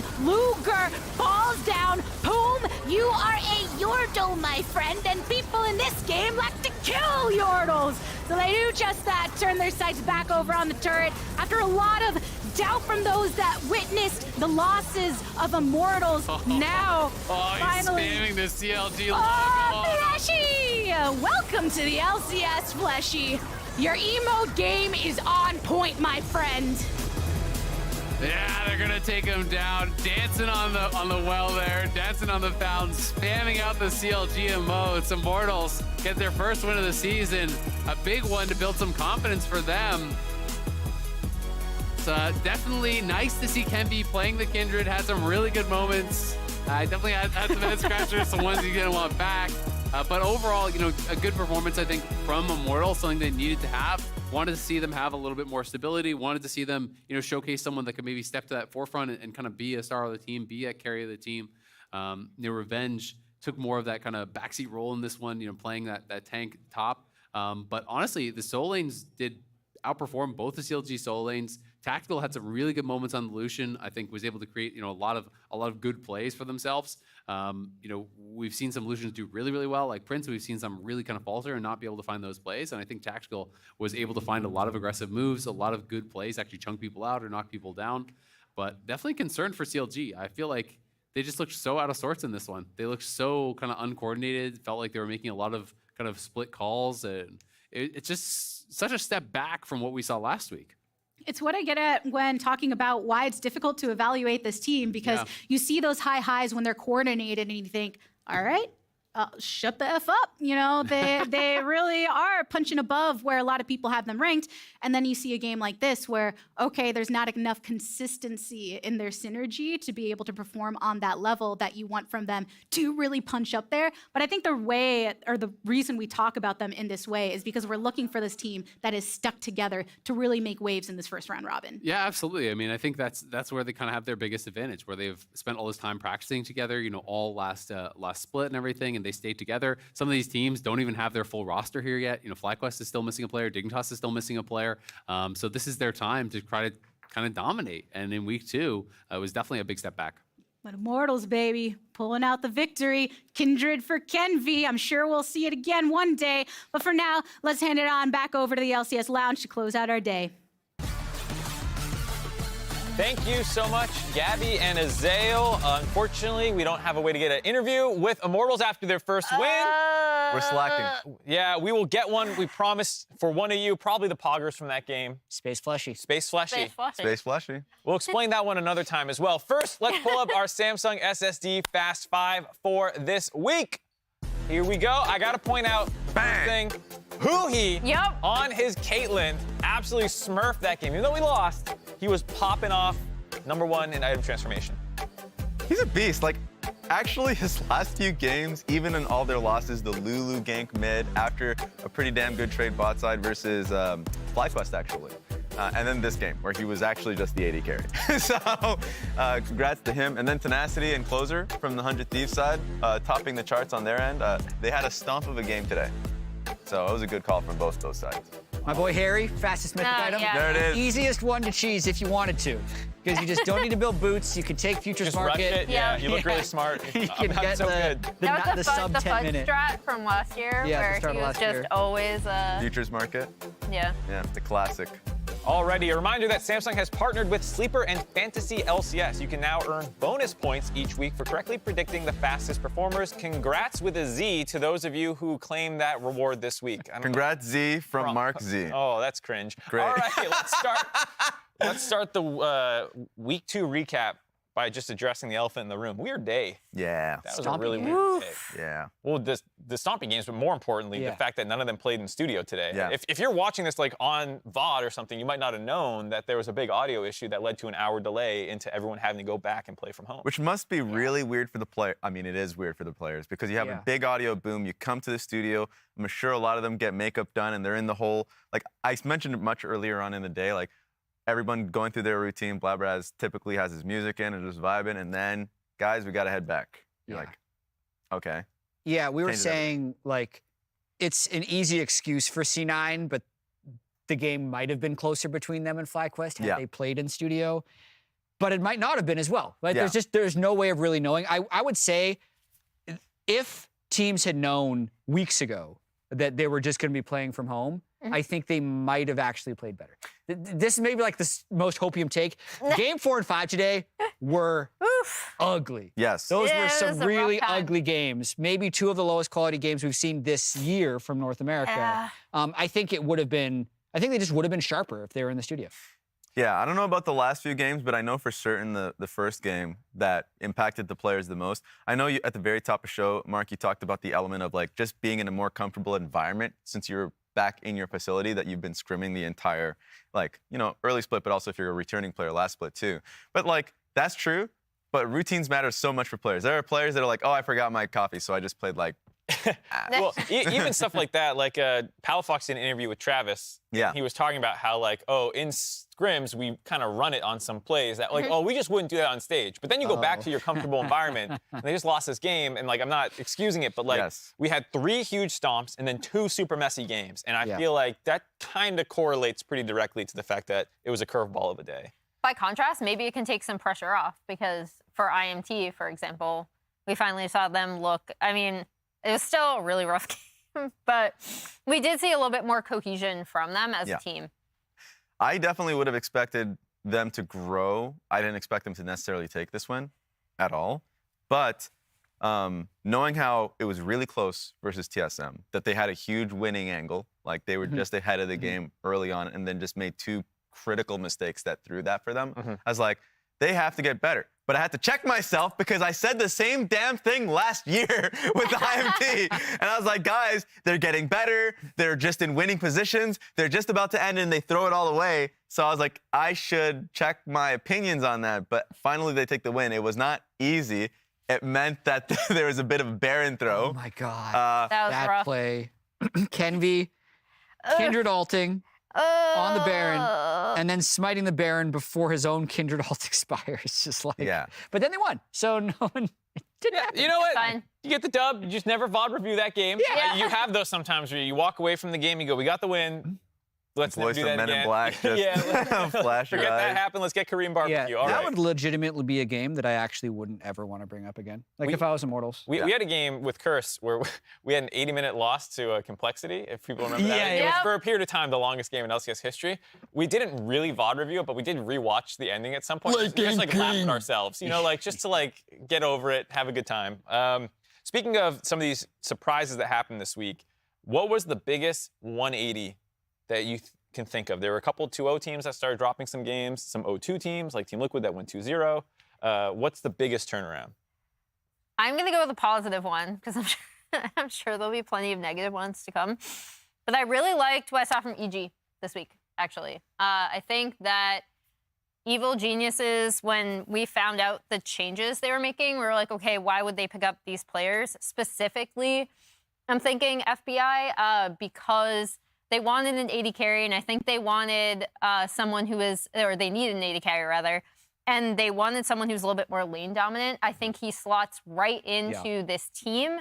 And not only that, but with the way the meta is right now, it's actually really important to have a bot lane that can either absorb pressure and lose gracefully enough that if they're on something like a Zeri where they're not automatically getting pushed super early, that they can bounce back and win team fights, or they can go toe-to-toe in that 2v2 with like really, really hard pushing bot lanes. And I think it fits in really well. And we finally saw that this week, where week 1 was, I mean, their players talked about it, but it was pretty shaky for them both games. Yeah, they lost the CLG game, and they kind of, I feel like their early games have been good the whole year, though, because their very first game they played in week 1, they won early game, through mid game, won the game. Yeah. Against CLG, they won early game, through mid game, through late game. Yeah. And then finally they had like a really, their most solid victory was against Dignitas today, so. Yeah, and I think it's really important because that's where I feel like people were like, well, Impact was the talker and he missing him. Like now they're just going to keep throwing mid games and late games. But I think you saw the team, and like talking to FBI, he said it was super easy to just come onto this team because the core was already so good. So yeah, I don't know. It's cool to see. It's one of the reasons why I put EG so high preseason. I put him number 1. Same. You're crazy. Yeah. Same. Yeah. What? Really? You guys are both EG number 1? Yeah, we were. Yeah. Oh, you guys are crazy. Okay. They're currently not number 1, but they will be. At some point. Well, there's a lot of 3-1 teams now. I'm sure we'll get to the standings later. But for me, biggest turnaround, I'd say, was Team Liquid. That last game was... Technically correct. Technically, it's a 0-2 to a 2-0. You did win both. You cannot get a bigger turnaround than no wins to 2 wins. Correct. So, yeah, I'll go with the technicality. Even though that fourth game looked exactly like last week's games where they're just all over the place, disjointed. I will also use a technicality. Not even technicality, just like it's a stat piece, which is TSM. From, 2-0, 0-2. Like, I thought even in their 2-0 specifically versus, I already said IMT, like, they didn't really perform well early game. But they still won those games, and now they're kind of starting to slip. So I would just say that team is a good example. That's why I'd argue that's not 180 because But by the numbers, you guys, we're working with technicality. The play style is very similar. You gave me too much time to think about it, and I overthought it. Oh. The biggest 180 was last week. I said it was the LCS Golden Age because C9, CLG, and TSM were all at the top of the standings. They went 1-5. 6-0 to 1-5. You tracked I it. think that's a bigger 180 than 0-2 to 2-0. So you combine 3 different teams together for your... Yes. Wow. All right, we'll take it. Well, we have it. One thing that did works. change, FlyQuest undefeated now 4-0. You have $10,000. Okay. FlyQuest to the field. Thank you. I'll take the 10,000. No, you have to bet it. Can I just pocket It's play money. Monopoly money. Keeping the money. Monopoly money. Yeah, I'll field. Field? What? Yeah, the field. Wait, what? You always just said take you the have field. EG as the best team. Yeah, I'm also a flip-flopper. So, I'm taking... So... Actually, no, I can't. I'm so close And those to are it. shoes. I But was they're ready for close to Raz to just flip-flops. launch They're so his easy to shoe put on, across even though I'm the room struggling. again. The reason why it's so enticing is because when you see their first game of the day, they just stomp them. They're so good. They stomp so Cloud9. It's insane how well Vikla played alongside Speaker. The one question I had was how that 2v2 would play out with that duo. And they look insane. Yeah. And we didn't have really many questions about Prince. Prince is performing like really, really well. They beat C9 with a Mumu. Like they just played a Mumu. But a Mumu's a great pick, so what are you trying to say? Fine. It's not. I'm so I close to disagree. picking FlyQuest, but I'll take the field. I mean, it just speaks to the fact that, like, Speaker knows his role on that team. It's like, I have 2 legitimate superstars around me. I am here to frontline and set them up. I'm taking Fly. I put him number 1. I'm all in on Fly. I always take the field. Like, mathematically, you take the field. Don't you always take... I feel like you never take the field. See, here's an example you don't. Zale offered me this bet one time, and it was C9, and it was like week 2, week 3 kind of thing, and I was like, C9 wins the whole thing, and he's like, no, I'm taking the field. You're crazy. This is a dumb bet. I won that bet. What year was this? Don't remember. 2021? Oh, this was when they were This is when they were stomping and spraying. So this is, okay, the 2020 spring C9 was one of the most dominant LCS teams ever. Them versus this FlyQuest. What's your aggregate ranking? Ooh, I mean, it's got to be pretty close, right? Like, yeah. So I think I made that bet around week 3, so I'd seen another. I think they were like 6-0, or something. Okay, so 16-2, 17-1. What's your FlyQuest record? They even haven't been close to losing a game yet. They've never even been in a losing position. Yeah. They haven't played that many games. I mean, it's 4 games, And they but only got 0 14 losing left. positions. Yeah, that's true. Have they been first blooded yet? I don't even know. Gory first blooded. Yeah, they did against Golden Guardians. And that weirdly looked almost like they're shaky. Are you on 18-0 watch? Is that how confident you are? Uh-oh. You're going to bet on it? You're going to bet money? Yeah. I'm a sane and reasonable person. Okay. $10,000 handshake? Yeah. No, I'm not. 17-1 and they win the championship. I'll be sane, all right? You know, Yeah, I mean, that's now something I want to start tracking because I thought that C9 team was like probably the best LCS team in history. It's the cursed MSI that never happened because COVID. Yeah. So we never got to see the full manifestation of that team. Even in Summer Split, they were still winning all their scrims as they imploded on stage. So it's like you never got to see that team. And I wonder if that's FlyQuest. They never pick UniGP. there also might have been some details wrong. I don't remember exactly when I made this bet with Isaiah. It was probably that. It was probably that. Yeah. Anyways, moving on ahead. Your MasterCard player of the week is... Prince! Yes. You never clapped, chat. Yes. I thought you wanted me to say it. No, I wanted you to join in on the clapping.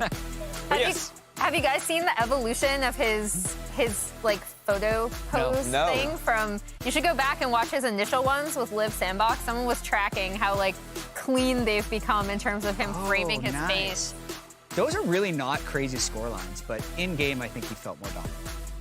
Yeah, definitely the case. Prince is looking like, along with Fudge maybe and some others, who knows who else is in the MVP conversation after they shellacked C9.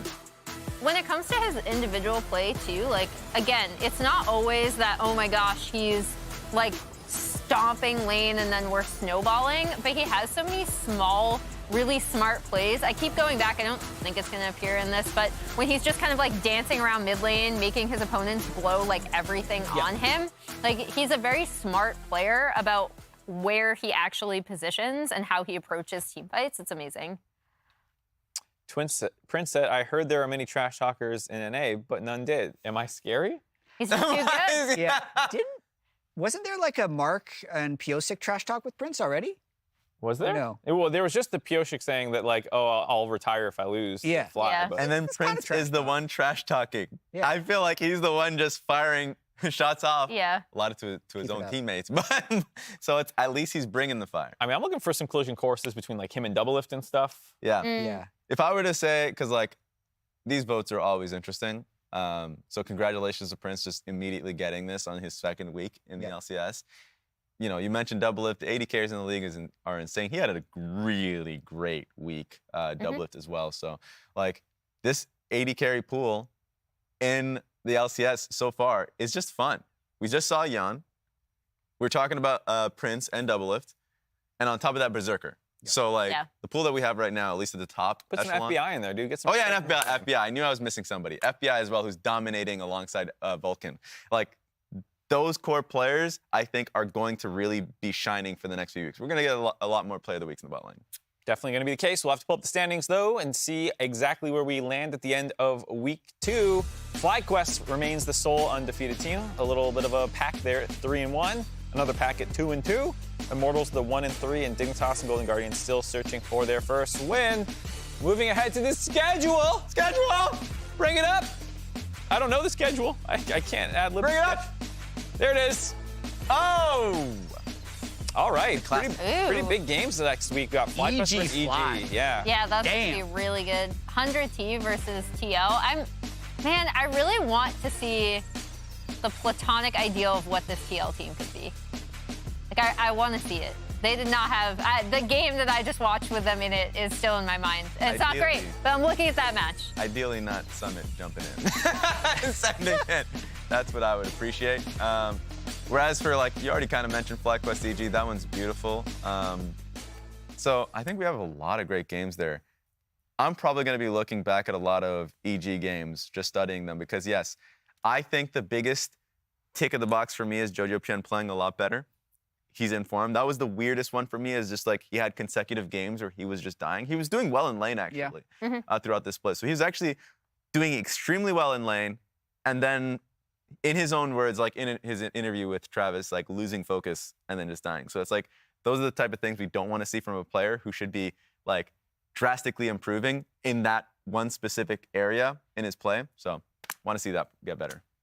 All right, well, that's going to do it for us here. LEC starts tomorrow at noon Eastern, 9 a.m. Pacific. The Salt League NACL starts tomorrow at 1 p.m. Eastern, 10 a.m. Pacific. That's it. Bye. See you guys. Oh, I don't have a pen to throw. You actually, because you hit it. The game is over. Last week you got it. You're doing actual. I thought you were doing actual golf. I want to go home. Yeah. To cut the tape, please. I'm leaving.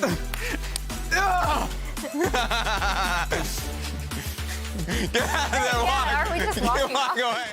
Looks like we're gonna get a full-on fight here. Nice bandage coming out from Spica as Diplex tries to get away. Vikla flashing back over the wall now. Spica ready to counterattack. He's used both bandages now. E2 from Vikla. The Silas damage is there. It's first blood over to FlyQuest. Impact trying to fight off to the side while Vikla is enduring Fudge's assault. Now Impact jumping back over the wall there with the all-out. Looking to isolate Blabber over the wall comes Spica. It's gonna be a killing spree for Vikla.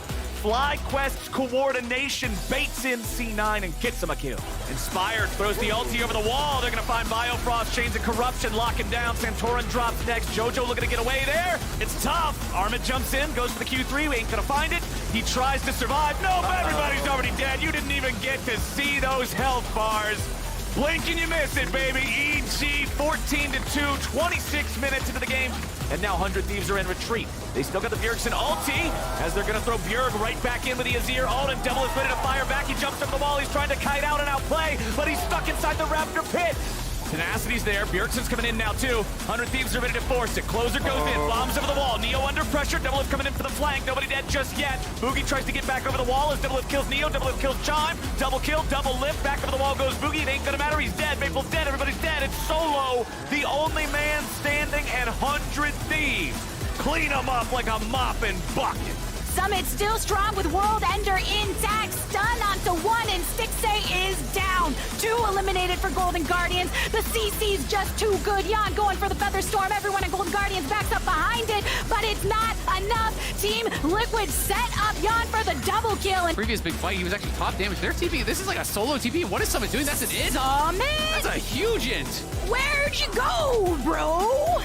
Palafox in pursuit. Kenby in the back of the pit has to throw the Land's Respite, and even the Baron is in the center of it all. Palafox in the back of the pit. Kenby and Blaze all try to go for the retreat, but it's actually 2 down in favor of Immortals. Revenge isn't gonna let him. Oh, in the center of it all, and the Maokai ult coming through, but Maokai does fall. Tactical with the kill, and into the backline. Dopla goes, getting lots of hits, but can't fall yet because Land's Respite is up. Fleshy ends up flashing out, so does Kenby. Palafox falls. 2 for 1 thus far, and a Blaze all the way over in the pit. It's a shutdown. Immortals out on top in this fight, feeling good.